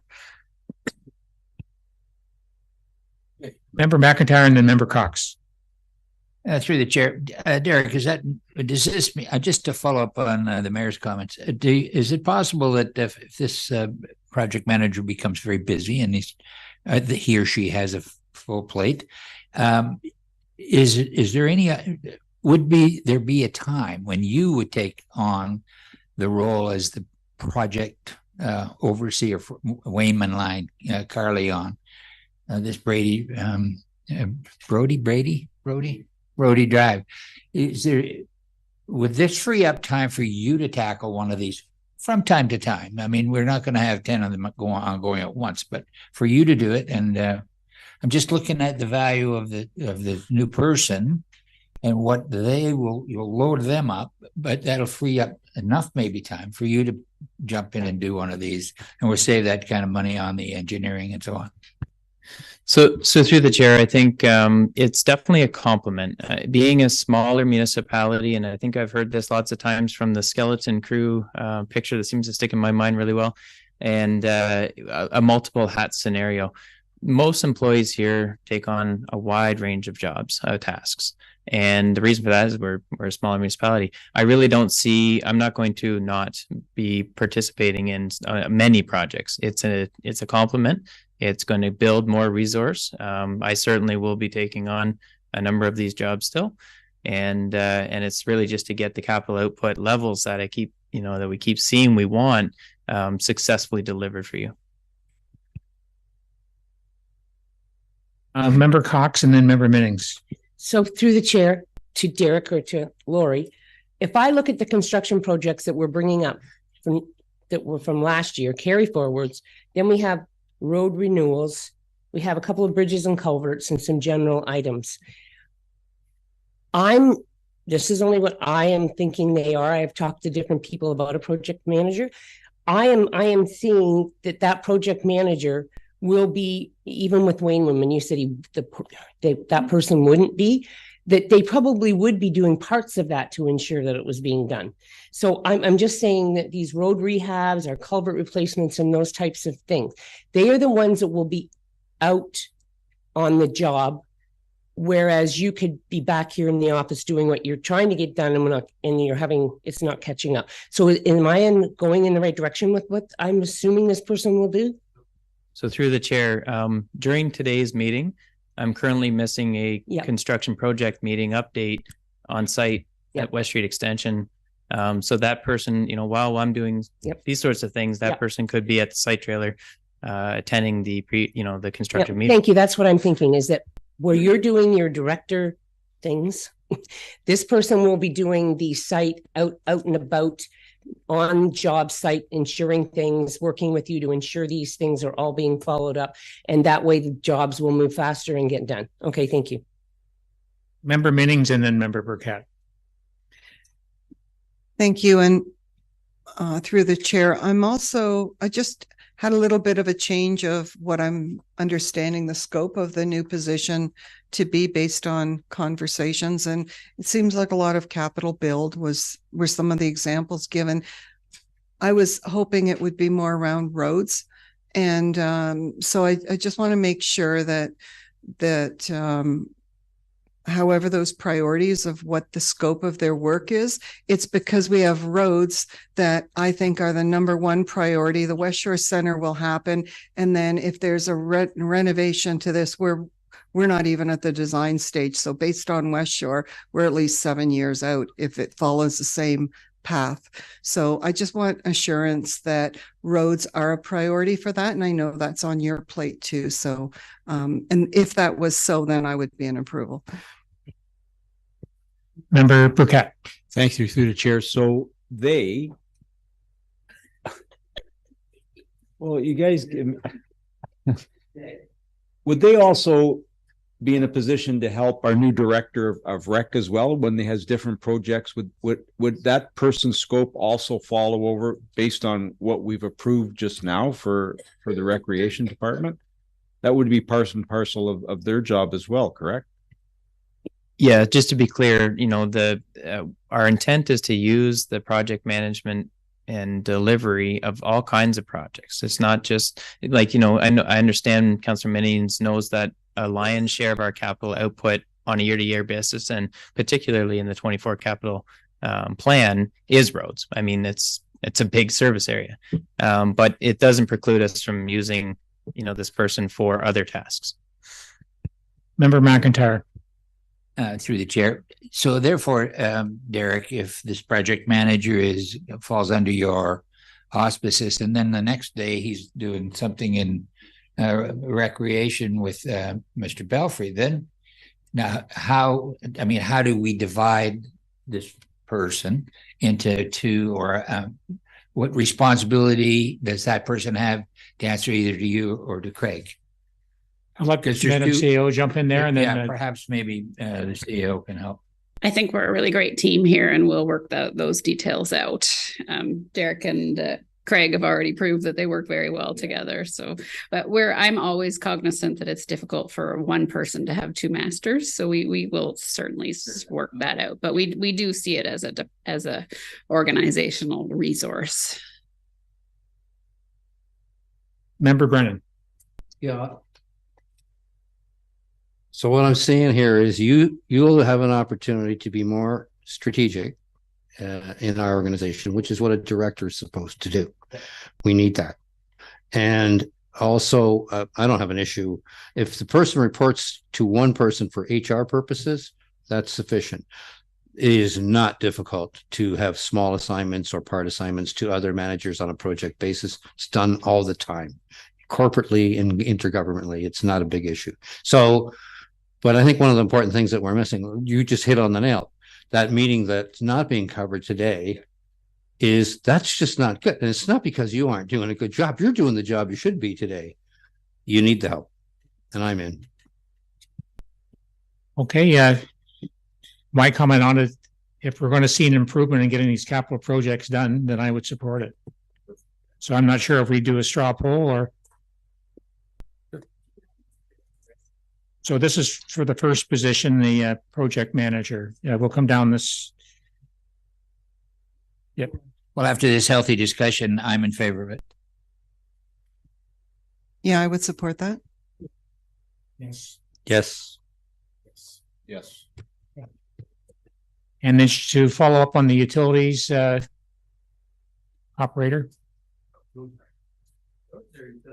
Yeah, we're not talking about roads. Through the chair, yeah. Our main roads, yeah, the utilities in. So far, we haven't hit the utilities yet, but yeah.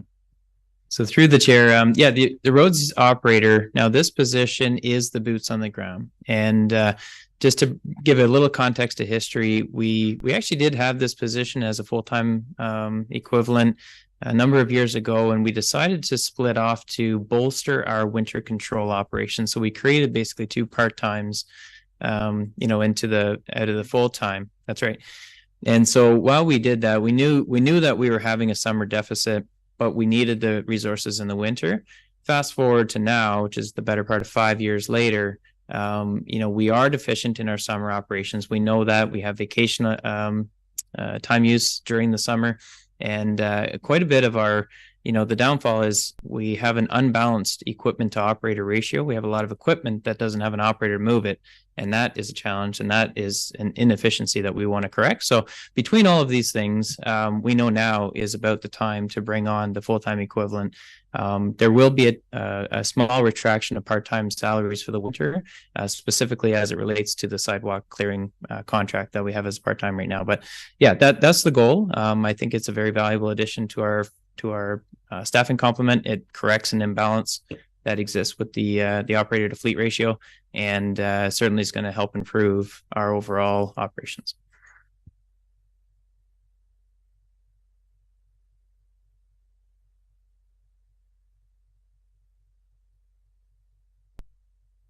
Through the chair, it's distributed across all of the activities. So it's better to see it maybe in the net impact of roads operations. If that's okay, we'll start at the mayor's and come this way. Yes. Yes. Yeah, okay, member. I have a question before I answer. Does it, and you said it involves, the position would involve road maintenance in the winter. Does that involve a new snowplow in our future, or are there sufficient with the amount of operators you'll have? Yeah, so through the chair, because of the part-time that we're replacing effectively with this, it doesn't create a new route, doesn't use a new fleet.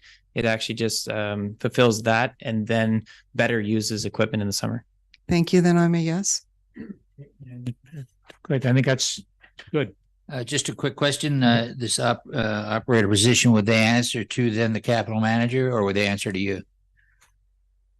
Through the chair. So that actually reports to a foreperson, sorry. And then they report to the manager of roads, which is actively vacant at the moment. Okay. And then to myself. Okay. And finally, further through the chair, can I just estimate that salary be about 104,000? Yeah, through the chair. So that includes all in. Yeah. Thank you. I'm a yes. Okay. So I think we've hit 60, correct? We've talked about the north and south yard. If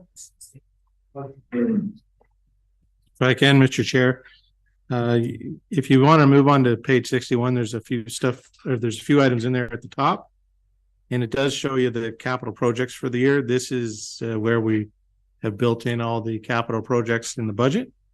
So that's your 10 million for roads capital. The next page is, though, and I'm going to take it right to the end of roads. It's just the accountants that we use to redistribute the cost of the vehicles to each one of the departments we just looked at. So we can actually, if you're happy, we can actually skip right to roads capital now. Which page is that? That's going to be in your orange tab, number 4, and there's a few pages for this one, but it's going to start at, and there's not an actual page number. So right after 105.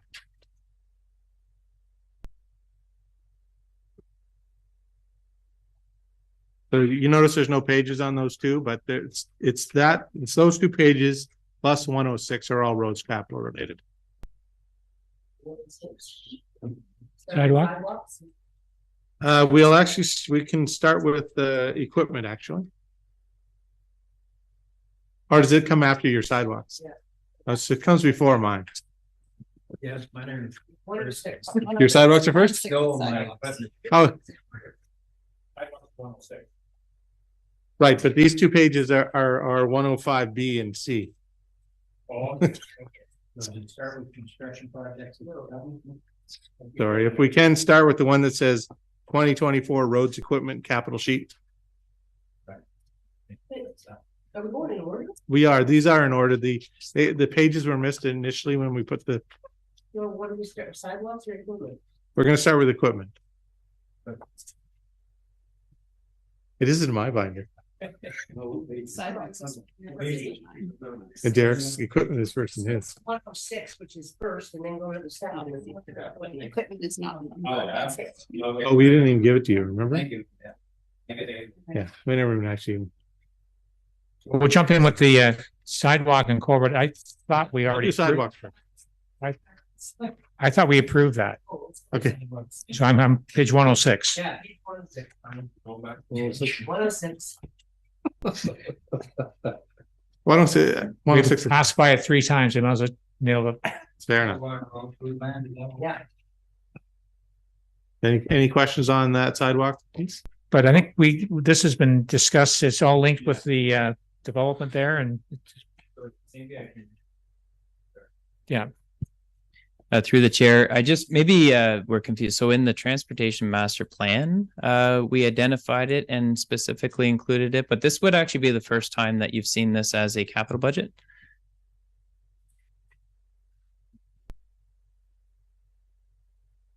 Member Minnings, you had your sign up. Thank you, through the chair. So with respect to sidewalks, I know there's a study that's being commissioned now. I think it's out for bid, or it may have been awarded, on Lakeside Drive from Cumberland Road to Bramshot or Grayshot, Bramshot, and that could include sidewalks. So is that too early to have to think it's going to be put in this next year's budget? Are we just looking at a design cost, or where does that project sit in this year's budget? So through the chair, so the project is carried forward to the next year on the next sheet. So in the capital, and it's hard to read because it didn't print out the best, but what it is the designer's been retained. We actually had a budget exceedance, so we reported and then awarded. So that was back in would have been September, I believe, that we reported and awarded the two projects. So that was South Sparrow Lake Road and Bayou. Oh, I'm actually confusing Bayou. So Lakeside Drive is the new one. We will retain a consultant for that early in the season. They'll go through the efforts of design. We'll probably bring back a few concept designs to council, and then the following year, if it's designed and ready, could be ready for capital construction. Member McIntyre. To the chair, back to page 106, does that mean that Hamilton Street parking and sidewalk improvements is forward to next year, or is that now? So through the chair, on the sheets, though it says Hamilton and Hamilton Street parking and sidewalk improvements, we reviewed our overall capital output. Once again, we're trying to control the amount of projects we commit to that make it deliverable. And there is a $0 in there. Our intent was to actually remove that. It's not something that we're going to carry into 24. We were hoping to look at it in future year. It's part of our transportation master plan, but just looking at the overall output for the year, we felt that was a bit aggressive to include. So I'll just take it that that's not there, and I'll just line it through. Thank you. No, I'll make sure it's removed from your final copy. Thank you. Member Burkett. Through the chair, further to Member McIntyre's comments, Derek, are we looking at putting a sidewalk to Quinton Street from the lights? Seeing how are we planning to do that next year or no? So through the chair, it's not in this capital plan at all. It's in our transportation master plan. So the goal is every year we refer back to the transportation master plan in terms of priority and start bringing new projects as we can deliver them. So right now, the only project for sidewalks is truly the Coldwater Road connection. We also know that there's the carry forward of the Gill Street sidewalk project from 23, and if awarded, we're trying to get that the last project of the year for 23, which is North River Drive. And then, but that project there has got some challenges with the tree. There's a very large tree. So we're getting some pricing on that, and we'll bring that to you in a different staff report. But that is about it for sidewalks in 24 is the Coldwater, the Gill, and with hope, the River Street. Member Cox. Yep, through the chair to Derek. Derek, I know when I said that I was worried with that new subdivision in Coldwater, and then they walked out to a road and there was nowhere to go.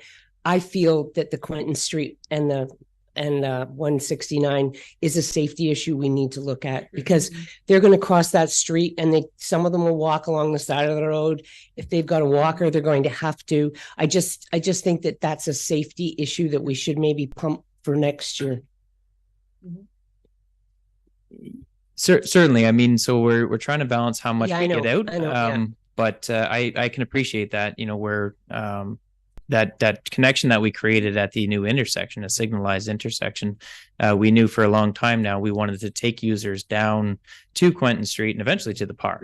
That's the overall goal. It does require, once again, some design services. So, I mean, we could consider that as a bulk project, but it's the amount of capital we're doing. It would be preferred to wait until another capital year. But through the chair, I'm just thinking, could we do a design on it? Could we just sort of get a design put on it? And then if we have the new people in. I just feel that I'm just worried it's a safety issue more than anything. Just like I did at Foodland. I just think that with that busy highway in the summer and kids peeling across, and some kid's going to take his bike and ride down the side of the road instead of going on the grass. I'm worried about that. That's all. Yeah, I through the chair, if I can, that's a fair comment. And I'm hearing a little bit about, isn't that the county road? So it's County Road 169. The Municipal Act actually very separates the, particularly sidewalks actually, from an upper tier and lower tier municipality responsibility. And so sidewalks and streetlights, just illumination, not so much signals, could be a lower tier municipality responsibility in coordination with the county. So I think the first question is to ask the county if it's okay if we put a sidewalk on there and then advance a design. I'm sure they'll say yes. They'd like to help out. They probably won't help. I know, but I just thought I'd try it. Thank you. Okay, the lineup is Member Burkett, Member McIntyre, and Member Minnings. Through the chair. No, Derek, I think to Member Cox's comment, this becomes a safety issue. We've created an intersection with lights. They have nowhere to go. And the whole crux, and I don't think there's a huge cost involved. And if there is a problem with the county, please let me know. Both Judith and I will arm wrestle Christian. Thank you. Member McIntyre. Yeah, it's through the chair. Just a quick comment. Let's remember the train is going to stop there. And when if you get off the train and now where do they go? There's no sidewalk, no anything. Then where's the traffic light? They'll follow the sidewalk to the traffic light across there. So it's just that we had a nice big visit with our friends from the Northland, and that train's going to stop there. And without a sidewalk, I mean, now what? So, and a safety issue. Thank you. Thank you, Member Minnings. Yeah, thank you through the chair. I agree with the safety issue, and that is a priority. I'm wondering if an additional but an interim solution could be enhanced signage. So at Quentin Street saying no access to the south side of 169 from this road, use, whatever or something. But I think we can absolutely cover ourselves and hopefully let people know before they get too far along that road. With winter coming, it will be difficult to know where the curbs are, etc. It's such a high speed area, and we've had some tragic incidents there recently. So I think whatever we can do to do our part for safety and prioritize it at the same time. Thanks. Go ahead, Derek. So through the chair, and I think I guess just knowing that we might have some assistance in project delivery, let's if it's on the table, we could add design. It'll get us started in a couple of things. One, the conversation with the county. Let's get the conversation going with the county to get their general approval in providing municipal infrastructure on their lands. They generally say yes, but we should do that. Advance a design, work with the CN Rail. So the crossing itself needs some coordination because they do hesitate to permit a new pedestrian facility over existing rail crossing. There's some design work that needs to be happening there. So all of that takes a bit of time, and time is not really in our favor, knowing that there's some concerns to safety. So let's, if a motion wants to just direction to add a project to the list to get that sidewalk from the intersection down to the park, makes sense to me. What do we do with the Coldwater one then? Oh, sorry? The Coldwater sidewalk, what do we want to do with that? Is that still on the? Yeah, okay. Just want to make it clear.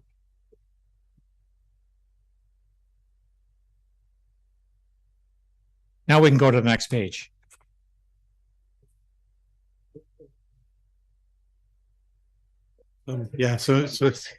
So maybe we can go to equipment now.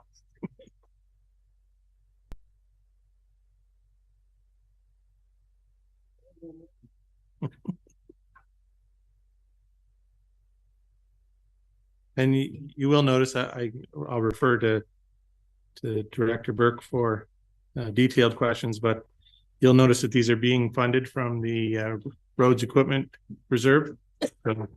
Because of those transfers of the cost to each one of the individual areas, we are managing to put, and I want to say somewhere near $300,000 a year into the reserve each year for the replacement of these vehicles. And of course, we're asking for $690,000 worth of vehicles this year, so not sustainable. But hopefully that's not always the ask.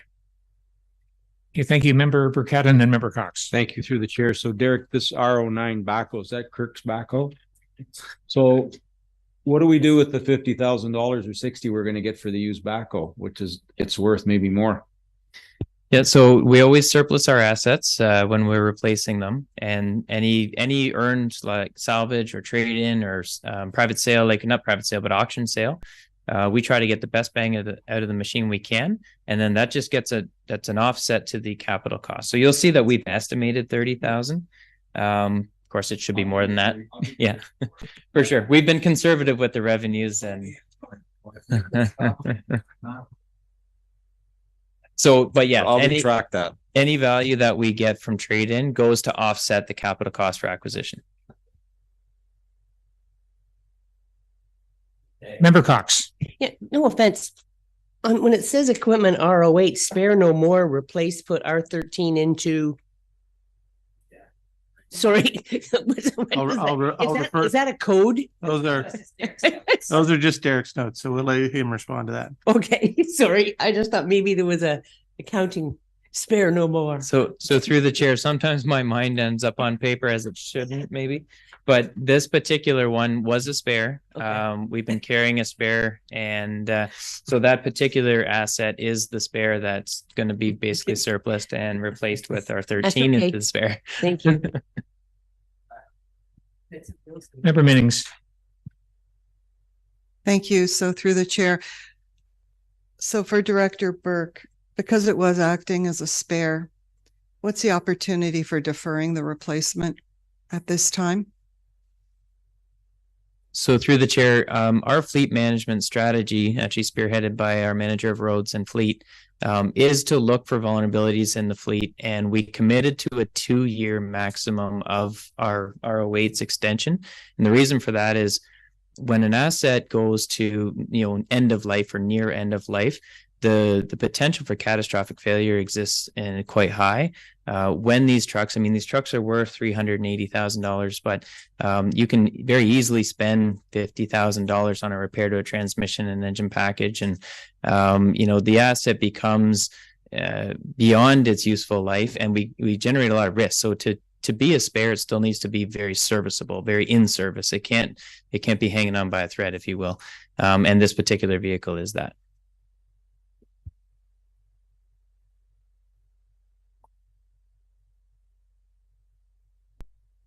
Everything okay on?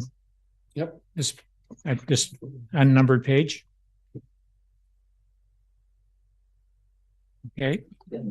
Now we're into the projects here. Back to Member Minnings, go ahead. Sorry, so either through Derek or Andrew, we can start at the top and have a discussion on each item, if that's okay, starting with the Woodrow Bridge replacement design. So I'll kick it off, I think. So this one here's awarded to Tatham Engineering. They're well underway, and that's the bridge kind of near Bon Air Golf Course, near Dunlop Drive. And so the design work's going to carry through. RG Burnside is the designer, and by the middle of the year, we're going to have some idea of what the true cost of replacement is going to be. And that's the hope, is to start looking at what are the capital outputs required for this project? Where do we slot it in?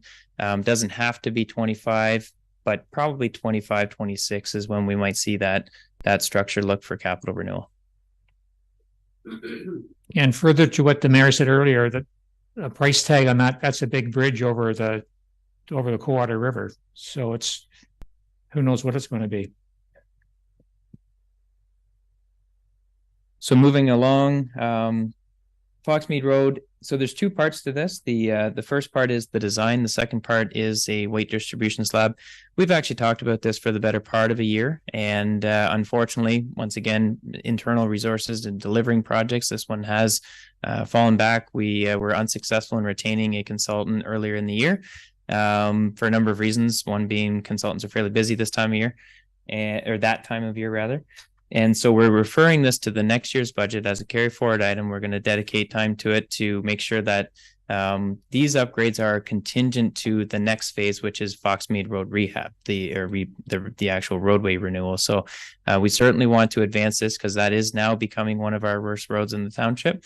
And without this structure rehab, we're not ready to advance the road renewal. So that's a carry forward. We'll put a lot of attention to it this year and get it done. So is that from Bockwell to Burnside, or how far do you go? Is that, yeah. Through the chair, our initial thoughts anyway were to continue it at least to it doesn't go all the way to high. The town line is kind of our limit for Foxmead Road, and it would be preferred to do the whole stretch. The difference between the two asphalt qualities are not very different. However, there is a difference in traffic. A common route is Burnside line, Foxmead, Bockwell, kind of heading through the north end of the township. So we'll decide that when we're looking at the road renewal plans for a year or two from now. But right now, this project is focused right at that Purbrook Creek crossing.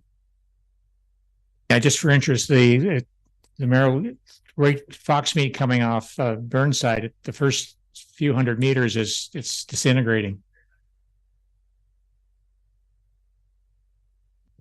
Member Burkett. Thank you, through the chair. So this is just for the culvert. That's the 300,000 is just to fix the what do you call it? What do you call that? When you approach to it and when you leave it, because the culvert's being compromised the way you hit it, it's a bang. So Derek wants to. I thought you were talking about no, that's 300,000 just road, to fix the culvert. You just mentioned that the heavily traffic area is from Burnside to Bockwell. So that's something else. So what's happening with that road? So through the chair, just to be clear, this project is only for the structure. And so the structure, and what I mean by that, sorry, is the culvert, the one location where it crosses the creek. Mayor Burkett is correct. There's a lack of weight distribution slab on it right now, which means that each loaded wheel kind of goes over one segment of the culvert when it should go across to spread segments. So the hope is to get that part done in 24. And then we go for renewal of the roadway. And that's when we'll be talking about it in 25 or 26, whatever was a fiscal year that we can achieve that. And that's the renewal. So the 300,000 is only the structure, the culvert, if you will, repair.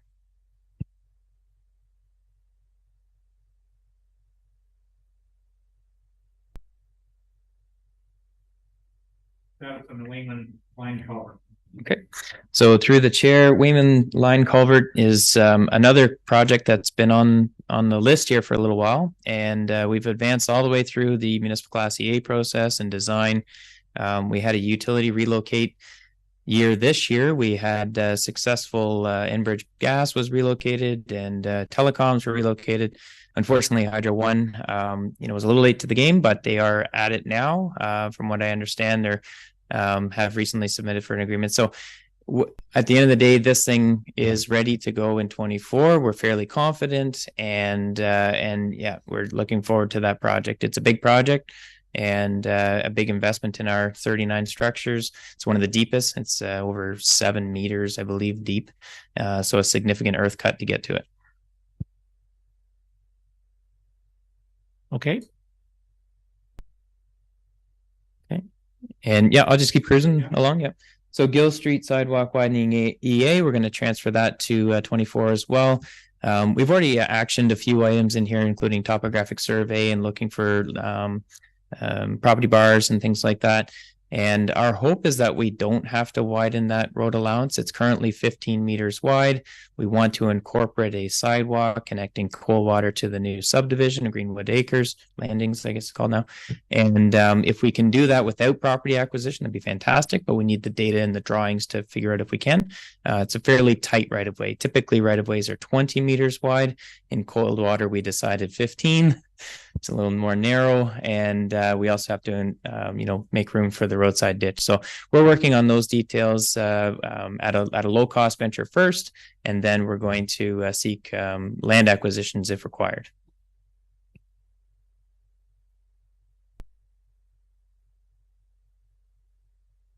Okay, and then the West Street extension construction project awarded, and we've actually we're the better part of $500,000 less than what we estimated, so that was good.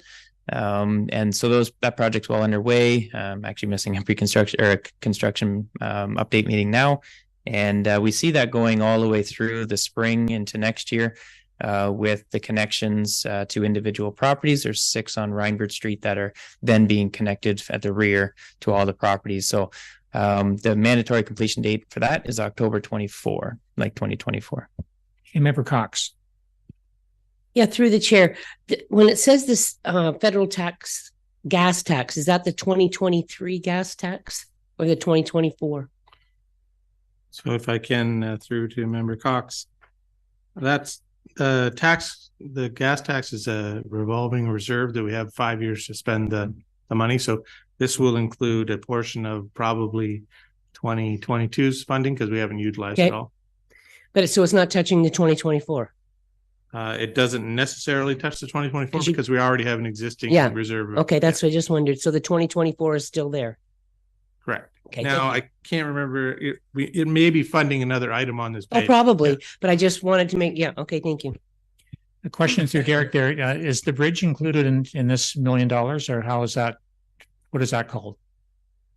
So through the chair, we had carried for quite a long time. I believe it was $100,000 for the bridge removal and replacement with some form of pedestrian bridge. But last year we discussed why are we continuing to show this when we really need to install the road first, connect the residents to the road, monitor the existing bridge, which we're doing, and then create a project to address the bridge. So step 1 is the road, which is happening now. Step 2 is connect all the properties, which is happening in the summer next year. And then step 3 is to look at that final conversion to pedestrian bridge. Okay, so moving along, if I have no other questions, the Bayou Road reconstruction design, and I'll tandem that with the South Sparrow Lake Road reconstruction design. Sorry, I got a little confused there. That's the one we awarded. That was over budget and awarded to Tatham Engineering back in October, I believe it was, or maybe September. And from what I understand, a project update, they've done their topographic survey. They've prepared the base plans. Those 2 projects are advancing well. And we're hoping to see some concepts of what that road will look like in the future, early 24. Member Burkett and then Member Minnings. Thank you. Through the chair to Derek. So originally, the South Sparrow Lake Road was 80,000. So they came back and needed another 72. Okay. Thank you. Member Minnings. Thank you. And through the chair, could you just give us a couple sentences on each one? So where the project starts on each of those roads, where it ends, and what, a couple sentences on what was on the RFP, maybe. Thank you. Yeah, through the chair, happily. So I'll start with Bayou. So Bayou comes off the highway at Highway 11 and will extend down to Hedgemere Landing, we were just talking about. We'll create a small tail actually down the rest of Bayou, but only, 10 meters. And the goal is to reconstruct all of the pavement surface to actually provide a bit of an urbanization to the roadway. What that means is curb and gutter, sidewalk. There'll be a sidewalk on the majority of the north side, north side, and a connecting link on the south. It'll provide interconnectivity to the Grand Tamarack. It'll provide a pedestrian crossover so that you can safely move from the Tim Hortons over to the sidewalk on the other side and head up to the school. And it'll also we're trying to work out some details on providing better sufficient outlet that takes a bit of pressure off of Shadow Creek, which we know is inundated, and an outlet to a treatment device at the end of Hedgemere Landing. So that's kind of in a nutshell what we're doing. It's a significant reconstruction project, and it'll see a brand new set of assets that have a full useful service life when we're done. South Sparrow Lake Road, so that's a more rural cross-section reconstruction, but it includes a multi-use path. So that's from the overpass, that would be at Goldstein effectively, but South Sparrow Lake Road, Agnew area, and running up to, it actually ends at Cambrian Road, but the multi-use path is going to end at, I believe it's Lake St. George Boulevard. And so that'll be a rural road reconstruction, a little bit of streetlight illumination in the areas of concern, and rural roadside ditch improvements. The big change in there is going to be a bit of horizontal geometry, I believe, around the lake, and very possibly some features close to the lake. But we're working at those details. I won't have those back to you until early part of next year. Member Mennings and then Member Burkett. Thanks. So when you're talking about horizontal detail around the lake, so that's where it's fairly narrow, et cetera. So what does that mean? Because I also know property owners are pretty close and the shoreline is very narrow on the one side. So just roughly, what's the improvement? So I guess I can't speak to it because the design hasn't advanced far enough, but it could be anything from a change in the curve. So you could go from a sharp curve to a slightly less sharp curve. Signage is a big one where we can let motorists know that they're coming into a situation like this. And illumination does help with that, actually, right? So nighttime illumination does allow for a stiffer curve under the design guidelines. So those kinds of things. I mean, it could go as far as a small portion of property acquisition on the one side to flatten out the curve, but we really need to look at the details to figure that out. Thank you, Member Burkett. Thank you through the chair to Derek. And I know we won't know when they come back with the design, but if those hydro poles need to be moved, can we get on that like immediately? Because it's going to take years for hydro to even come on board to move them. So through the chair, just as an internal process for all projects at this time delivered from our office is very early contact with the utilities. We're the minute a project starts, a letter goes out to the utilities that advises of the intent of the project, so that we're engaging them about the day the project starts. We know that they have long lead times for movement for sure.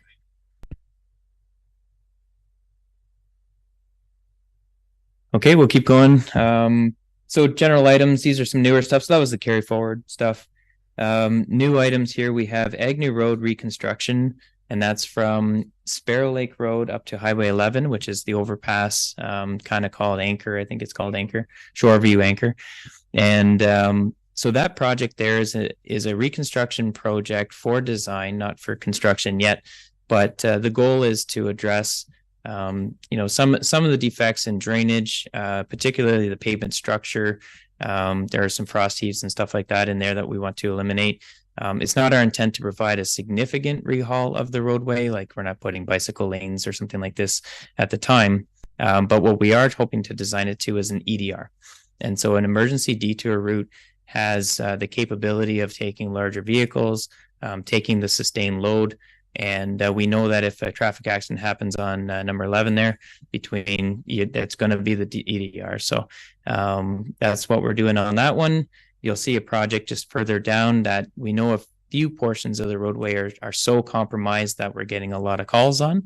So we have a small contingent of 50,000 set aside for a holding strategy, basically just to improve some of those localized areas and maybe defer the investment while we work at the design details.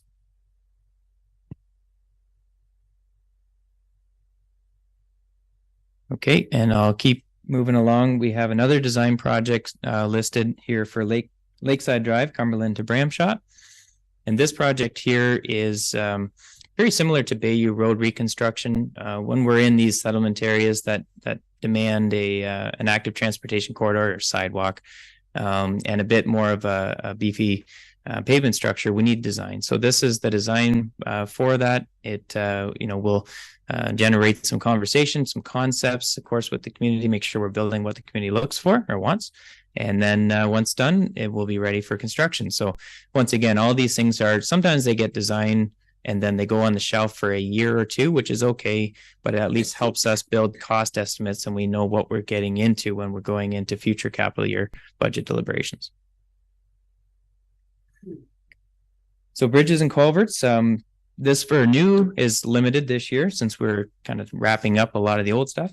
This year is Lovering Line Bridge deck rehab. And what that was is we attempted to do this project as an operating account. And it widely exceeded our project estimate. I believe the engineer's estimate was 100,000 and it came in around 230. So that just wasn't acceptable to us. We canned the project and we kept the design. And now we're ready to go back out to tender here in a capital fashion instead. And this structure is a prefabricated steel structure with a steel plate as its deck. And to protect that deck is a small interlayer of an emulsified asphalt. So we're going to replace that wearing surface to protect the deck from future damage. Through the chair, Derek, isn't that the new bridge we put in about 8-9 years ago? The deck's already gone?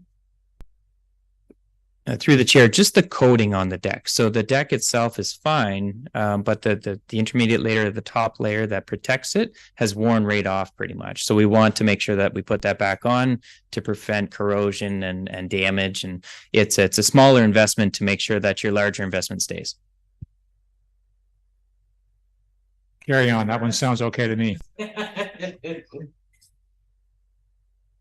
Okay, and then we get into the road renewal list. So this is the bigger, fairly large component of the capital output for roads. We have Carleon Line reconstruction and Brody, and I talk about them together, but they're not necessarily together. They happen to be beside each other. Our recommendation was to design and construct these together for a couple of reasons. One, construction efficiency. And for two, both of these have a growth component where we're adding a bicycle lane on either side of the roadway. So it widens the platform and it connects what we've already kind of connected here with the Save Aurelia's bicycle lanes coming out of Aurelia, heading up to the trail.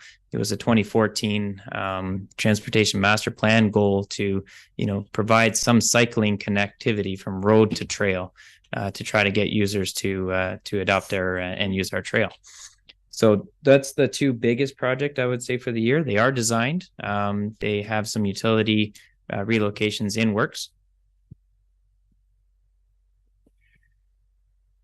Member Burkett has a comment on this one. Through the chair to Derek, when our discussion this morning, if council saw to do both of them the way you have them in the book, and we put Brody at 1.2, knowing the price of asphalt and what they quoted you, what would Carleon? Could we put Carleon at 1.4, or is that unrealistic, and see what they came back at? And if they're going to be over budget, we still would have a decision whether you'd have to come back and ask us for more funds. But if they didn't come in, is that something that you think would work, or a number that's realistic?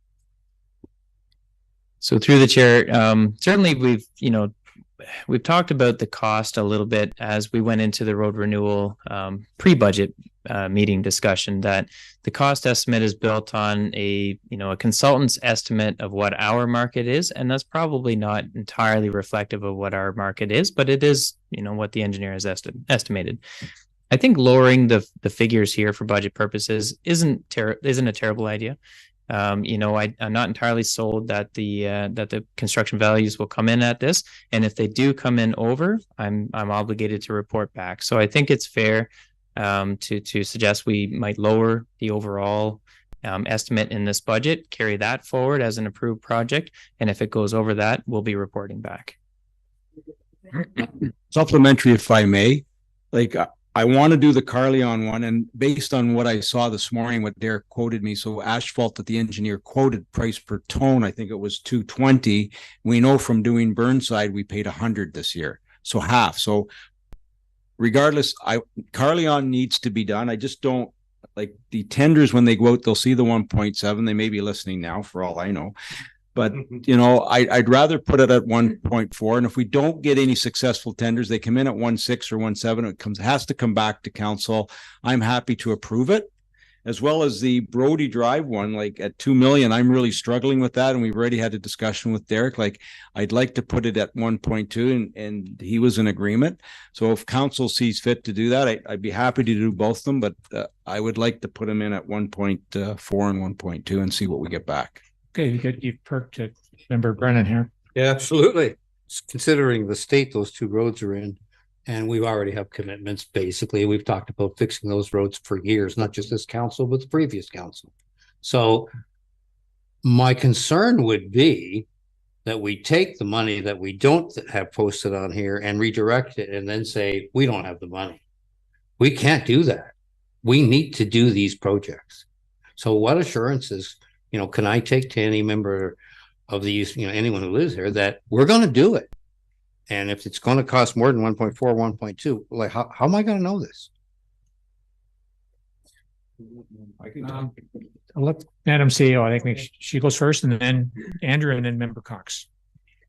Yeah, I think because they're reserve funding, we'll just leave the balance in the reserve and it'll be there when you need it.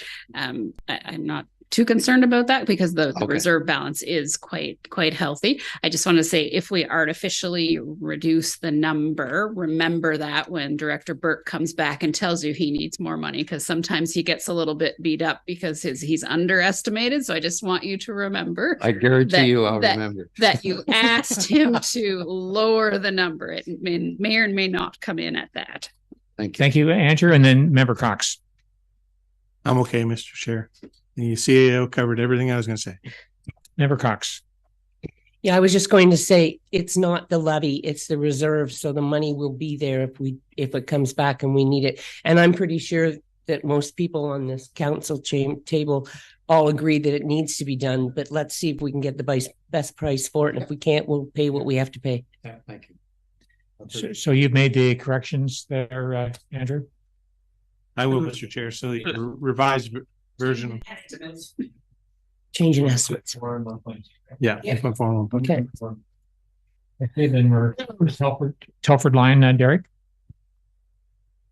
Okay, so moving along, we got so Telford line, and just make sure you guys can hear me.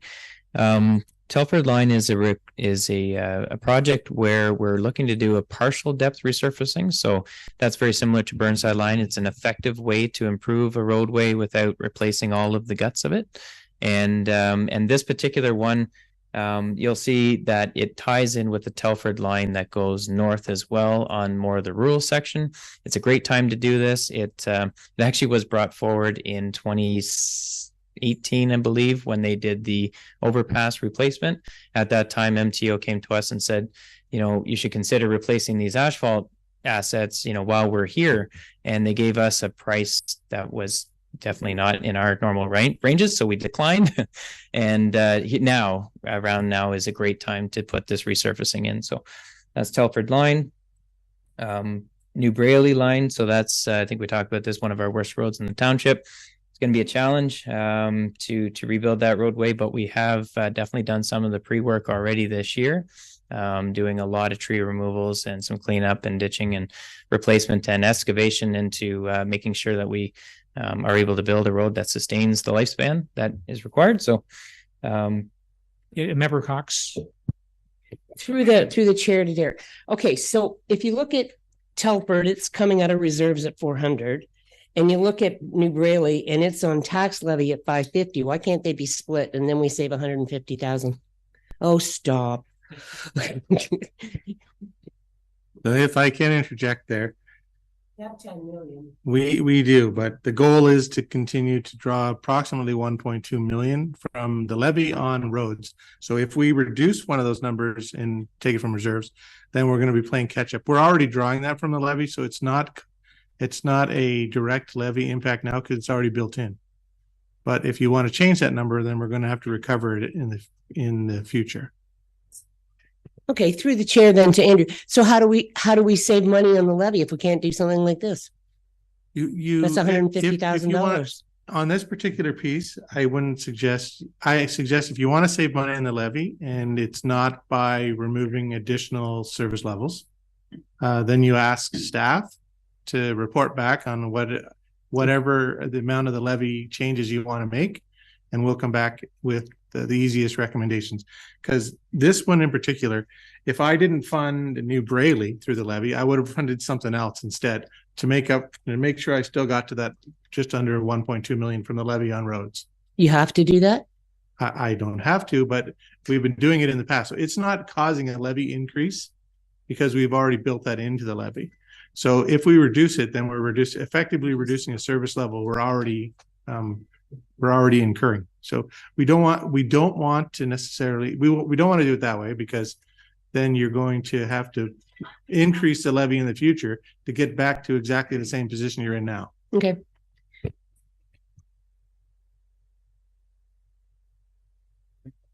Yep. Okay, so So Claire's mad. Yeah, I know, right? So I'll keep going here. New Brayley we talked about, and Agnew Road. So Agnew Road's just a holding strategy. It's a pretty low dollar figure investment here. And I think the only reason I wanted to show this as a capital investment is, one, I didn't want to deplete the operating because of it, but it's specifically geared to withholding or deferring a capital investment to the future while we do design. Oh, go ahead, Member Mennings. Thank you, through the chair. So you said New Brayley we've already talked about, but is that money to do New Brayley, to fix it, pave it? Yeah, through the chair, yes. Wow. Awesome. Thank you. Through the chair, just to maybe elaborate on that point, not all roads are constructed the same. So definitely a lower volume, New Brayley has probably some of the lowest traffic we have in the township, just given its function, its connectivity, its current users, that sort of thing. And so we do get away with a lesser pavement structure. To go along the lines here, so that's Agnew Road as a holding strategy only. Huffman and Cox. So here we've actually accelerated, kind of based on the conversation and earlier in the budget, the pre-budget conversations around road. And the idea here is we're going to do a fairly low, like just an overlay. Effectively, it's not going to be a reconstruction. We originally planned for being a pretty significant project there, fixing some challenges with the hill that connects with Agnew Road and rebuilding these roads that are pretty much failed. But we accelerated it knowing the desire to accelerate that particular area. And because of that, we're able to do like a sort of shorter lifespan renewal. Okay, and then I did get a little confused there. So the Telford line I was referring to for 400,000 is reconstruction north to Stockdale. The complement project there is this next one here, overpass, 40 millimeter shave and pave. And that's the 150. So between the two projects is 550,000, but they are very different style projects. And then Shepherd Street here is actually a coordinated effort with the developer. So Shepherd is kind of half, a little portion of it there is being funded by the developer, and we're going to tag on to that project to finish off the job over to John. So it's an opportunity. It's also within the network of Coldwater for sure, another road that requires renewal in the near future. And so it was an opportunity for sure. And we have member Mennings. Thank you, through the chair. So Huffman and Cox ends to Agnew, that for 135,000. Is that a similar treatment as you mentioned to New Brayley line, for example? Not exactly. It's a basic overlay of existing structure pavement structure is going to give you, a 10, maybe at best, service life. The other one for New Brayley is going to have a bit of a longer service life, but only because it's a very low traveled roadway and it doesn't have the same dynamic loading. So I guess what I'm getting at is they're not exactly the same project, but they're very similar in cost per linear kilometer.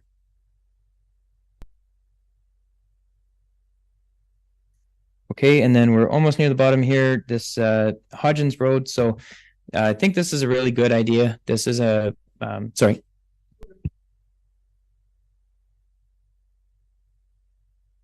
Hodgins Road is a preservation project. We don't get a chance to do too many of these in Severn. We do some crack sealing. We have not done recently a microsurfacing or an emulsion-based product. And the consultants, but also the contractors that do this kind of work find that this is a really good candidate for this road. It's a long road, and if we can put a new impervious layer on top, at a reasonable cost per linear kilometer, we can get an extension of life significant for the value. So it's a big project, $400,000, but it's also a fairly long road that we're treating.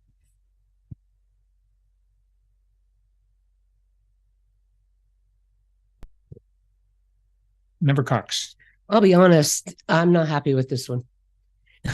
It's like that road, no one drives on it. Hardly. It's not, I walk on South Horn and I walk on all those other roads. They're just as, and I just think that I realize it's coming out of reserves, but we're doing the 550 on the tax levy and the 50 and the 135, 130.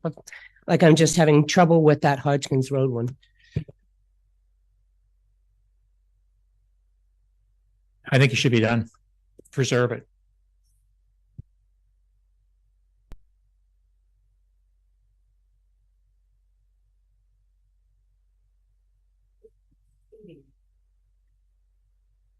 Member Burkett. Through the chair, you know what? I wasn't in favor of it, but to preserve this road, it is a long, long stretch of road. Let's save the asset if we can. It's a minimal cost. You look at what it costs to pave some of these roads today, and it isn't well used. But let's save it. So, what kind of life expectancy can we, if we do what we're doing, Derek? So from the research I've seen, and of course, this is sometimes contractors embellishing their performances, but the expected useful life is 5 to 7 years, but it's not necessarily unuseful beyond there. The goal is that the cracks and the infiltration points of the asphalt are allowing water into the base. It's saturating that gravel. It's making it softer, which will then allow for pothole creation, larger cracks, deformations, all the bad stuff. If this coating is put on, it's kind of like new paint. New paint's going to allow the water to shed off, and it's going to prevent that water from going in there. It's probably going to reflectively crack pretty soon. And those minor, more tightly wound cracks will allow less water to go in. But that's why the 5 to 7 useful year life is stated by the product suppliers as sort of, but it's not unuseful afterwards.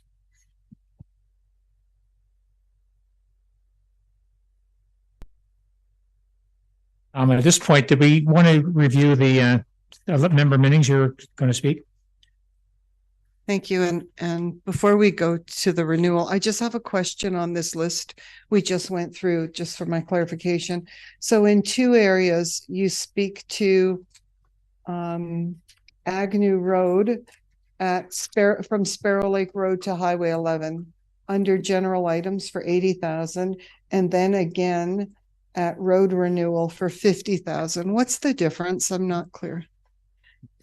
Through the chair, for sure. So the first one is a design, and unfortunately, I don't know if it came up as clear that it is a design, but it's a design for an EDR.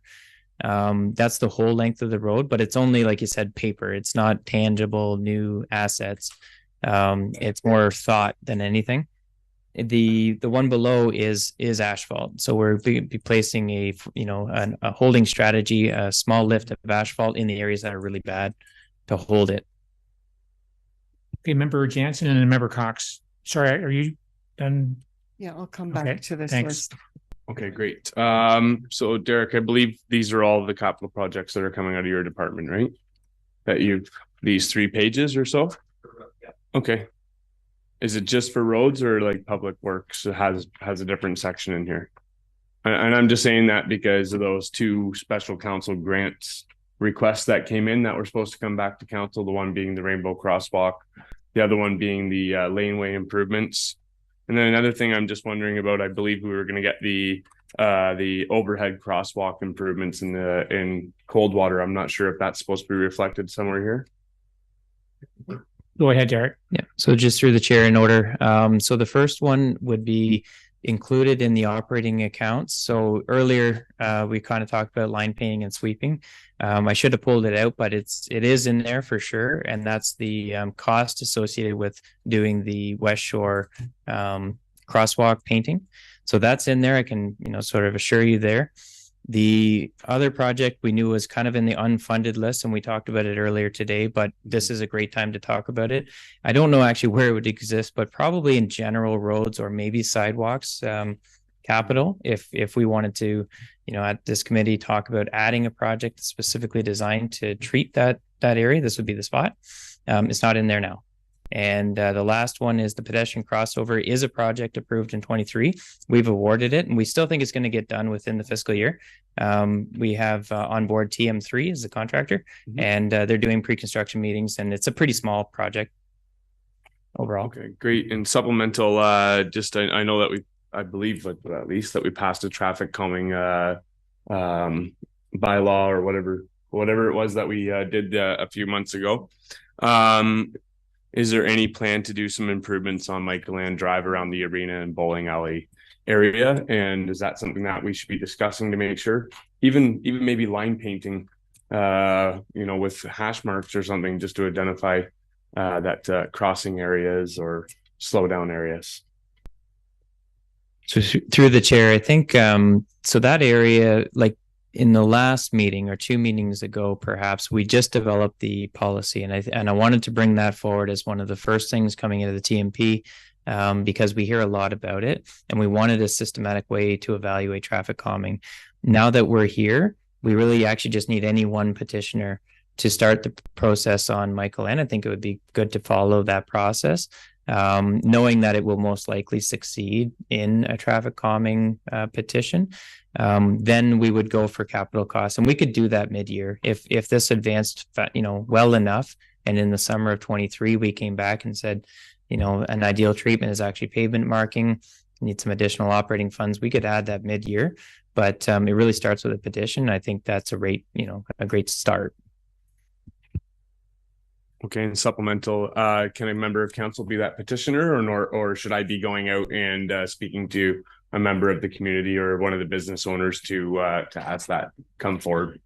I would encourage you to have someone from the community bring it forward, because you're going to be asked to make a decision on it.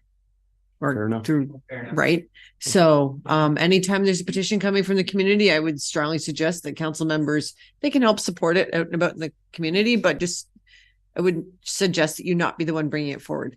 It's kind of a line that I know it might be even something you might want to talk to the integrity commissioner about to get some guidance on,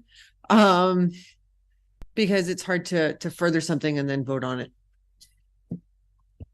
I'll speak to the member in the community. Thank you. Member Cox. Yeah, through the chair. I'm sorry, I got lost in your answer. M's Cafe alleyway. So through the chair, this is a great time to talk about that project. If the committee here wants to add a project to our scope of work, I think that would be the time. Well, I'm not for it. I think that the pricing he gave was far too high for what a Unibrick job is. I've seen other prices, and I just don't know that it's something we want to. It belongs to us, but we're fixing it. And I'm nothing against anybody. It's just that we're fixing it for a business.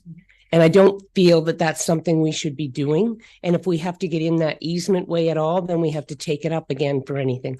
It's just a concern I have. And I think the price that was given us was high when I heard, I'll let Member Taylor speak. And probably we did a bigger area for a quarter of the price. So I think I saw the CAO have her hand up. And then Member Jansen. Yep. Sorry, I thought you were moving to the items not included. So I just wanted to refresh you on 90% of that list came from when we did the pre-budget discussion on roads. You asked for Plan Bs. So these were the Plan Bs. Should we run into roadblocks? That's maybe not the word, but hydro utilities and different things that we couldn't do. Then you asked us to pick off these lists and bring back to you and say, we're not going to get to X, we're going to do Y instead.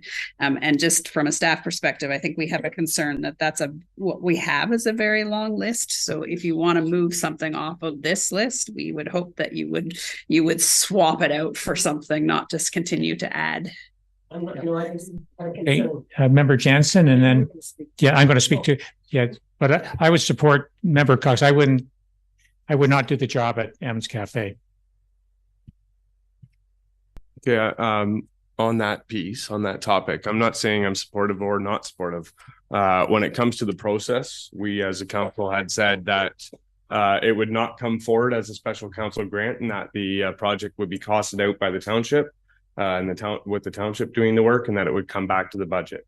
I guess that's what didn't happen at the end of the day, and then we'd have that discussion together. So I'm not sure how we remedy that, but yeah, thank you. We just missed putting it on the items not included because I think staff didn't see it as a priority, but we will, for the next version of this, we will add it to the items not included so that you know we haven't forgotten about it. And if council wants to include it, that's up to them. We just missed it off the list. It was an oversight. Member Burkett. Thank you, through the chair. Can you just, what are we trying to do? Like, I'm not clear what this is about. I'm not sure if everyone at the table is aware of what it's about. It was the beautification grant. It was sent in by someone from Coldwater to put unibrick between the little old white building and M's Cafe where the tables are. Mr. Bidney put in, and at the time we agreed that it wasn't really a beautification thing and that we would refer it back to budget. My concern was the cost of it. After I heard what the costing was that the mill did their unibrick at, and the fact that that's our property and we're going to put unibrick in, which will benefit a business, but not maybe the next alleyway that might benefit another business. So that's just my concern. So I'm not in favor of it. So supplementary. So if council, so we're going to put it on the list. We're not going to vote on it today. So if how many more of those right of ways do we have in the village? So if we did this one, does it open the door to do the other ones in the village? CEO. No, we don't. Can't make it work. I think that's the intent of putting it on the unfunded list. So it was acknowledged that we heard the request, but it didn't make it to the top of council's funding list.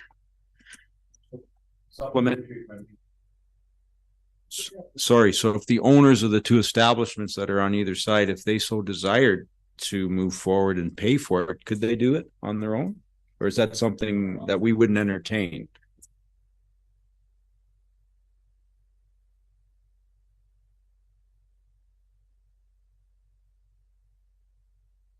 So yeah, so we'll put it on the unfunded list, and then we can decide how does it get. Where do we get rid of it?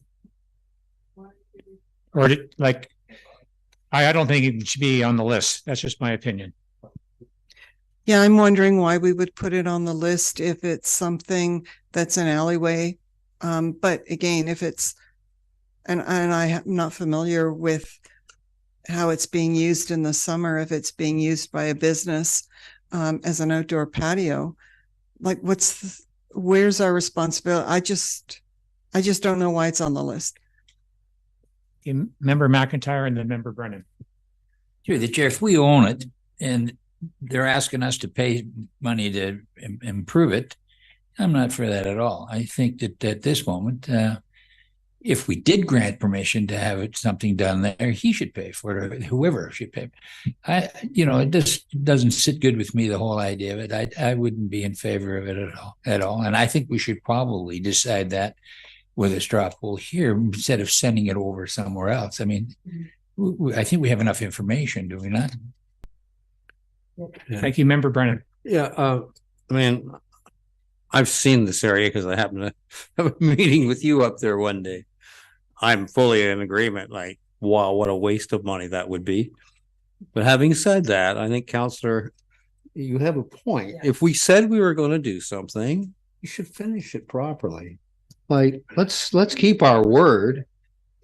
We should keep our word. That's all I guess. Madam CEO. But I don't think it's going to go nowhere, I'm sure. But yeah, keeping your word is just putting it on the list. Yeah. To make it cost money, you have to take it off the list and put it on funding. So I think it's just an acknowledgement that we heard, we got the grant, we made a commitment to look at it. So we didn't look at it because we forgot to put it on the list.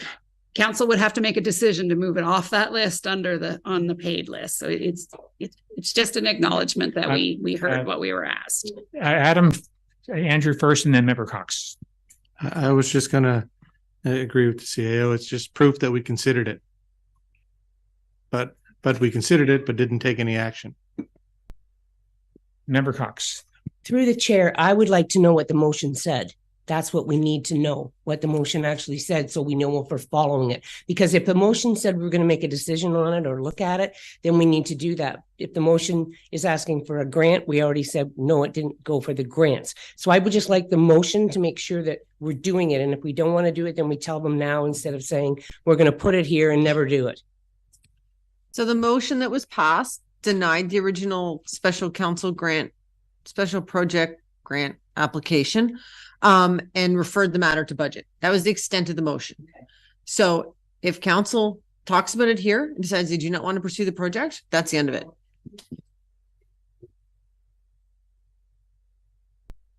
The individual will get correspondence back from me post budget to say council further to their motion of X date. Council discussed the matter at budget and decided not to proceed with the project. So, and if I can, that's why we're just going to add it to the items that are not included. That's evidence that we considered it, but then didn't put it into the budget. That's fine. So, yeah, that's fine. And then on that note, Andrew, if we can go back to page 17, just to review the items not included, if we want to just look at them one more time, and then we can move on. No, I don't think it's fair to the person who applied for us to just throw it on a list and leave it there and say, it's on the, what did we call it? Items not included if we aren't going to do it.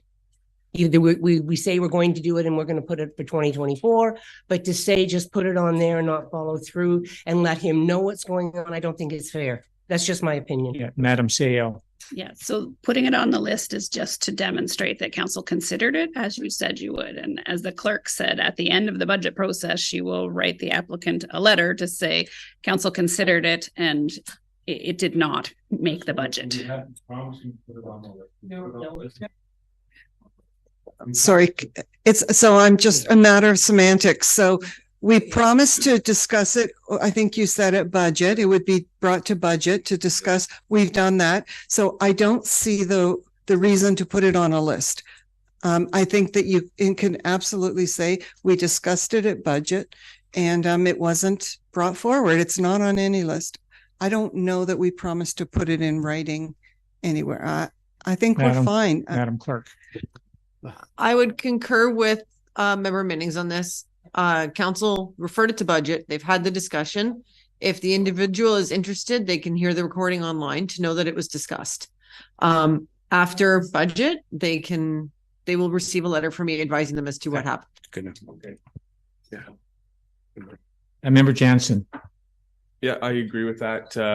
It has been discussed here. I'm obviously seeing the consensus of the room is not to proceed with the project. I don't think there's any more effort that needs to be made towards this project. You're okay with it? Well, that's fine. Sure. Well, thank you for hearing me out, everybody, and as well as the staff. Thank you. Okay, Member Minnings. Thank you. And I really like this list. And Derek, I'm hoping that you and your new person will be able to just check things off. So really good. What I'm coming back to is page 17 of the budget package, items not included, because there are also roads on this list. And now that I'm so proud of us collectively to have saved, what is it? 1.25 million or $1.15 million by reducing the estimates for Carleon and Brody, we can go back to this list and top it up to the tune of that reduction. Member Burkett. Thank you. Through the chair, we don't know what the tenders are going to come in. We've put a price in based on a discussion with Derek. Like Derek may come back to us and say he needs another $1 million to finish those two roads, and those two roads need to be done. Like they have been promised, as Member Brennan has said, for years, and the one is in dire needs. It's very well traveled. So there isn't really a saving until we actually tender it out and we see what the tenders come back at. But if that was the case, then say we do have a savings of 500,000, then can we go to this list? Supplementary, if I may, I think Derek will speak to it. All these roads that are in, I'm like absolutely want to do them, but as I said before any of the roads can be done, Derek and his team need to do pre-work before they actually tender it out. So there's culvert work, there's tree work, and he can speak to it. I'm not the director of public works, but I know when I sit down with him, when we just discuss roads, when he brings those roads to us, he's already done all that work. Yeah, I think that's a good lead into, you know, we try to plan this stuff for multiple years in advance. And that's what the roads need study helps with. That's what our operational plans the preceding the year helps with. There are, you know, very few projects where we can just jump into the following year. We have a lot saved, you know, spent, if you will, it will be spent on design services, which are going to create awesome projects, actually right in Ward 4, actually, you know, for future year capital allocations. We just need to get through that hump. And I do think that we are stretched for, like, you know, capital projects manager is a really great addition to our team. I'd like to see that onboarded. I'd like to see this $10 million out and completed. And then we can look at more of that unfunded list to be realistic. Member Cox and then Member McIntyre. But I think the important thing for all of us to remember is these are not lost. They are here. And if we can do them or get prepared to do them, we can. And if we can't, well, we know that they're here for 2025 and we can get started on them then. So it's these at least we know are here and they're not lost anywhere. So I have no problem as long as they're here. Thank you. Member McIntyre. Member Cox stole my thunder. I'm sorry. Well, that's good. There's two of us have won mine. I just think at the end when Derek and Andrew have done all their work and there's, you know, we're coming to a conclusion. If there's, you know, tenders that are lower and we've done what the mayor said, try for 1.4 and 1.2 and these other projects. If there's, I think these need to be first up the bat after we get to that conclusion. So I wouldn't want them to get shuffled off and lost in the mix. So it's important, I think, that's what Member Cox said, keep these front and center at the end before we conclude what's going to happen if there's a surplus. I think these should be addressed immediately. Member Minnings. Thank you. I would be okay with that. And I'm wondering if Mr. Plunkett could add it to this page, though, in the binder, in the actual budget package as maybe the next page, just chart this out so that we don't have to go looking for a future list. And I totally appreciate that we may not get to all these projects. It's quite a big list, but at the same time, this was just in the narrative at the beginning. And I think it should be attached to this as these are the ones that are, you know, whatever the wording is, and that should money become available, that these would be the next ones in order. We're not starting from scratch. In 2025. Yeah, or whatever. If I can, I think to respond to Member Minnings, I think the idea is these would likely be, if we did not fund them this year, they'd become priority for 2025. So they would be in your 2025 budget items.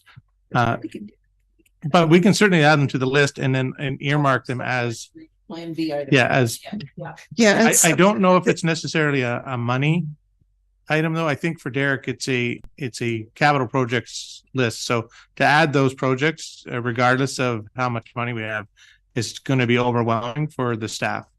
And I totally understand that. At the same time, we don't know how each of these will play out in each of their respective design phases. So it may make sense.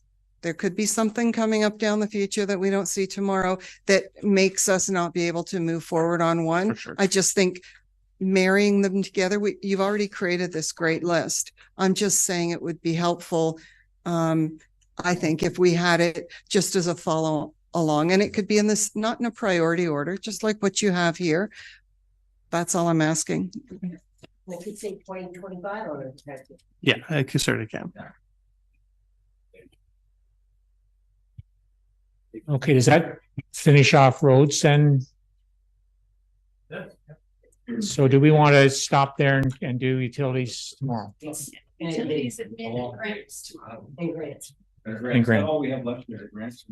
Utilities, administration, and grants. We did building.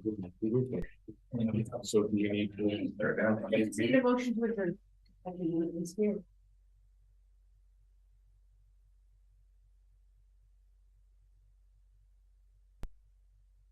So we have a motion to adjourn, and it's moved by member Brennan, second by member McIntyre. All in favor? Carried.